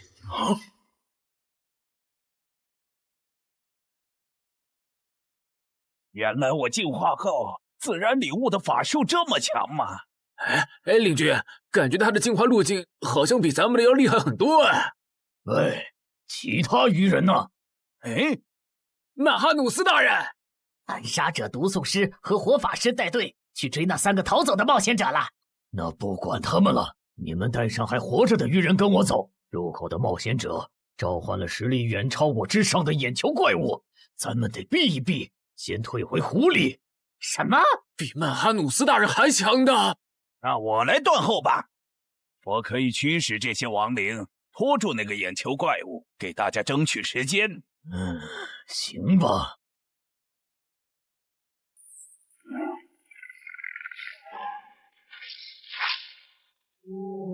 这个数量的亡灵，这里竟然还有掌握了死灵转化的部下。发现眼球怪物，杀！这样看，这里说不定有很多只首领级鱼人。那看来，只用5个精英级人类冒险者的灵魂，就能买曼哈努斯的命，可真有点不值了。嘿嘿嘿嘿。这片森林里死掉的鱼人都在这儿了，就算你等级比曼哈努斯大人高很多，也会在几百只亡灵围攻下被活活耗死吧？不知道杀死这样强大的存在，海真母会赏我什么？如果我进化为曼哈努斯，不，超越曼哈努斯大人那样的存在。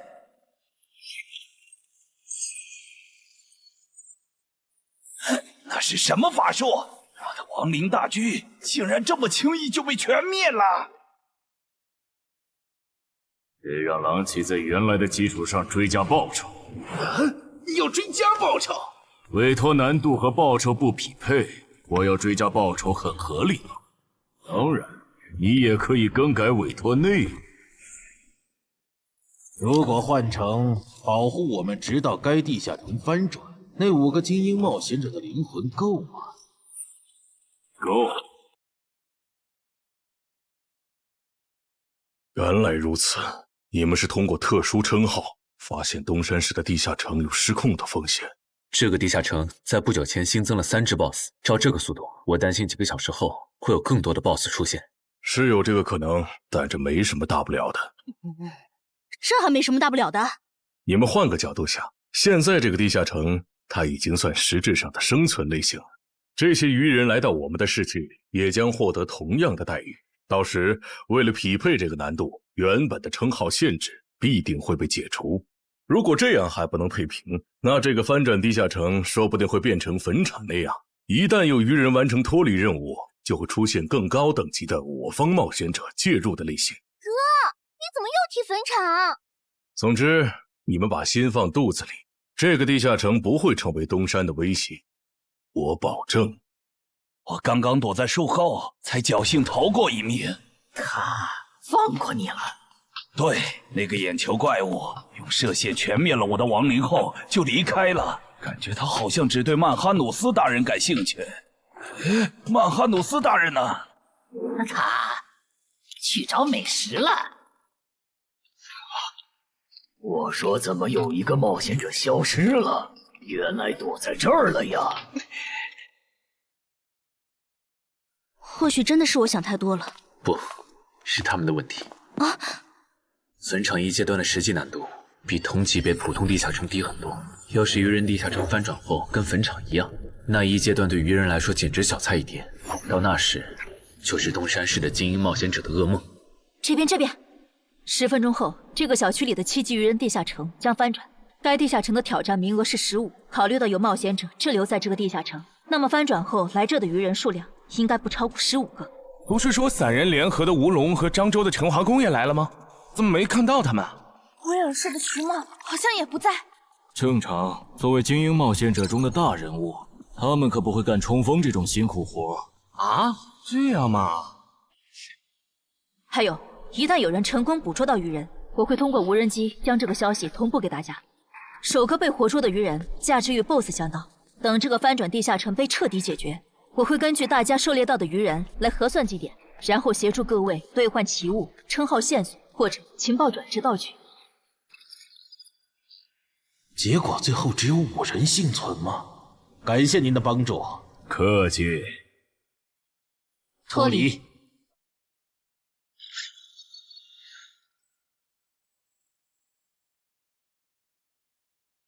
怎么是你们？我们3个活到最后，你很意外？不，只是没想到王二会死。王二死了，不应该呀！拥有前行技能的他，就算被哪只英雄级鱼人逮到，应该也可以利用森林地形逃掉才对啊！力量源源不断的涌上来了。要是你们明明都逃出来了，为什么还堵在这儿？难道你们打算帮忙消灭攻入咱们世界的鱼人？那倒没有，主要是我们回来以后，发现称号竟然还能用，这和王二说的攻方有利原则对不上。我们怀疑王二耍了我们，所以才守在这里，等他出来给我们一个说法。谁能想到他竟然死在了这个鱼人地下城？这下好，白等了。只有你们几个幸存吗？对，只有我们。了解了，那跟我来吧。哎呀，我就知道干脏活有风险。等一下，严格来说，我们就是普通游客。听说周建明后人悬赏程海，就想着来凑凑热闹，不小心闯进了程海家，占了他家地下城的挑战名额。不过没和程海本人有过接触。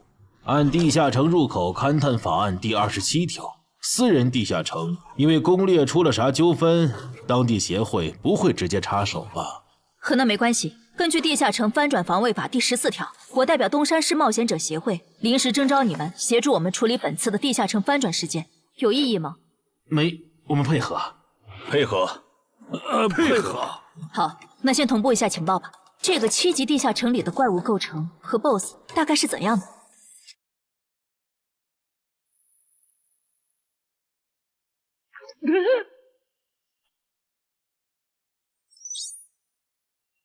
刚才是10，进去一只鱼人以后就变成了9，所以这个数字指的是能前往那边的名额吗？有名额限制的话，那岂不是说明我们可能会遇到和那些人类冒险者相同的困境？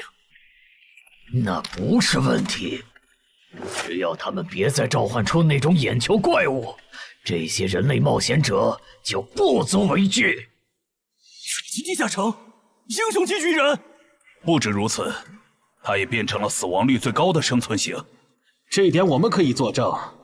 当时我们被英雄级鱼人盯上，花了不小的代价才侥幸活了下来。但刺杀者王二就没那么幸运了。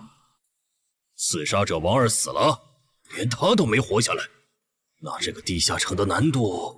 生存类地下城，英雄级鱼人吗？嘿，有意思。啊！陈海家的地下城里有只英雄级鱼人，地下城还变成了9级生存型。是的，我觉得这次的翻转地下城恐怕要失控了。先别慌，生存型地下城翻转后也会是生存型。为了配平难度，你们的称号限制应该会解除。为了限制，主职业升阶过的陈花公和吴龙应该可以打赢那只英雄级鱼人。如果他们失败了的话，那我和安然会出手将其逼退，明白？怎么事情一旦和陈海扯上，就变得离谱起来？那小子是属扫把星的吗？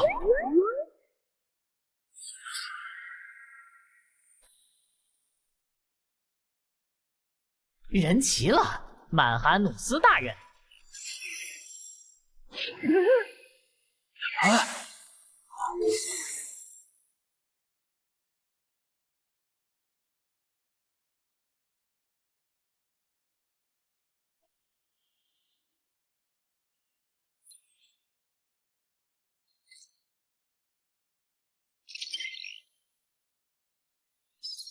大人，您找我？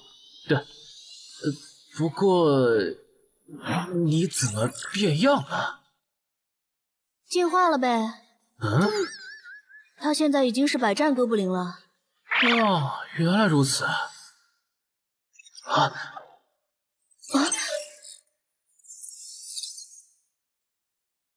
喂，你在哪儿？环城东路，怎么了？事情有变，东山的翻转地下城现在有英雄级鱼人坐镇，你随便找2只实力过得去的鱼人杀了交差，别去碰那只英雄级鱼人。行吧，还有别的要求吗？没了，注意安全。我懂了，红点是等级和我相差不过2级的人类冒险者，而黑点是等级比我高3级的人类冒险者中的首领。只有2个黑点，有点不够分呢。等等，为什么我这里全是红点，没有黑点？因为你等级比我们高1级吧？那这样的话，咱们要进化就不能用领军大人的增益 buff 了，不然和人类冒险者的等级差就拉不开了。你这么一说，好像是这样哎。曼哈努斯大人，您的地图上有可用来进化的吗？没有，我猜只有把这片区域的人类冒险者杀光，才能吸引来更高等级的人类冒险者。明白了，诸位，你们的任务是清理掉地图上所有的红点、黑点，把更高等级的人类冒险者吸引过来。诸位，你们的任务是清理掉地图上所有的红点、黑点，把更高等级的人类冒险者吸引过来。但地图上的黑点只有2个，怎么分配？最近的黑点由我和精英巢穴守卫亲自处理，另一个等你们解决完附近的人类冒险者以后，根据红点狩猎数量来决定挑战顺序。这分配方式可以，挺公平的，谁都有机会。还有问题吗？没有就自由行动了哈。有，我不擅长正面作战。如果我用暗箭射死了你们的猎物，那怎么算？地图上不是有2个离咱们挺远的红点吗？给你了啊！那些首领级鱼人识别出来了吗？有2只没识别出来，可能是鱼人中的稀有之一。已经识别出来的鱼人资料已经发到大家的手机上了，包含挑战等级、能力和弱点。除了英雄级鱼人外，还有2只稀有首领，怪不得那个女孩觉得这个地下城会失控。注意，鱼人出来了！共7只鱼人，非抱团，没有英雄级。注意，有鱼人掌握了前行技能，还有魔法弓，大家小心按键。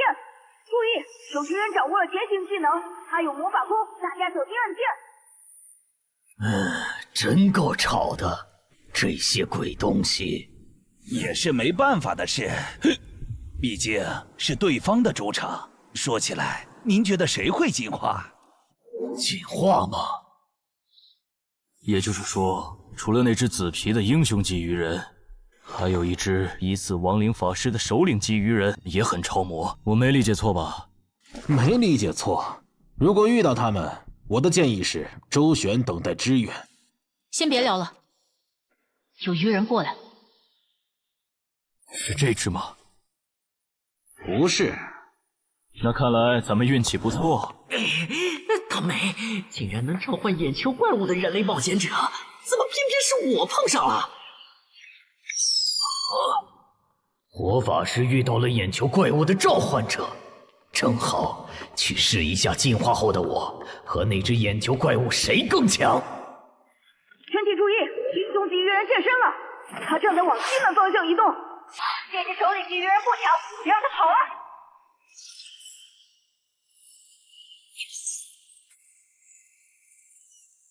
远波射箭啊！弯曲术，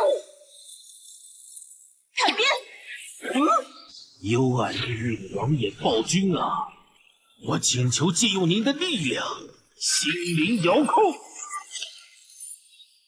就是现在！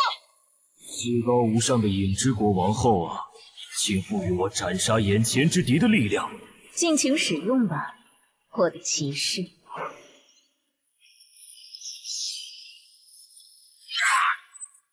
干掉了一只首领级鱼人，可以交差了。西门方向的冒险者请注意，有英雄级鱼人正在往这个方向移动。啊！英雄级鱼人怎么来的这么快？怎么办？打还是跑？他们这次没召唤那只眼球怪物，是觉得没必要吗？还是他们现在不能召唤？找到了，那个负责警戒的绿皮傻大个，看上去要更强一些。就杀他！不，小狐狸是魔法弓，你要吗？不要，长得太丑了。行吧，这些鱼人比我想的弱，我打算主动出击，找落单的杀。能帮我提供一下位置信息吗？可以。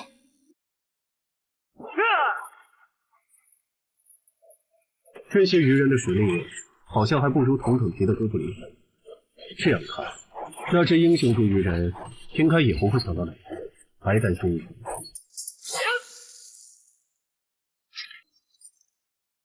这些鱼人弱得很，一个人就能搞定，你去帮别人吧。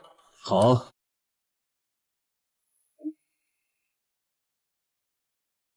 搞什么？原来你们还能变强吗？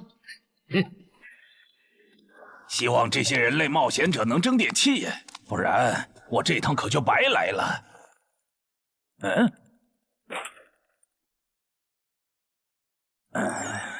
都冻成这样了，你就不能换个地方藏吗？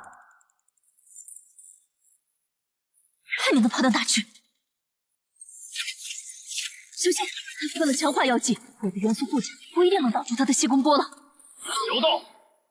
老二、老三，好的，大哥。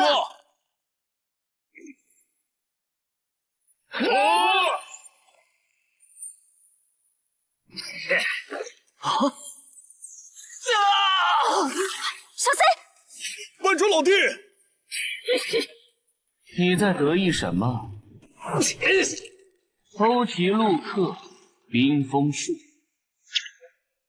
幽暗地狱的王眼暴君啊，我请求借用你的力量，心灵遥控。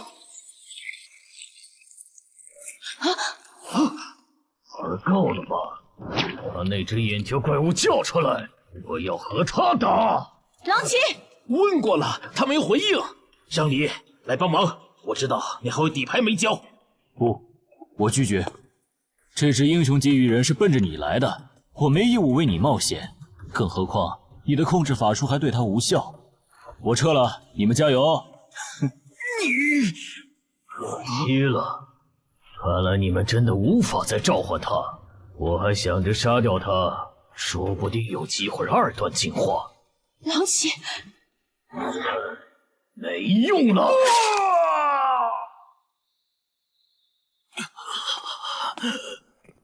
慢点，慢点！首次捕获的对应几点，等地下城结束后，会根据 BOSS 的强度核算给你。到时你可以来换取想要的东西。我很期待。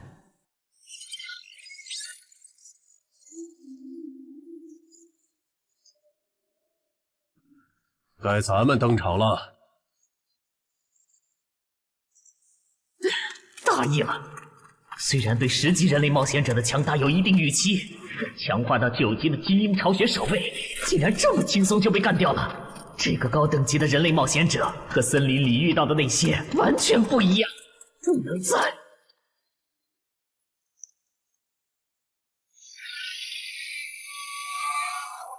解决一个。伏龙？那是我的祭典。只是一只首领级鱼人，没必要抠得这么细吧？你们就是这片区域最强的人类吧？英雄级鱼人。混蛋！这只首领级鱼人的毒被安小姐的毒素防护克制，就这么拉扯着打，慢慢磨死他。不会吧？领军死了？那火法师、毒素师和气功师那边是不是也……过来，去把死掉的同胞带回来，我来为他们做亡灵转化。如果有快死的，就用这个救一下。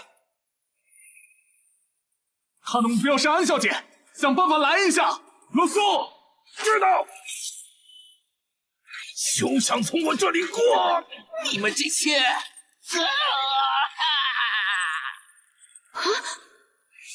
天使，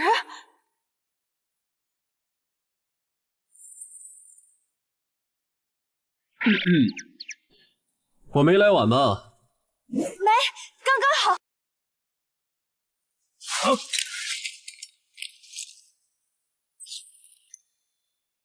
这谁扔的烟雾弹？不对，我感知掉了。正常烟雾弹没有这种效果，这是奇物化的烟雾弹。火法师和领军死了，主人让我喊你回去。别管我，我不奢求进化，等下我随便杀个红点就脱离。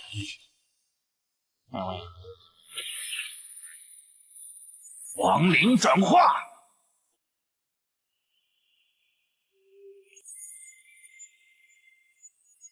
我变成亡灵了。对，主人，我回来了。啊！气功师和毒素师呢？气功师被人类的冒险者捕获了，毒素师他好像受到了打击，现在不想进化，只想尽快脱离这个地下城。这样吗？被那只首领级鱼人逃了。能找到他吗？已经找到了，他刚刚翻墙离开了小区，现在正在向西逃窜。帮我规划追击路线，还有通知就近的冒险者过去拦截。好，很好，那些人类冒险者没有追过来。我现在明白上位、中位、下位种族的不同了。像我们下位种族，当上首领才有职业，可中位种族里的精英，每个人都有职业。这些人类冒险者，单看一个没多厉害，可数量多了，配合起来就特别难对付。我要赶紧杀一个人完成任务，逃离这个危险的世界。喂，上里有一只首领级鱼人冲出了第1封锁圈，现在离你只有100米，我们需要你拦截他，直至增援赶到。可我已经解决了一只首领级鱼人，按照翻转地下城防卫条例第7条，你们不能……我知道，但他现在离你只有20米、10米，他到你背后了。被发现了！该死，怎么竟让我碰上这种事？不管了，反正是下位种对中位种，但身为首领级的我，没理由会输给精英级。让开！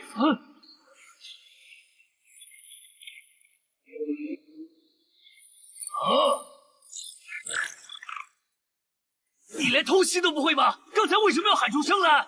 笨蛋，我那是在帮你解围。这2个黑点移动的速度好快，这样看，我这边应该是来不及了，有点可惜。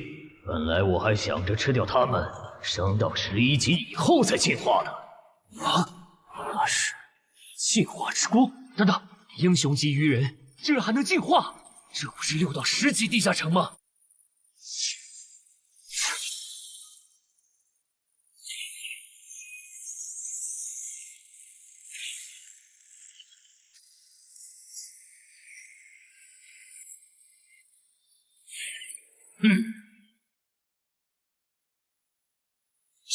能再快点吗？已经很快了。什么情况？明明刚才已经没剩几只鱼人了，怎么突然又冒出来2个危险源？所以这个表情，前线的形势这么不乐观吗？该死！我都拖了这么久，说好的增援怎么还没来？大意了！没想到这个人类冒险者的实力和我这么接近，差一点就阴沟翻船了。到此为止了吗？等等，这2个黑点，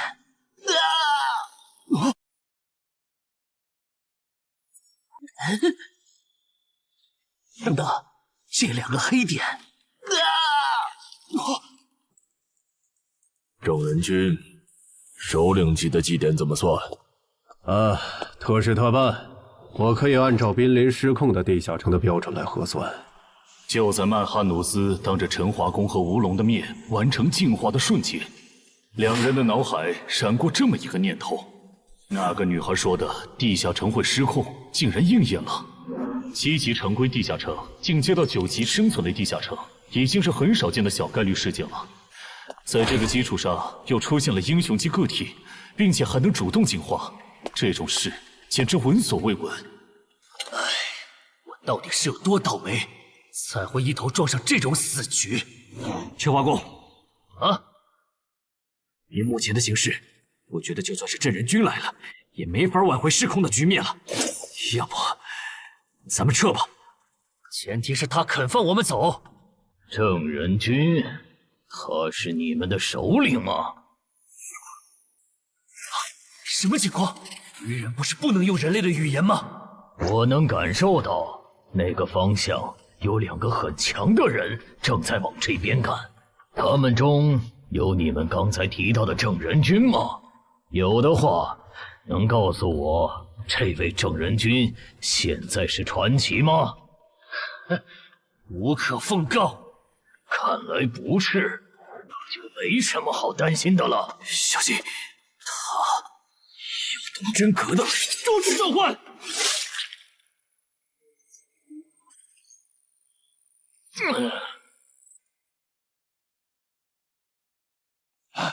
终于出现了黑点，不过保险起见，还是先完成脱离任务，先去解决一个红点吧。不是去追那只毒素鱼人了吗？怎么又回来了？那只首领级 BOSS 被正人君和他找来的帮手干掉了。倒是你们为什么都聚在这里？小区里的鱼人解决了？大部分解决了，除了吴龙和陈华宫负责的英雄级鱼人，现在只剩下陈海家里的鱼人没解决。但他们待在楼里不肯出来，在室内作战的话，我们的人数优势就没了。亡灵能快速穿过墙。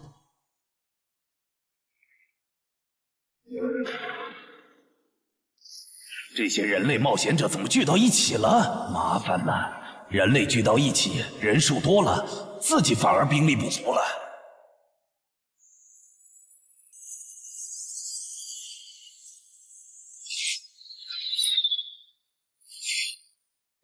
谁干的？我家现在还有几只鱼人？还有5个，其中1个特别弱小。好，跟我走一趟吧。我需要你站在明面上帮我分担火力。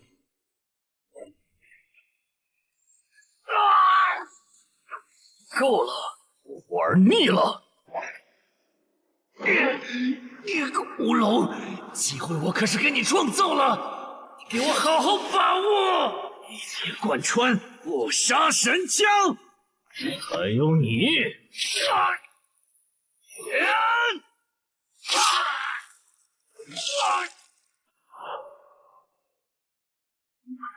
还没看够吗？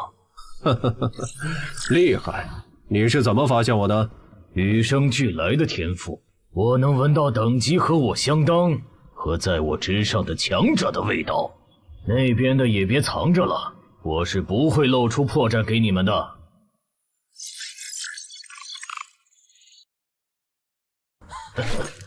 说起来，你们还真是冷酷无情呢。就这么看着我对你们优秀的后辈下杀手，如果我不叫你们出来，你们是不是还会继续看下去？彼此彼此吧。你的部下不也被歼灭的七七八八了吗？郑仁君，这家伙的实力和你跟我说的差的也太多了吧？我也不知道他会进化。放心，该算的绩点都有，我不会让你吃亏的。那就好。什么？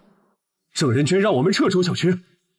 对，这次翻转的地下城彻底失控了。他说等下打起来顾不上你们。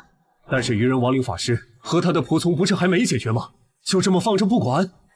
没有放着不管，所以刚刚联系我了。他说楼里的愚人由陈海哥处理。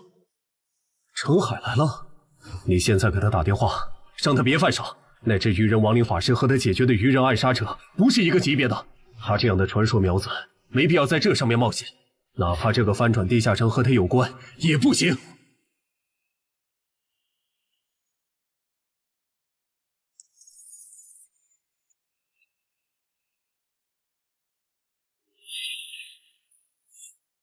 别回头，继续往前。又被瞬杀了，开什么玩笑？这可是7级精英种亡灵，没办法了。你们去给我干掉那个绿大个儿！好。他这样的传说苗子没必要在这上面冒险，哪怕这个翻转地下城和他有关也不行。小哥，不行啊！陈海哥关机了，电话打不通。关机了？需要帮忙吗？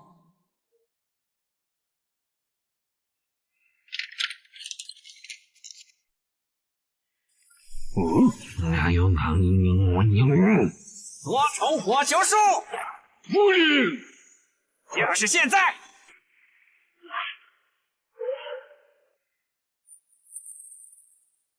和暗杀者有着相同技能的人类，怪不得那2个巢穴守卫会被瞬杀，这样就解释得通了。上一任，走廊的愚人就交给你了。多重火球术！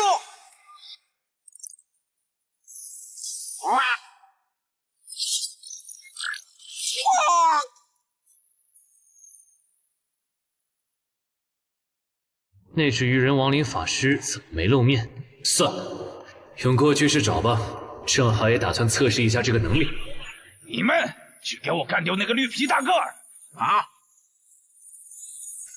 翻阳台跑了。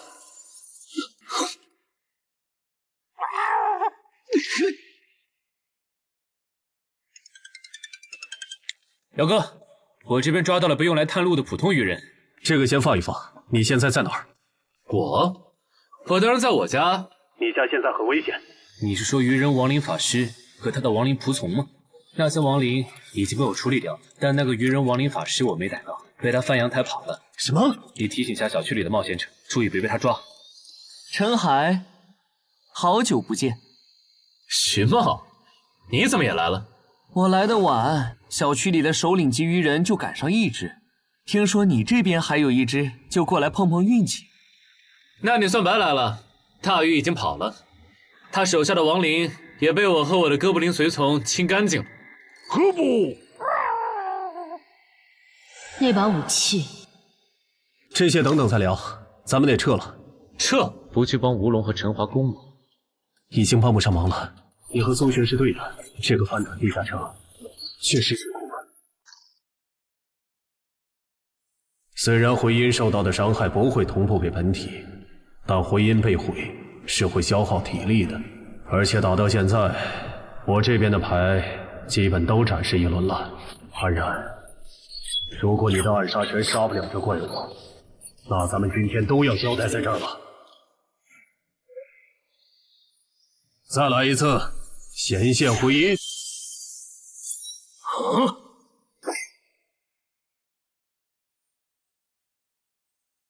这个人类的职业好讨厌，他召唤自己的复制品，难道就不需要代价吗？好了，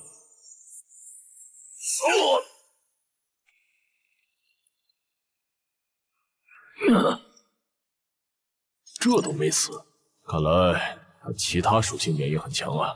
正人君，这个 BOSS 太难杀了，我要求按15级翻转地下城 BOSS 的标准核算绩点。可以。好，那你接着磨，出机会了我再出手。或许是镇安军和安忍的职业技能给到了曼哈努斯足够的压力，也可能是他们表现出来的态度刺激到了曼哈努斯。靠着职业的加成就能击败我，简直是痴心妄想。这让曼哈努斯做出了草率的决定。我要选择职业，筛选出有远程攻击手段的职业。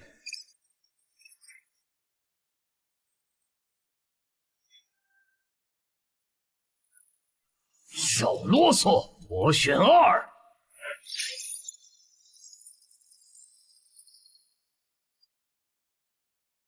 那我们先走了哈。注意安全，有事给我打电话。喂，萍姐，那只鱼人亡灵师被陈海哥打跑了，我把他的逃跑路线发你，他现在落单了，应该比较好对付。镇人君竟然亲自下场了，看来这个翻转地下城应该会很快结束。虽然中间出了不少插曲，但好在是活下来了。可算找到我的猎物了。是从什么时候开始的呢？我的人生走入了死胡同。等很久了吧？啊，没有很久，李伯。这是我之前跟你提到的周畅，传说级冒险者周建明的孙女。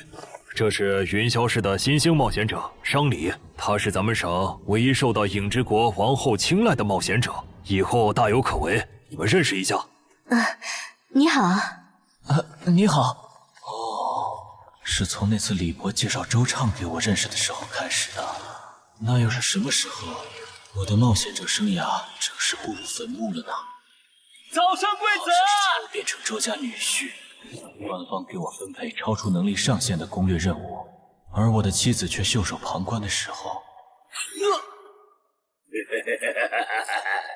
还没好吗？他会撑不住了！岿然不动。完了！五环法术，怪物定身术。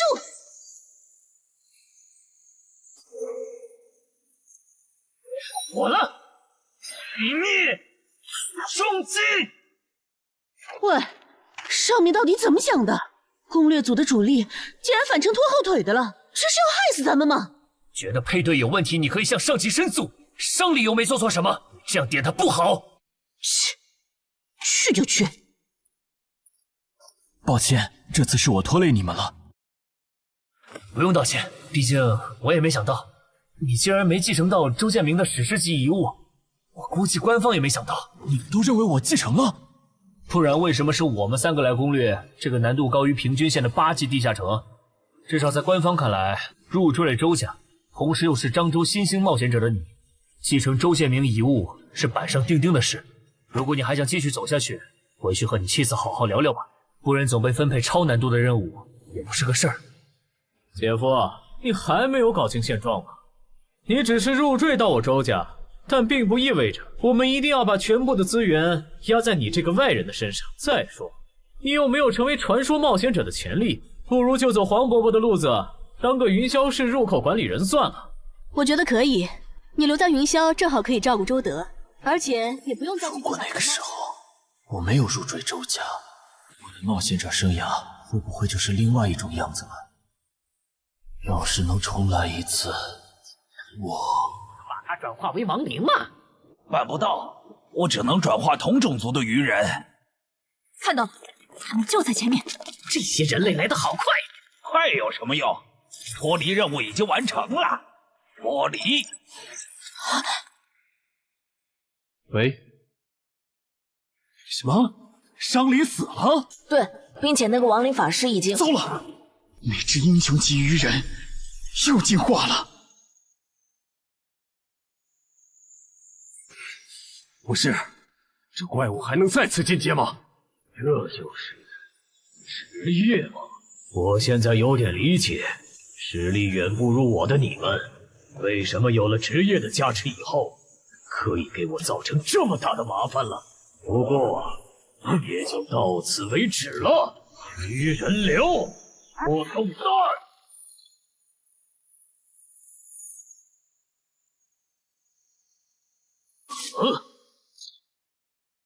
移形换位，欠你条命。这种时候就不要说什么欠不欠的了。哼，原来你的复制品还可以和别人交换位置啊？是啊，很方便嘛。那如果我同时攻击你和你的复制品，你该怎么躲呢？传奇下，好快，感觉好像躲不掉了。别傻站着了，进阶不了。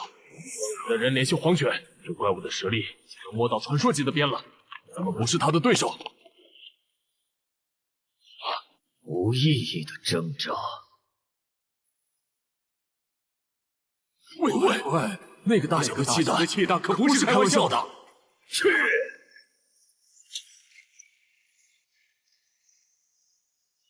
记住了，疏散市民吧。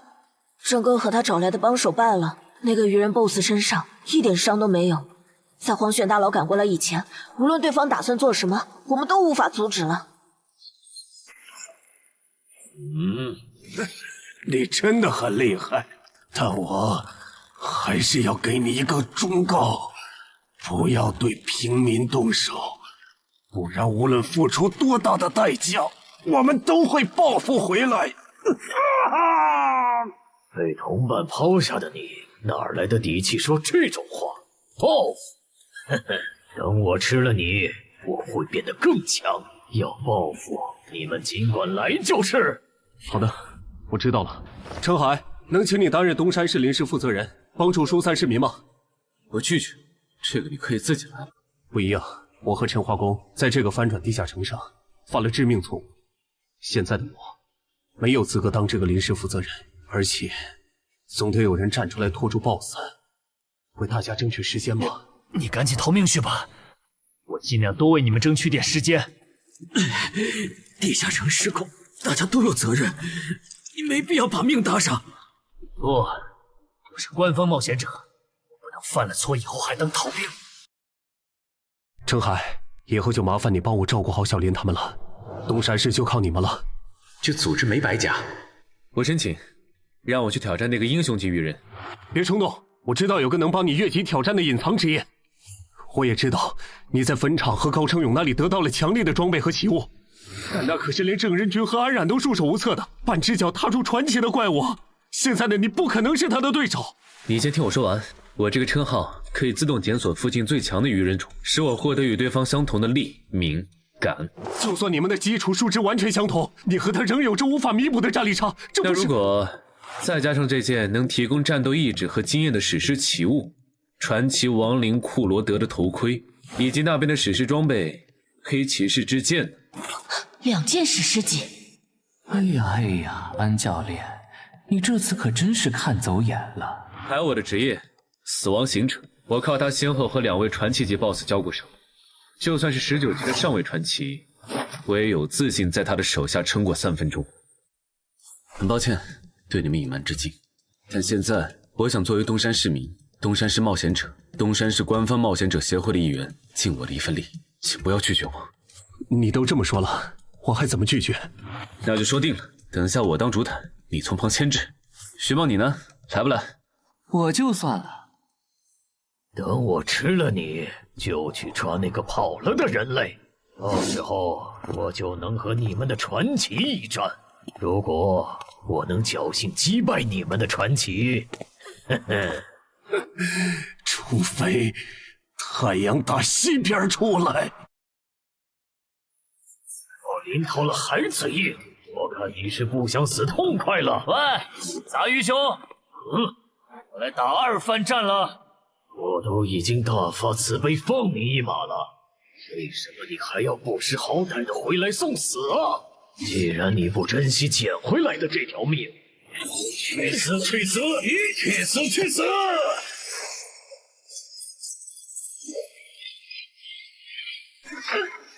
糟糕！死！行换位！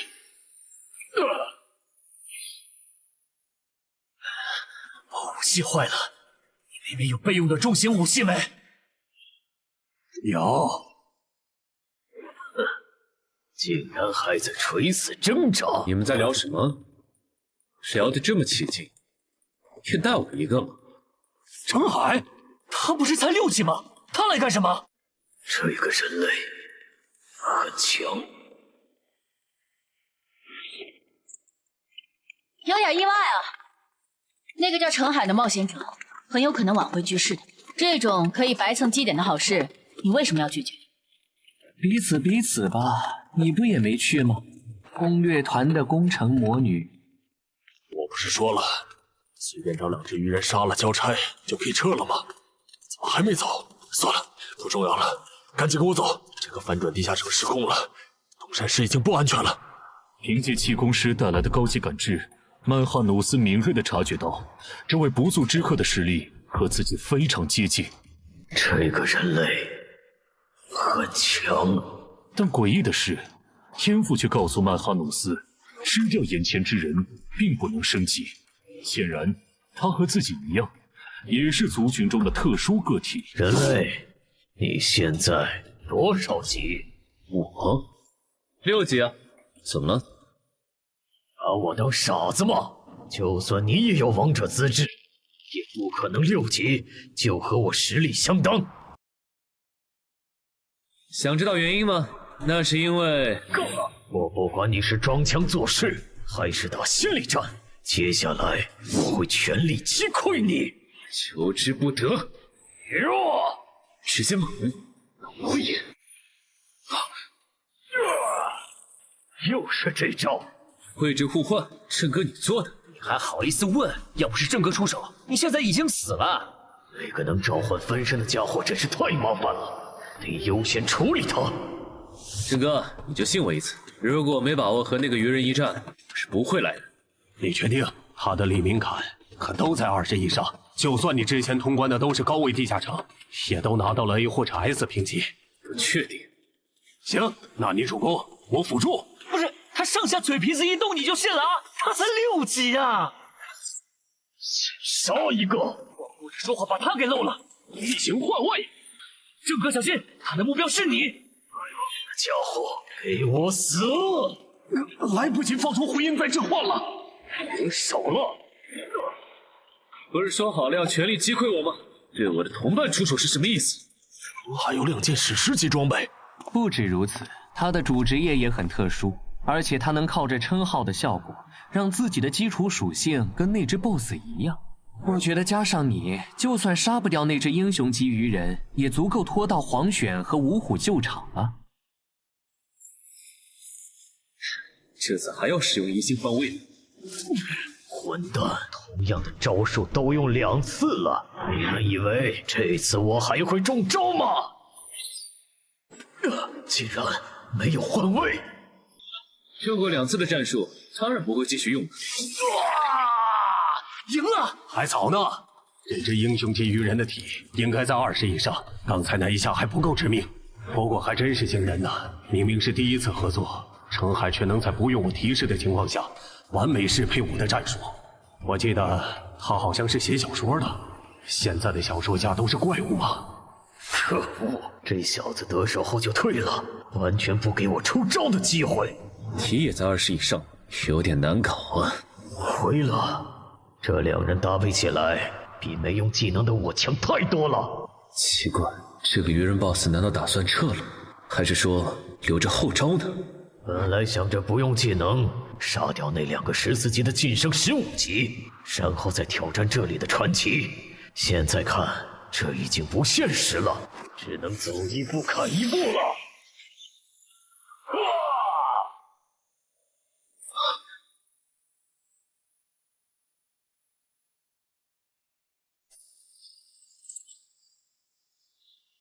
本来打算把这招留给你们的传奇的，但现在看来是没这个机会了。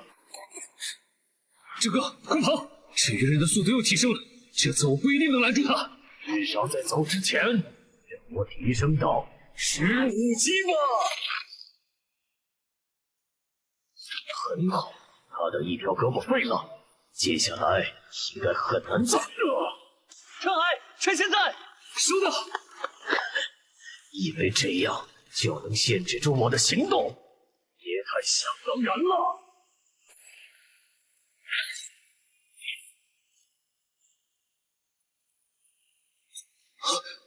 道具就到此为止，去死吧，游哥！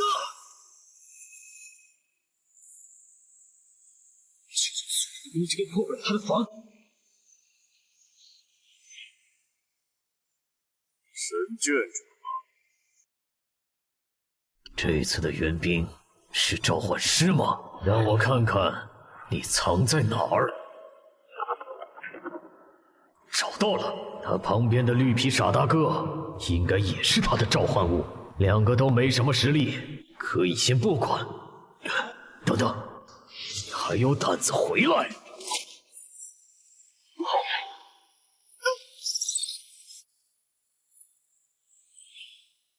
给我死！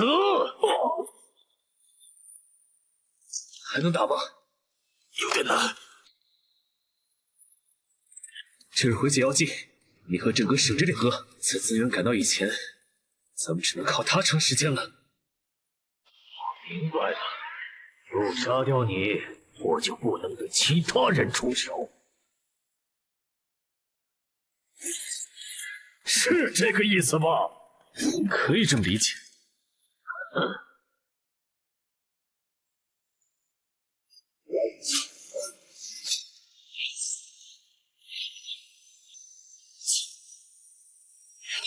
现在才发觉，晚了。好奇怪的兵器，竟然能突然变化刺向我眼睛，得多加防范。还好他没和长莲对战过，不然刚才就只能应接他的气功波了。但这么高强度对攻下去，他迟早会适应的。得换个打法了。用这个吧。啊，别喝太多。你一小口就能结痂了。这么客气吗？3A 级教练就配备了回血药水，我还以为至少要馆主级才有。是程海借给咱们用的，我估计他自己都没意识到，在6级这个阶段找到这种级别的装备奇物有多难。我警告你别打他的主意啊！不管这个翻转地下城最终结果如何，程海都会成为我民省官方冒险者协会全力培养的超新星。我不会这么不识趣的，我能在民省淘到一个徐茂，已经是大功一件了，没必要为了不适合我的东西和你们交恶。不过说真的，都到这份上了，针对热武器的禁令，你还要遵守吗？我靠，这回血药水的味道怎么这么怪呀？里面加了芥末吗？追逐战来拖延时间，天真！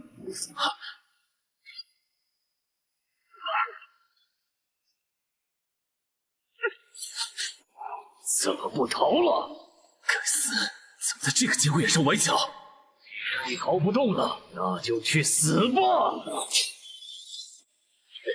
不得不说，真的很顽强。哼，像你这样能和我周旋这么久的对手，或许以后我再也不会遇到了。天才圣光了，先救人！来不及了。我会记住你的，人类。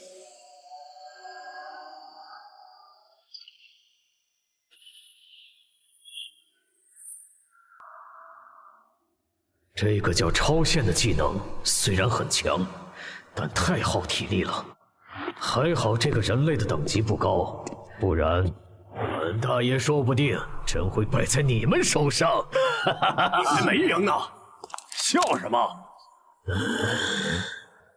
一个手下败将，不会以为简单处理了下伤口就能和我再战了吧？别太异想天开！这是什么武器？竟然能破一匹铁骨防御！安然，好了没？好了。我这边就不用顾忌了。有。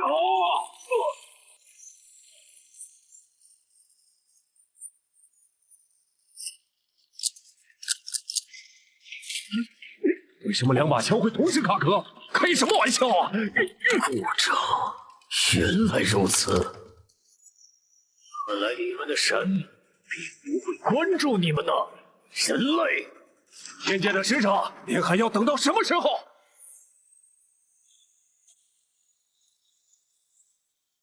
你怎么瞄准的？我刚才差点被你杀了。不会的，我有分寸。看机不进，武神。不是，他这都没死。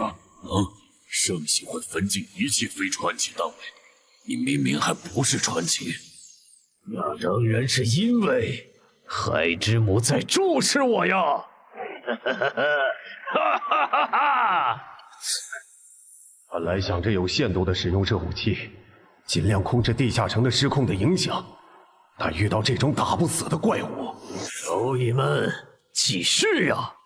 再加把劲，你们差一点儿就能打过本大爷了。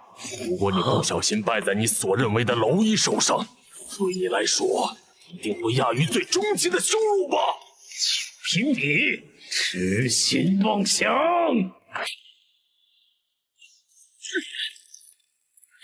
太傲慢了，连续的车轮战早就让你打不动了，现在的你没办法硬接下我的拳头。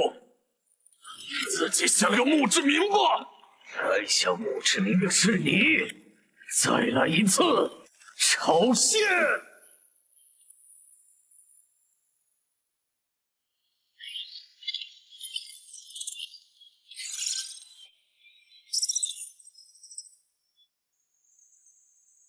呼吸平稳了。不，奇怪，澄海的冒险者面板怎么弹出来了？他都没醒。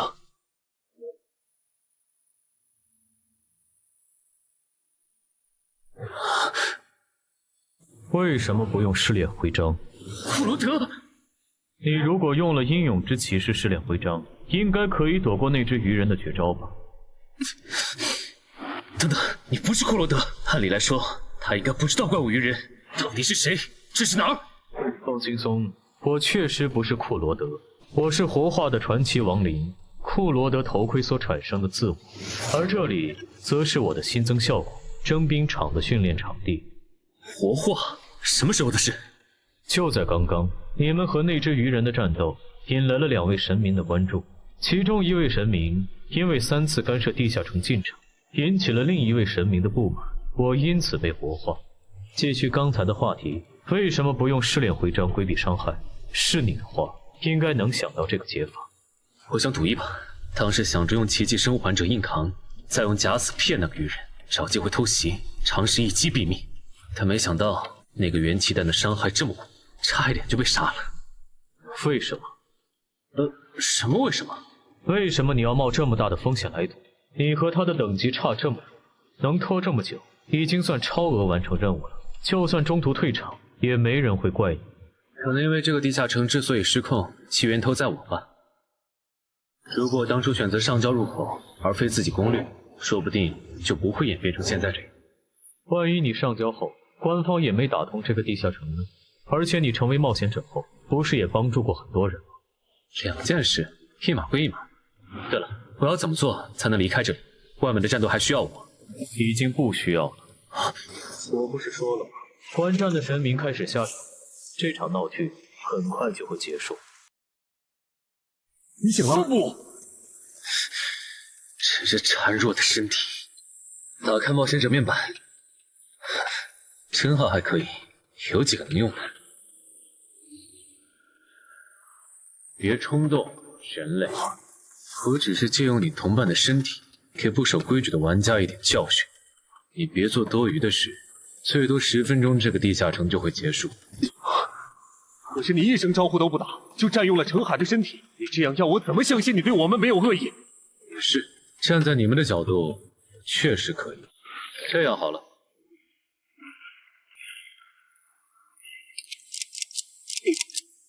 什么？怎么又卡壳了？死吧！这人是你！暗杀神！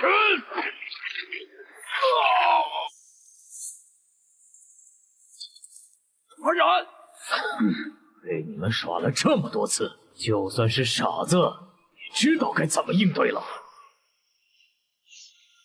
谁？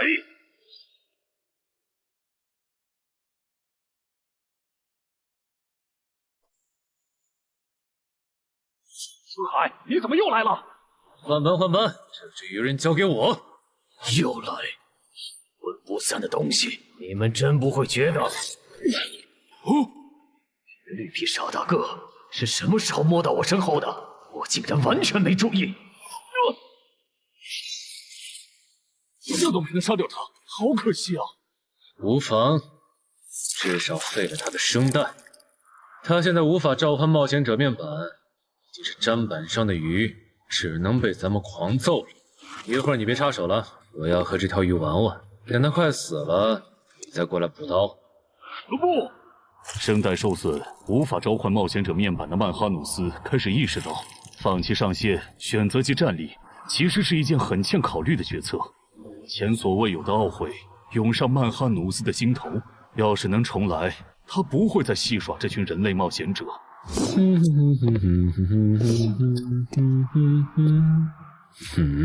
同样感到后悔的还有布里伯杜，连续违反 DM 协议的代价，让他不得不孤注一掷，提醒曼哈努斯还有一线生机。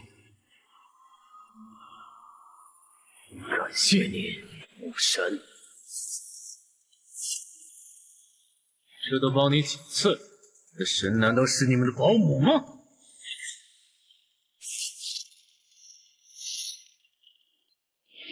那个方向，姚文忠手里的回血药剂，冒险者面板，真让他只好死脱离了。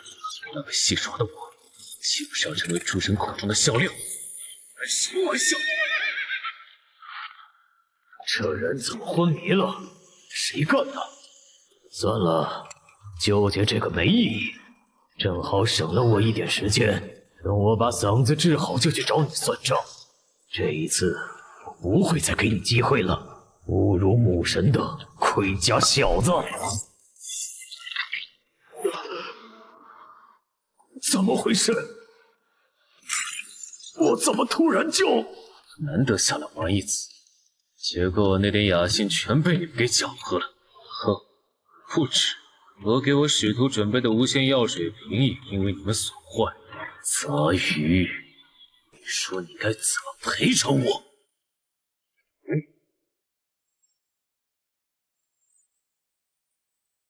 赔偿可以，但这条鱼人必须死。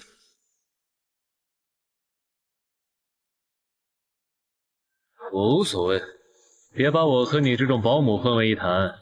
我的使徒如果不能成长到可以正面战胜传奇的程度，那他就不配做我的使徒。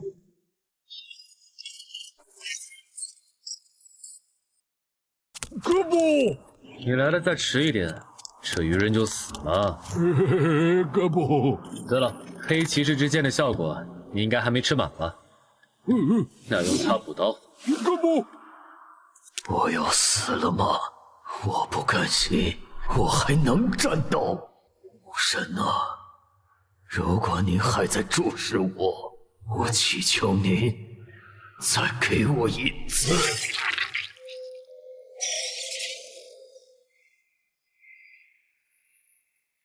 什么情况？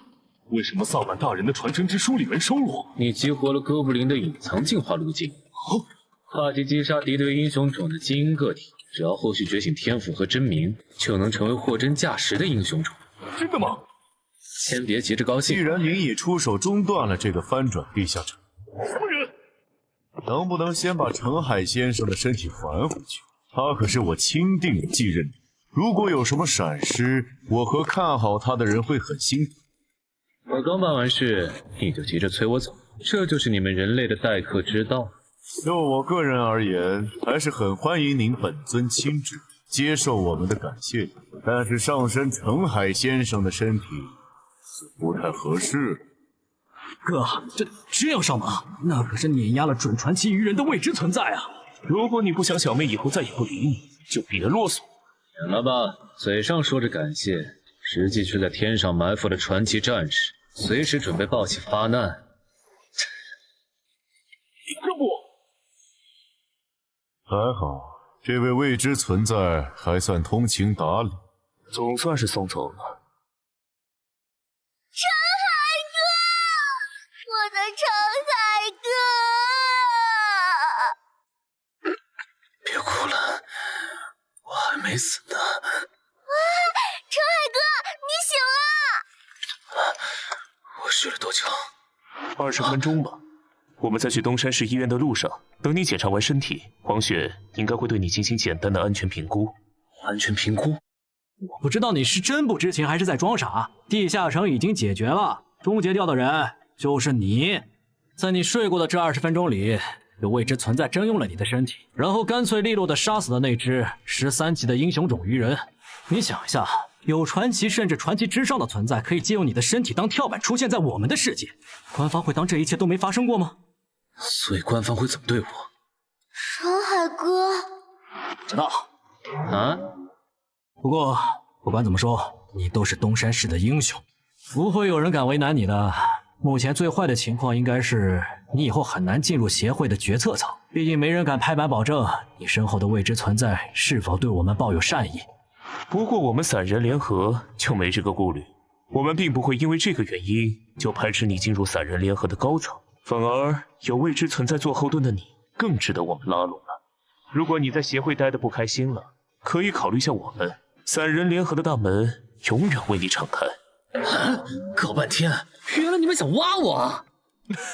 我不否认，毕竟6级就展露出超新星潜质的你，可以说是刮到了一半的大奖彩票。就算会得罪黄选，我也想把你拉到我们散人联合。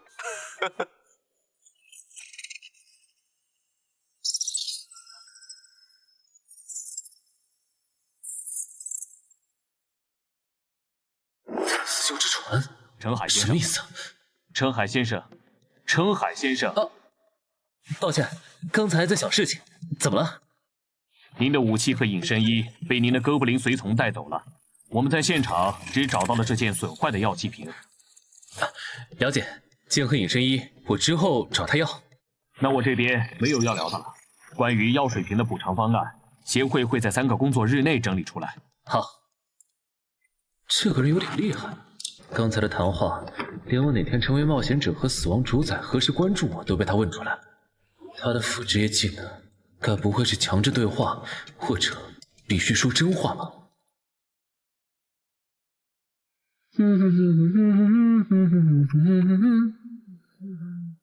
评估结果出来了，澄海一切正常。那个用澄海身体神将的未知神明呢？5号有问吗？问了，但澄海知道的也有限，目前只确认了对方称号“死亡主宰”。听起来似乎是亡灵系的神明。他是什么时候接触的澄海？在之前伪装成新人，通关了女妖之森地下城的时候，澄海取悦了死亡主宰，并获得了一次对亡灵不死的恩赐。也就是这个恩赐，让澄海完成了坟场首通。安教练，我们来看你了。嗨，安教练，医生有说这次要静养多久吗？大概2周吧。那看来对漳州专家级地下城的第3次摸底，你应该是赶不上了吧？可不是吗？要不你找镇人君多要点补偿呢？毕竟这次翻转地下城，你差点就被他坑了。不用你说，我也会的。对了，澄海那小子怎么没和我们一个病房？安教练，他的情况特殊，现在外面有很多势力想要接触他，已经被协会保护起来了。啊！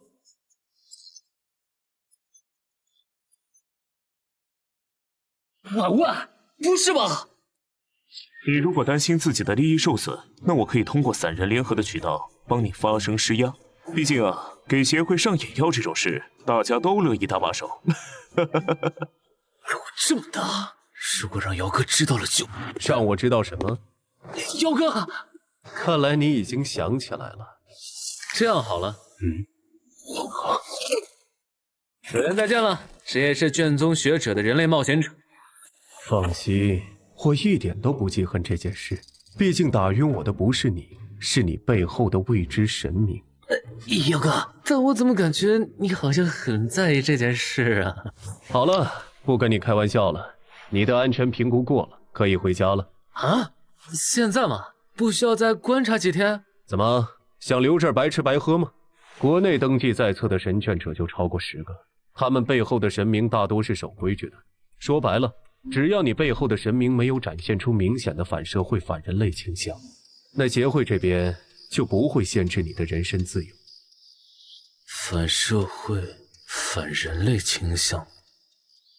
哎，你怎么又变样了？奇怪，我为什么要说又？算了，你和我简单说一下那位大人征用我身体的事吧。哥不，懂了，所以他是用我的身体打赢了那只鱼人，然后让你补了刀，你才进化成这个姿态的。不止如此，我还激活了隐藏进化路径，是连萨满大人的传承之书都没能收录的。那不错，正好你这个新形态蛮帅的，以后就叫你豪杰吧。对了，我的隐身衣和黑骑士之剑是不是在你那儿？在的。没别的事了，黑骑士之剑你拿好，等以后击杀强敌没提升了再还我。哥不。之前还担心他可能会跟不上我的脚步，现在看来这个担心有点多余啊！我的天，传说级！这效果也太 bug 了吧！征兵场我知道，这个突然冒出来的临时托管，该不会是降神吧？我得问问。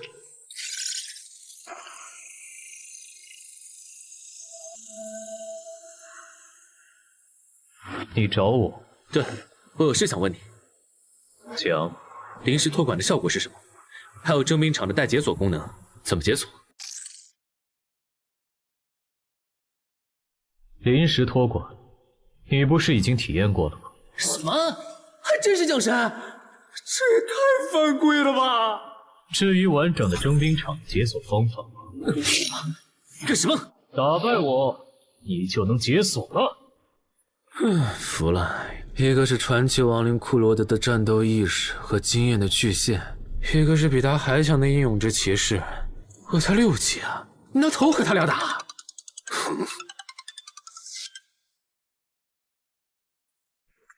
澄海老弟来了。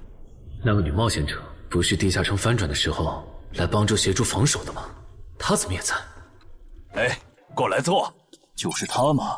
看起来不太像啊。是啊，没想到这位国家级超新星的气场竟然这么普通。王老哥，一阵子没见，你瘦了不少啊。有吗？澄海先生，恭喜你成为名声唯2的国家超级新星。按照这个步调发展，你未来将会成为1省负责人呐。正戏来了吗？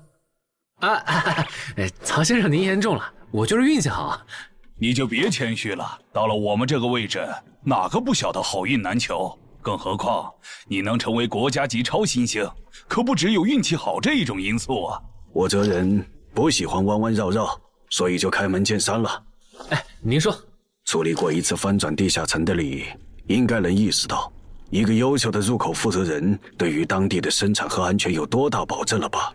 负责人人选确实很重要。黄选会在明年卸任明省负责人一职，去挑战时隔多年重现人间的18级地下城恐惧之墓。所以你应该能理解我们现在有多焦虑吧？恐惧之墓，18级地下城恐惧之墓。我知道这个地下城 ，BOSS 不是被传说级冒险者周建明带队击杀了吗？没那么容易，那可是连核弹都炸不死的怪物。周建明和黄雪他们当年豁出性命，也只是把他封印在了这个世界的某处。这才是真相。你所知道的，只是官方为了避免引起民众恐慌，特意修饰过的版本。但我还有一点不太理解，现在地下城就算出现，攻略价值也会下滑很多吧？这样一个地下城，为什么他会宁可舍弃明省负责人的身份，也要再挑战一遍？还是说这个恐惧之墓其实很特别？并不特别，就是个难度超标的18级亡灵系地下城而已。黄选在意它，主要还是因为天门山老战，他的很多战友死在了那里，再加上阿瑟瑞拉克的种族特性和弱点都已经被探明，现在不需要封印，可以直接击杀他们。这种情况下，你觉得黄选会眼睁睁地看着仇人被别人手刃？肯定不能。但我现在才6级，黄选卸任后谁当明省负责人的事，我好像帮不上忙吧？怎么帮不了？以你目前表现出来的潜力和成长速度，只要搭配合适的攻略团队，再加上我们的大力支持，1年时间足够你冲击负责人候补的位置。代价呢？你们付出的资源，就算是传说级冒险者也会感兴趣。如果只是为了在高等级地下城翻转时照顾一下你们的产业和家人，我想这点小忙应该换谁来都没理由拒绝了。所以你们到底想要我做什么？陈海先生，你误会了，我们投资你不需要你付出任何代价，我们只是单纯不想让某个人成为明省负责人。某个人？在你横空出世之前，明省只有1个国家级超新星，如无意外的话，他将是黄选的接班人。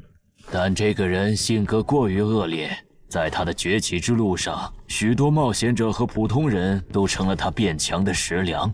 据我们推测，他成为明省负责人后，必然会把手伸向我们，和他未来会向我们索取资源相比，我们为你投入的这些其实不算什么。那请容我拒绝。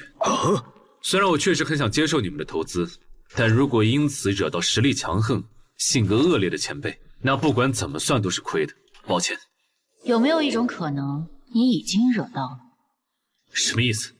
明省原本只有1个国家级超新星，所以超新星扶持计划的资源他可以独享。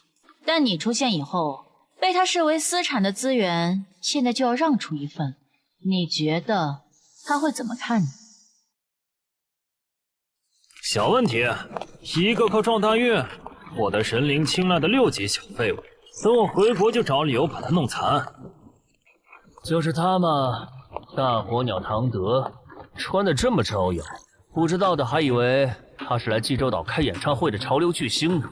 你小声点，听说这个人脾气性格不太好，你如果不想攻略地下城的时候被他失手打伤，就别说这种话。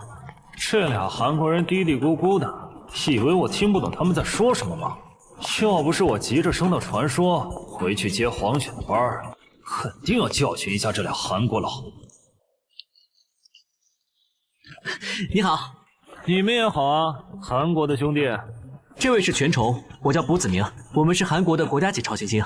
幸会幸会，我叫唐哲，圈内人喜欢叫我大火鸟，你们叫我大鸟就行。话说，咱们什么时候开始攻略济州岛的高难度专家级地下城？你想打听唐德？对，我听说他有点难相处。散人联合跟你说的，这你就别问了。不过你的消息源确实没骗你，不，应该说他比传言更难相处。我这个称号其实就和他有关。老实说，如果我后来没加入健身馆，现在可能已经死在某个地下城，或者被他和他的狗腿赶出明省了。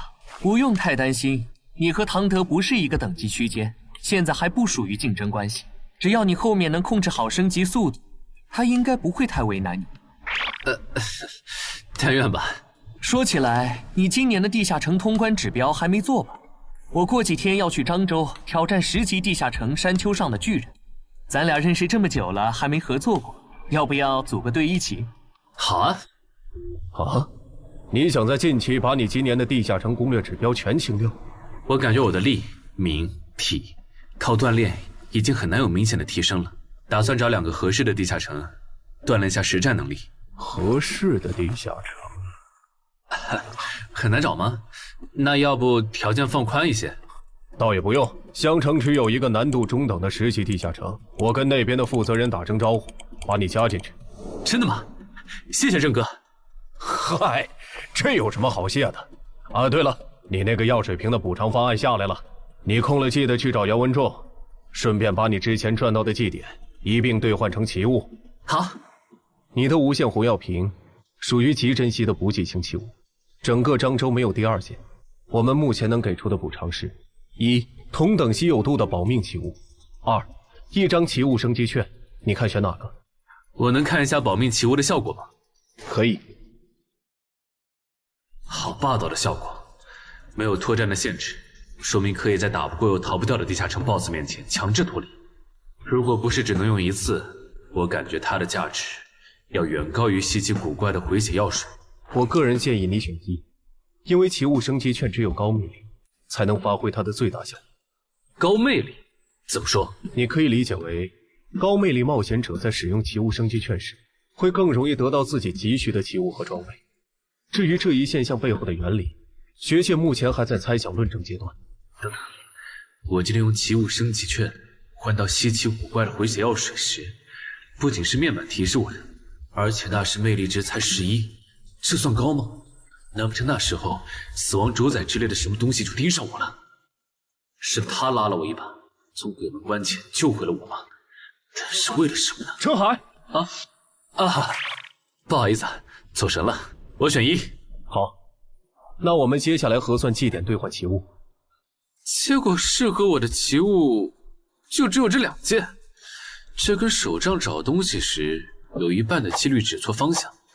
不过有了它，以后碰到寻找类任务，总归能派上用场，也算是挺好用的辅助奇物。还有这枚戒指，虽然用一次要冷却3天，但这上面的范围性伤害法术刚好可以弥补我没有群伤技能的短板。完美，现在的我已经没有死角了。必要再考虑一段时间。对，正好这段时间，我要去把协会的地下城通关指标做完。预计需要1个月时间，到时候我会升到8级。您和您的朋友也不用担心时间上会来不及。1个月嘛，那唐德应该也从济州岛回来了。行吧，1个月后我等你电话。没道理啊！我完全按照坟场的攻略法来的。为什么我假死后，坟场的 BOSS 还会攻击我啊？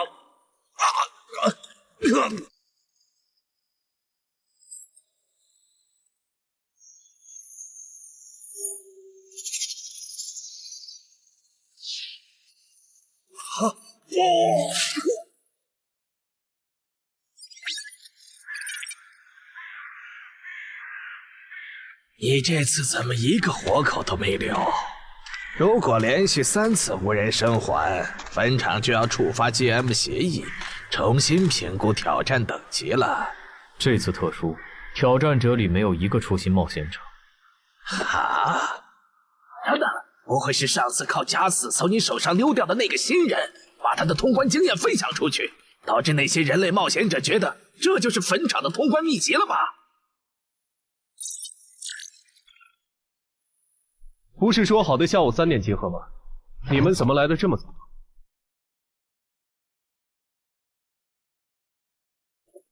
这次攻略行动一共几人？就咱们这些，你们是最后到的。啊？你怎么也在？我当初协助你们处理东山市翻转地下城，为的就是拿到山丘上的巨人地下城的攻略资本。哈哈，原来如此啊！既然人已经到齐了，那出发吧。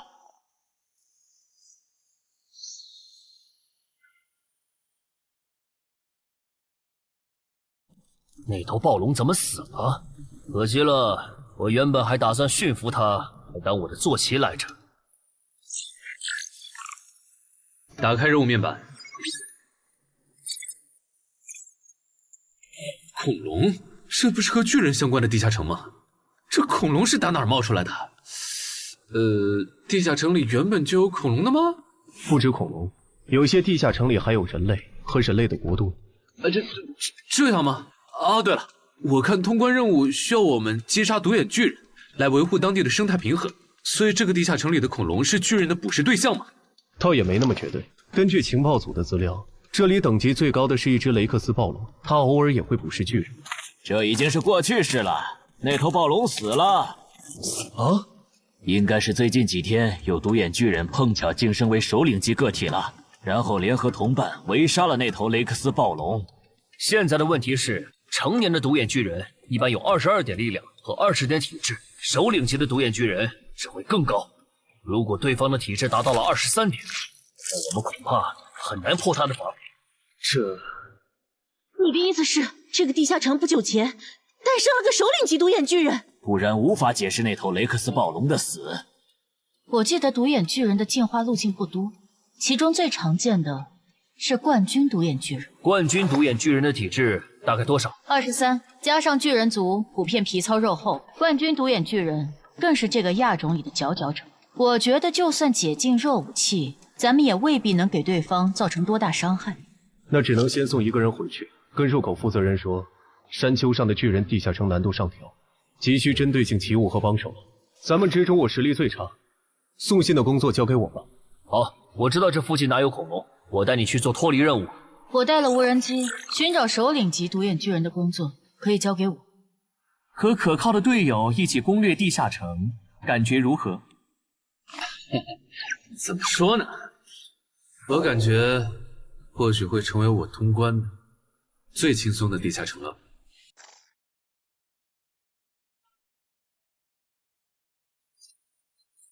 这头三角龙的力量有22点，正面强攻的话风险太大。我个人建议围杀放血，由一个人正面牵制，其余人从旁找机会。牵制的工作可以交给我的哥布林随从，没问题吧？可不。还没找到那只首领级独眼巨人吗？你要是觉得无聊，可以去成华宫那边帮姚文仲狩猎恐龙。啊，算了，我对没脑子的野兽不感兴趣。我明明用的低噪音无人机，怎么会被发现呢？独眼巨人的感知不是说很低的吗？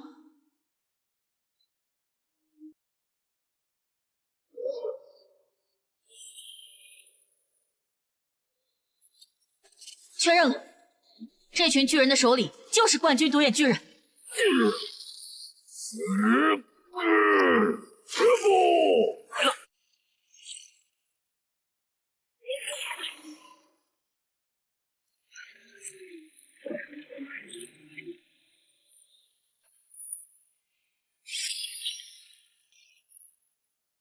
很出色嘛，那个叫陈海的超新星。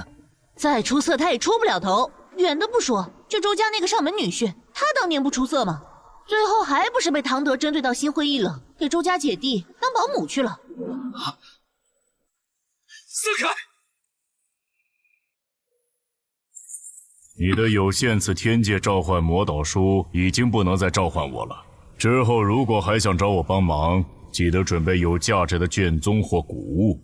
好的。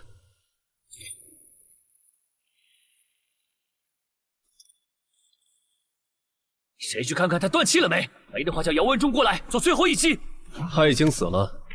我这边刚刚收到脱离任务已完成的提醒。已经确定了 BOSS 就是冠军独眼巨人。你出去以后，记得让入口负责人做针对性的人员补充。明白。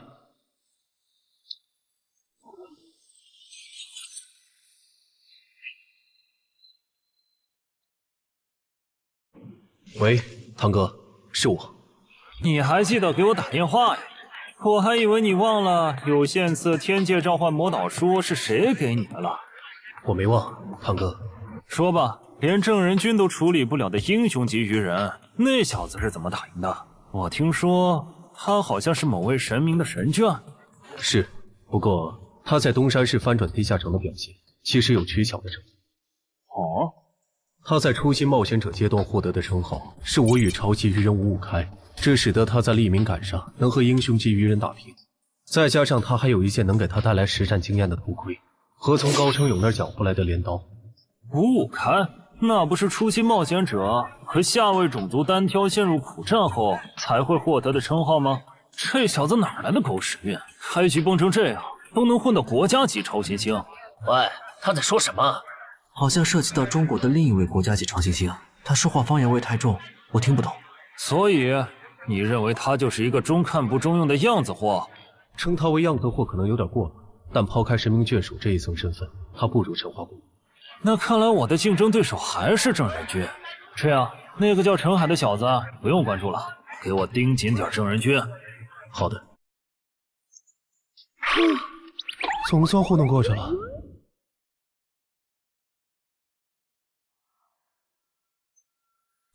陈哥，白天的时候明明时间很充裕，咱们为什么不顺便也把脱离任务做了？只杀掉一只三角龙，还不至于引起巨人的警惕。如果大量猎杀的话，这片区域的独眼巨人会因为领地被入侵而陷入疯狂。咱们人手不足，现在还没到和他们起冲突的时候。哦，原来如此。哎，你别听他瞎说，其实是因为杀的恐龙越多，通关时所需要杀的巨人就越多。他和杨公藏不想增加通关难度，所以你们就只能选常驻脱离任务。哎，不是，你别拆我台啊！哼，就许你扯谎骗新人，还不准我跟人家说实话？臭女人！不过这么看的话，这个地下城的轮换脱离任务其实很坑啊。一般来讲，在杀死一只恐龙和记录一种恐龙的习性之间，只要实力够，没人会选择更耗时间的后者。但殊不知，这样反而导致了通关难度的上升。看来我要学习的东西还很多呀。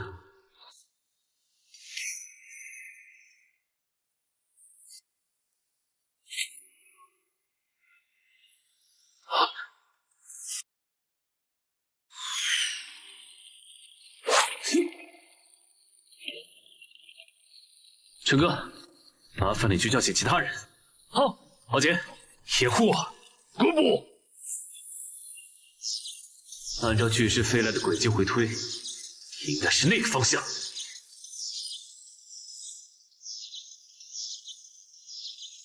到了。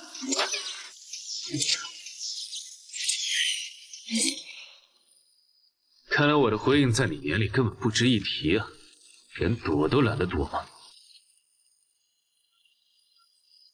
那些巨人是怎么找到我们的？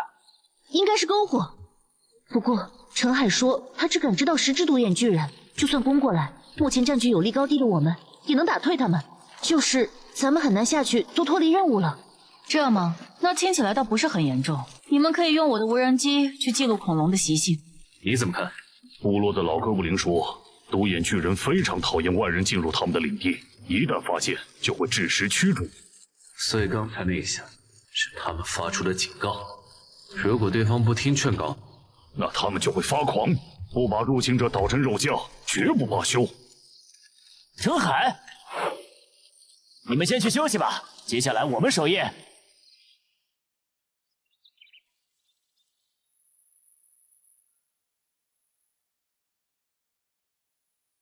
小豆，他们还没走。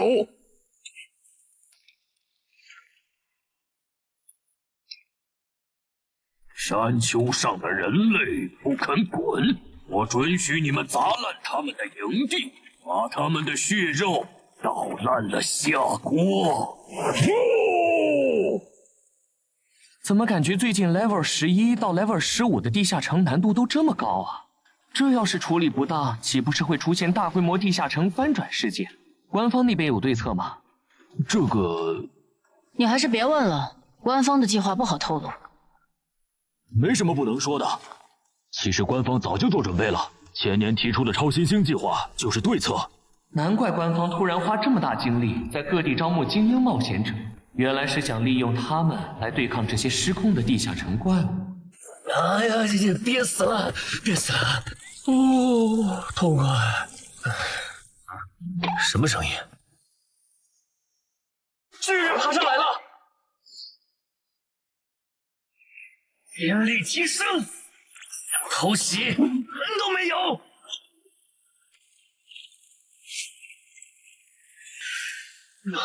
搞定！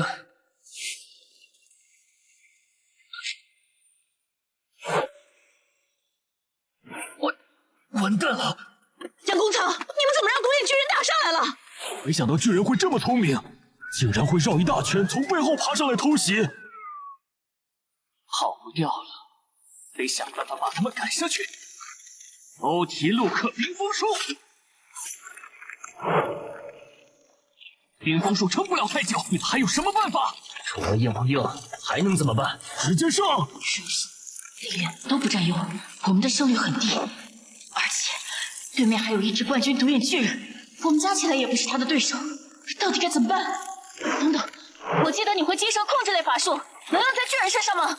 我们可以试试用困惑术干扰他们的行动，但是这样根本没用，巨人对这种法术有免疫效果。你别管，我自有办法。契约召唤，构装生命体。尊敬的工程魔女，构装体9号，很高兴为您服务。隐身斗篷给你用吧。那你呢？2头盔就够了。走吧，去会会他们的首领。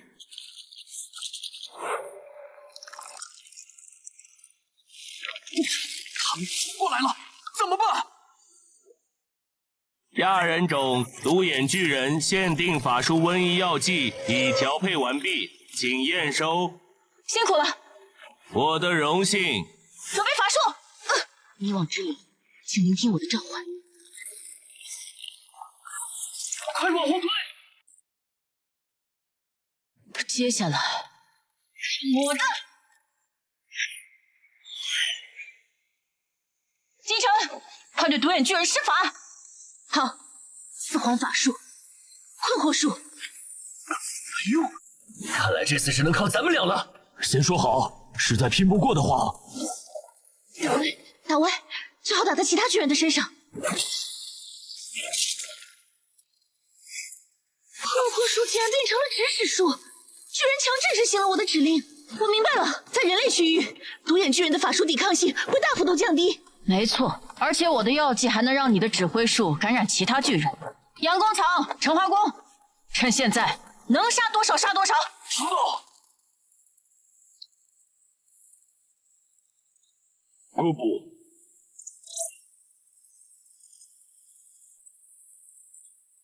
从记录恐龙习性到击杀冠军独眼巨人，这任务难度差的也太多了吧？打眼睛！你打我干什么？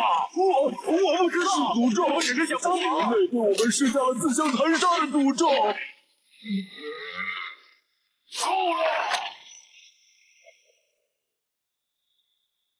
够了！你们赢了，人类！我承认这一片是你们的领地。带上手上的同胞，我们离开。可是，这是命令。这就结束了，我都准备要拼死抵抗了。独眼巨人的生育周期很长，所以都很惜命。他这是为了避免死战损失才退让的。我要回去睡回笼觉了。嗨，好姐妹，你的法术瘟疫药剂卖不卖？等一下，陈海不见了。啊，陈海，人呢？陈海，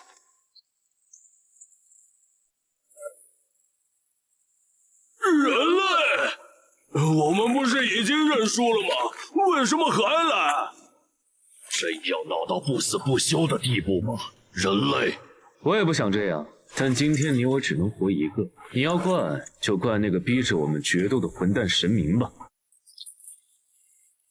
就在这儿打，我都行，别靠你挑。找到了！等等，陈海要单挑冠军独眼巨人，在哪儿？他在独眼巨人的决斗场里。这应该是队伍的无人机。本来不想暴露战斗细节的，看来不行了。人类，你说你是被神明逼着来和我决斗的，那你们能进入我们的领地，也是因为他吗？具体我也不清楚，不过10年前我们那边就已经开始出现入口了。要是不按规定完成任务，像你一样的怪物们就会冲出来反杀我们。原来如此，那就没办法了。是啊，不可调和的矛盾，只能你死我活了。考虑到我和巨人的身形差距，他的攻击路线应该只有4种，分别是手法、冲扫、以及直接抓。无论哪一种，拥有未来视野的我都能在第一时间预判并反击。只要抓住机会弄下他的毒瘾，管他是不是，耗死他！是菜。接下来轮来，快结束了！原来还有第5种变化。火烈！刚才那一下是错觉吗？手感竟然和我打暴龙时相差无几，他区区一个人类。老大小心！这样也不行，你还真是强的可怕，一点死角都找不到。彼此彼此，你也比我想象的更难对付。麻烦了，解决不了他的阵脚，近战就只能被动挨打。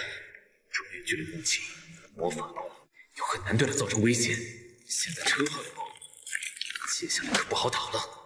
再想想，我还有一底牌，武器，只能先躲了。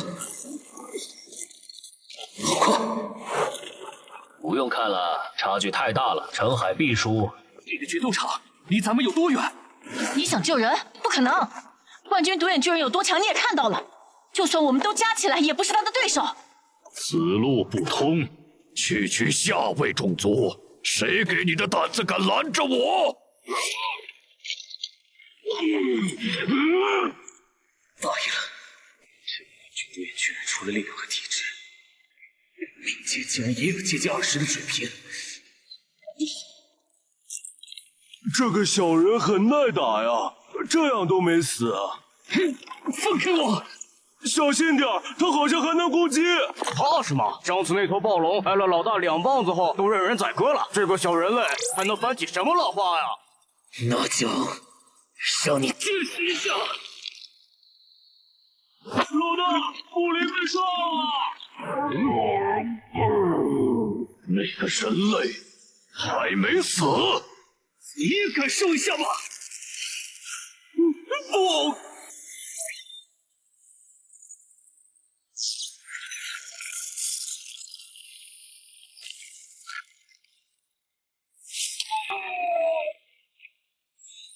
豪杰，你先回去吧。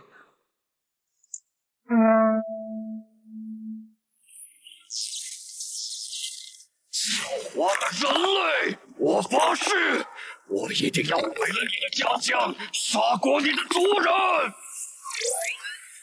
前提是能活下来。就算这样救我，战力恒定在自身巅峰，我也不了，只剩最后一个底牌了。对嫉妒的女妖之圣的八音盒使用奇物升级券，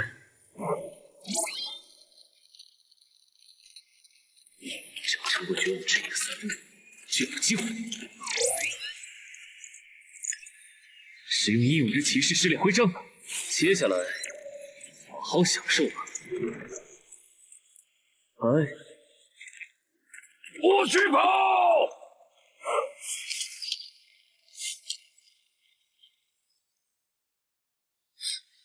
竟然完好无损，可恶！有一阵子没见了，别急，要不咱先聊聊呗。人还在，说明那个混蛋应该只是暂时躲在里面了。就守在这儿，不信你不出来。一场试炼10分钟，再撑3分钟就够了，应该差不多了。撑过去，现在这就反杀！别，我只是想出去啊！还是白亚玲，唱片机最好有用，不然也太不划算了。真的？哦，可是全死了，这玩意儿也太邪乎了吧！要不还是尽量别用了。通关任务完成了，这怎么可能啊？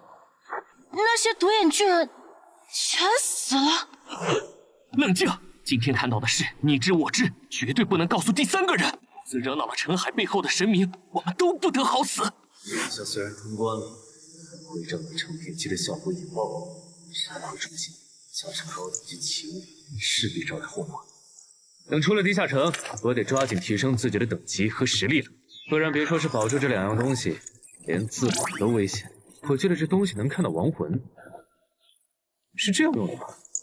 去，来真的！我看的时候，陈海不是要输了吗？喂，他到底是怎么翻盘的呀？我劝你想好了再回答。这涉及澄海隐私，我不方便说。你要想知道，可以去决斗场，根据他的战斗痕迹反推。那算了，我就好奇问问。既然大家都通关了，那就不等后援了，早点做脱离任务回去。怪不得叫幽魂画框，把亡魂变成画面主角，作为艺术品，它确实有够特别，但是完全想不到有什么用啊！哼，这个力量灵药竟然能突破自身极限值，厉害啊！这个戒指看起来是某种控制法术，正好我需要，戴上戴上。至于这根能提问的笔，最近这些事都太奇怪了。趁这个机会好好问一下。使用斯芬克斯的芦荟笔。怎么回事？这就是智慧之日的象征。斯芬克斯。求知者，请说出你的问题。我想知道神明为什么不惜代价也要更改我的脱离任务。因为你杀了神明仅有的英雄极性，他要你死。英雄级，愚人，所以他是愚人的神明。快点儿，第二个问题。死亡主宰之前提醒我要小心特修斯之船是什么。你的头盔用多了会被内置人格替换记忆。我去，怕什么？只要不用就没事儿。我没怕，这是超前反射。还剩最后一个问题。我想知道死亡主宰为什么关注我。我想知道死亡主宰为什么关注我。因为他是你的出名。不是吧？等等，你还没说完呢。他是我的什么？更新？看来最后一个问题太超纲了，还算有收获。知道了神明针对我的原因和头盔的副作用，还是尽快离开吧。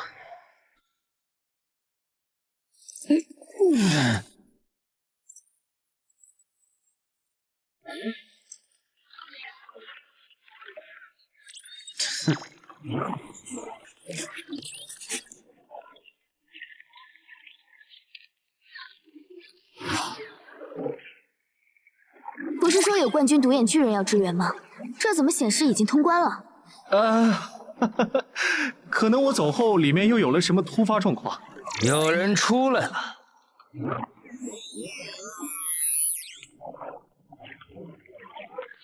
姚哥，咱们不是说好了等后援到了再一起做通关任务吗？计划赶不上变化，营地被独眼巨人发现了。怎么没见其他人出来？别告诉我就你活下来了。他们还在做脱离任务，我最先完事，所以先回来了。山丘上的巨人，地下城里有恐龙，负责通关的官方冒险者，还有额外的恐龙蛋采集任务，晚一些出来也正常。还有问题吗？没有，我先回去了。你先回去休息吧，有事我再打电话叫你。这次真是九死一生，还好我赌了。死亡主宰当时就在关注山丘上的巨人地下城，且他不会让你就这么死在冠军独眼巨人的手上。虽然徐茂说他会帮助守密，但我最好还是不要抱太多期望。事关巴美德的骑士，那个叫唐德的，说不定都会回国来抢。所以摆在我面前的路只有一条，那就是赶紧出国，速通死亡行者的8项势力。但下个地下城里乌里波都如果又把脱离任务的难度改到我完成不了怎么办？死亡主宰也不太可能一直看着我这边吧。